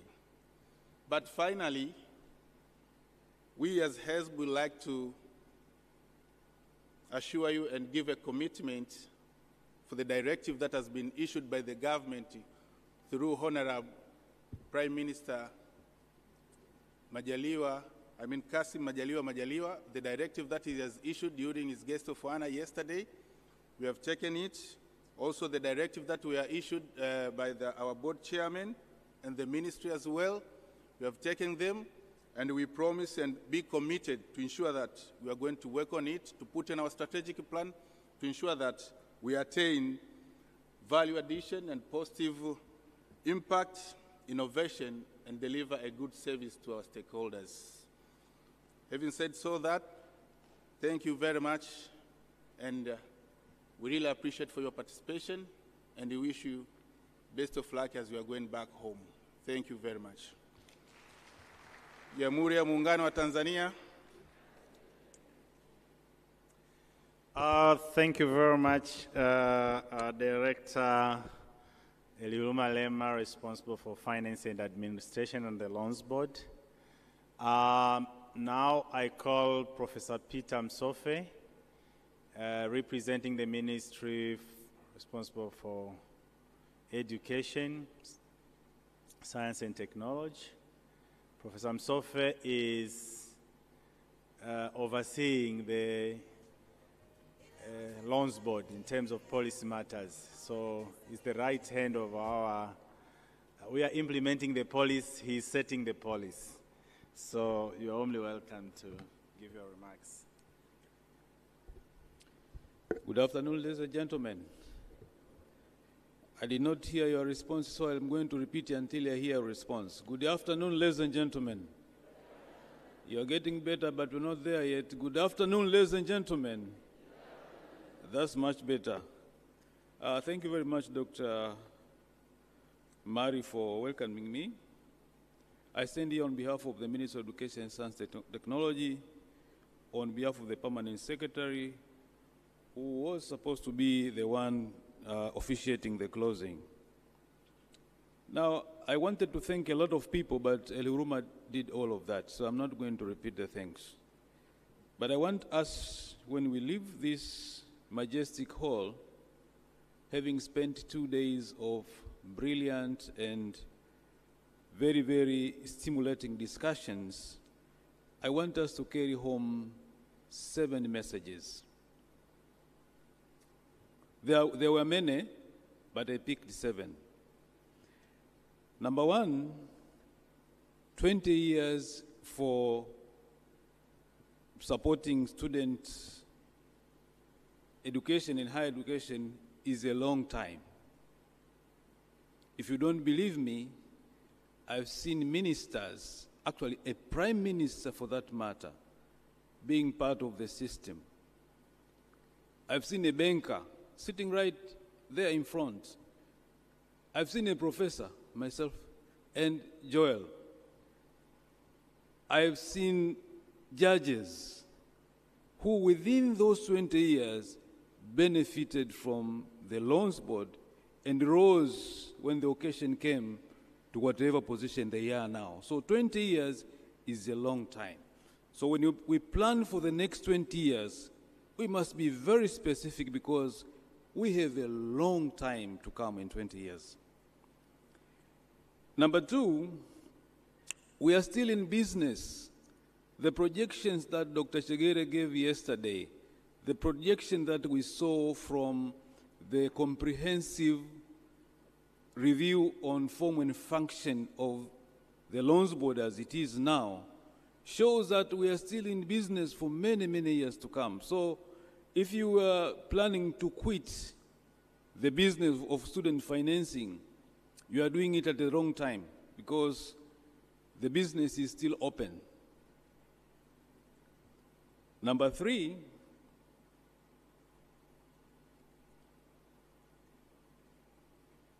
we are challenged a lot that this money that we have been spending on student loan for the past 20 years is either about to go bust or will not be enough anymore. So we are challenged to look elsewhere. So wherever you are sitting right now, if you are part of this deal, remember that we need to think of how to bring new money into student financing. The old money that we spent for the last 20 years and probably the next 5 years is about to go bust, is about to drain out. Because, as I said, the projections are good, so we're in business. But if you're in business and you don't have money, the business will go bankrupt. And you don't want education to go bankrupt. Luckily, number 3, we have heard what our friends are doing in Korea, in Malaysia, in Brazil. We have also examples from other countries like Ghana who they are not here. But we already have examples of how new money can be brought into the equation. So think about our own ways of bringing new money into the equation. What we heard from the others is just a guideline of what we can do, but we know our situations. We know that we can still garner some money from elsewhere, bring it into the question of education financing. Number 4, there's a need to rewire our thinking into saving for education. I heard Professor Kusiluka saying that, and I heard the others also saying that our wiring at the moment is not very much towards saving for education. Our wiring so far is not so much as contributing to education. So we need a little bit of rewiring. And I think the loan board as it exists today can be at the forefront of helping the public understand that education is expensive. Education requires deliberate effort to finance. So rewiring is something that we need to really look into. On rewiring, it also brings us to the fact that a loan is a loan.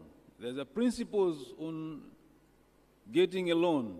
You get a loan when you need it. So you request for the loan when you need it. You spend the money the way you asked it in your proposal. And finally, you have to remit. You have to return back what you borrowed. So that should also be part of our rewiring. Because as I said, I gave my little experience. I was talking to young people, they told me, this is our money. Hii ni hela yetu. So that's what they thought. But they forgot that the hela yao, or their money, actually came from the peasant who sold their crops and paid a little bit of tax that was collected and given to them as a loan. Number 5, I said there's only 7, so I'm now on number 5. So only 2 to go before your lunch. Number 5, we need to create an environment to up the private sector's appetite in supporting education financing. We have not been very good at that. I thank very much those organizations that already have jumped in. I will mention NMB. There's still 200 billion somewhere which is ready to support education. CRDB, I know that they have programs. I know there are many other people who are doing that. But I think the appetite is not still up there yet. So we need to design something. I don't know, weight of encouragement, I don't know, begging. I am at a loss at the moment, but I know that with all these heads in this room, we'll be able to create an environment that bring up the appetite of the private sector in supporting or in financing education. But then there was one, the last 2 I added when the last panel was sitting here. So it means something that came from this last panel. One very seasoned academic leader said, what about if we start a bank that is specifically for financing education? Citing that there's actually a bank that supports agriculture. And agriculture is, it's quite difficult to support agriculture, but there is a bank that is specifically for that. Well, we had one for housing which died, but I don't know if it was killed by people not, the rewiring part of that question. So probably we need to think about shifting that load from the loans board, which is sitting there waiting for the government to disburse, and a bank or an institution that goes out there to look for money and spend the money not only for academic purposes, but also for something else. So I took that from here, and that's my point number 6. And the last one, again, it came from the final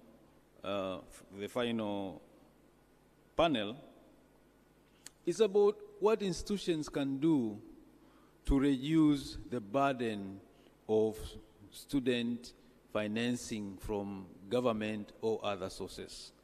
Institutions can actually do more. I heard about the University of Islam is offering some scholarship. That's something that needs to be commended, but they can do more. I don't know about other universities, but universities can actually do more. The alumni that came from those universities can support other young people to study if they are carefully brought in to be part of the equation. So, to me, this was a very, very successful occasion to mark the 20 years of HESLB.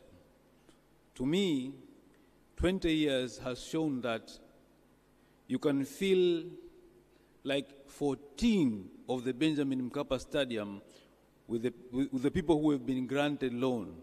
Because we're talking about 800,000 or so. That's like Lupaso Kuminane at a go. They are somewhere out there making this nation move. So we should actually clap for ourselves for that. But let's us clap more for the loans board, because without the strict adherence to the rules and guidelines and regulations, we wouldn't be here where we are. So I will ask Dr. Pili to stand on behalf of the board to receive the clap from the rest of the group on behalf of the loans board, the board of directors, and the management. Finally, I interacted clearly on 3 occasions with the loans board. Number 1, as a receiver of a loan, that was in 1994 going forward. And there, I received my loan, and I want to assure you that I already finished my repayment, and I have my certificate to prove that. But I also interacted with the loans board when I was the director of undergraduate studies in one of the biggest universities in terms of numbers, although it is young, University of Dodoma. And there, I learned that the small money that you think are going into student pockets, they do a lot of things. I had young people who will support their mother, their young brother and sister using the same boom that everybody else smashes on weekends. I saw young people's faces change when they realized that their appeal to the loans board has been accepted. I've seen young men cry because their appeal has been accepted. Now they were going to receive a loan. But I've also seen some guys who really use that money as, an extra. So they will do whatever it is to finish that money as quickly as possible because their parents were supporting them in one way or another. So I've seen how this money has changed lives positively, but I've also seen how this money has been misused. That's why I was saying, if we drum this enough that it is known that you only take a loan if you need it, we reduce the number of those who are taking it for just smashing it. And finally, I'm interacting now with the board as the Director of Higher Education. So I am now talking to them from the policy level. And you are working very well. So I thank you once again, and thank you everybody who was here, loan officers, vice chancellors who are still here today. Thank you very much. And the ministry is still committed to ensuring that every student, every person who needs to go to the university goes there, because that is what our new policy is saying. We are not leaving anybody behind. So I wish you safe travels to wherever you go, and just remember that we are still in business. Thank you very much. Thank you very much, Prof. Sorry, Professor Msofe. I don't want to disturb you anymore. I'll wish if you can have a seat here, because for our foreign delegates, we'll just handle your certificates later, but I wanted us to have a group photo for all of the foreign delegates. And for that photo to be colorful, may I call our CEO, Dr. Pili, to come in front, as well as our board chair, Dr. Rukaya, to also come and join. Also, the president of IEFA to come and sit. And then behind them, I'll ask all the foreign delegates to stand so that we have this memory. After this photo, we'll have another photo for long-serving HESLB staff. I believe, Secretariat, you are ready. Jonathan, I believe you are ready. So, Professor Kusiluka, you can feel. Oh, we are good. We are good to go. My apologies. So we are going to have this photo for all the foreign delegates that have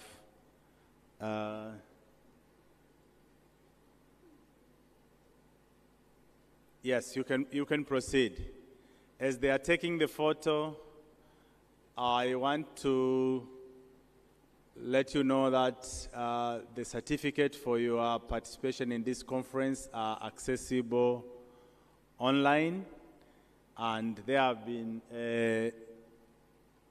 a way to access them through scanning or getting into the portal, but the Secretariat can also help you to access the same. We also have some appreciation certificates to our sponsors, but also key players, and those ones will be handed over in your offices. So we have a team who will do that. So I believe you are okay. Thank you very much, and you can get back to your seats. For those who are seated on the, I wish that you remain. There's another last photo. Prof, sorry, my apologies. One more last photo for HESLB long-serving staff. Please, can I have you here in 2 minutes?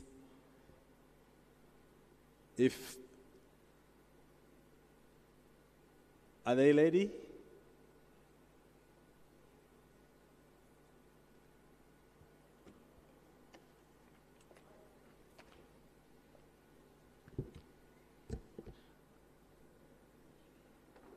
So you can read them.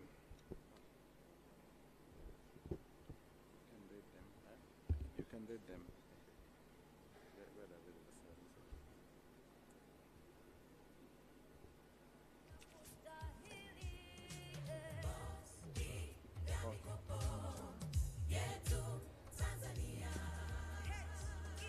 Patricia Ligate Sande, please come forward as we mention your names. Jessica Hezron Sato, Crispin Matem, Oscar Po Kashinje, Joyce Misalaba, Hidaya Karunde, Mcharo Philip, Neema Balati, Gertrude Alphonse, Daudi Elisha, Emmanuel Mtavangu, Sophia Saidani, Annette Bugingo, Patrick Elia Shaw, Balindile John Mwaigomole, Simba Mchunga, Dorica Salvatori, Marcelina Msuni, Octavia Selemani, Julius Bura, Honest Mlai, Edita Otwe, Usama Choka, Anthony Oko, Philbert Temba,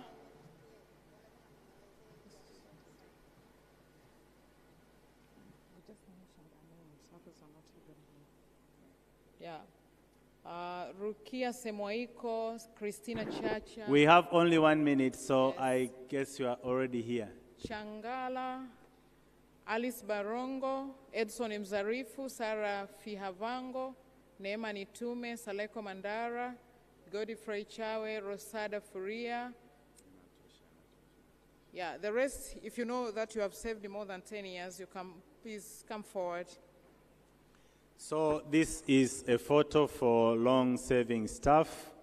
We'll have, the CEO will have another mechanism of appreciating their service in the institution, but for now, we appreciate by having this memory photo for their service in this noble institution. So, thank you, thank you, thank you. And our last photo for the day and last activity for the day is the photo of ministry management and HESLB management. Please, I need you on stage in 1 minute or 30 seconds, please. 30 seconds to 1 minute. No. And so our lunch is served in 3rd floor. So you are welcome for lunch after this photo in 3rd floor. And for the foreign delegates, your lunch will be on the 2nd floor. And they will be accompanied with our sponsors as well as HESLB and ministry management team.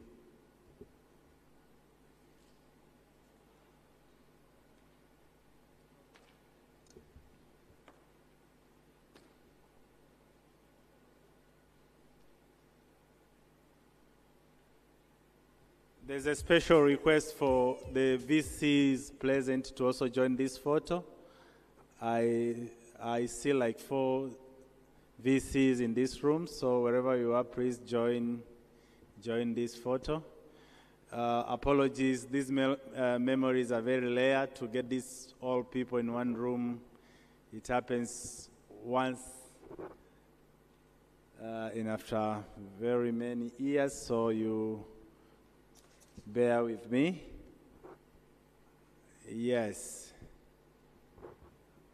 Then, Professor Kusiruka, you are lucky that you are representing all the VCs in this photo.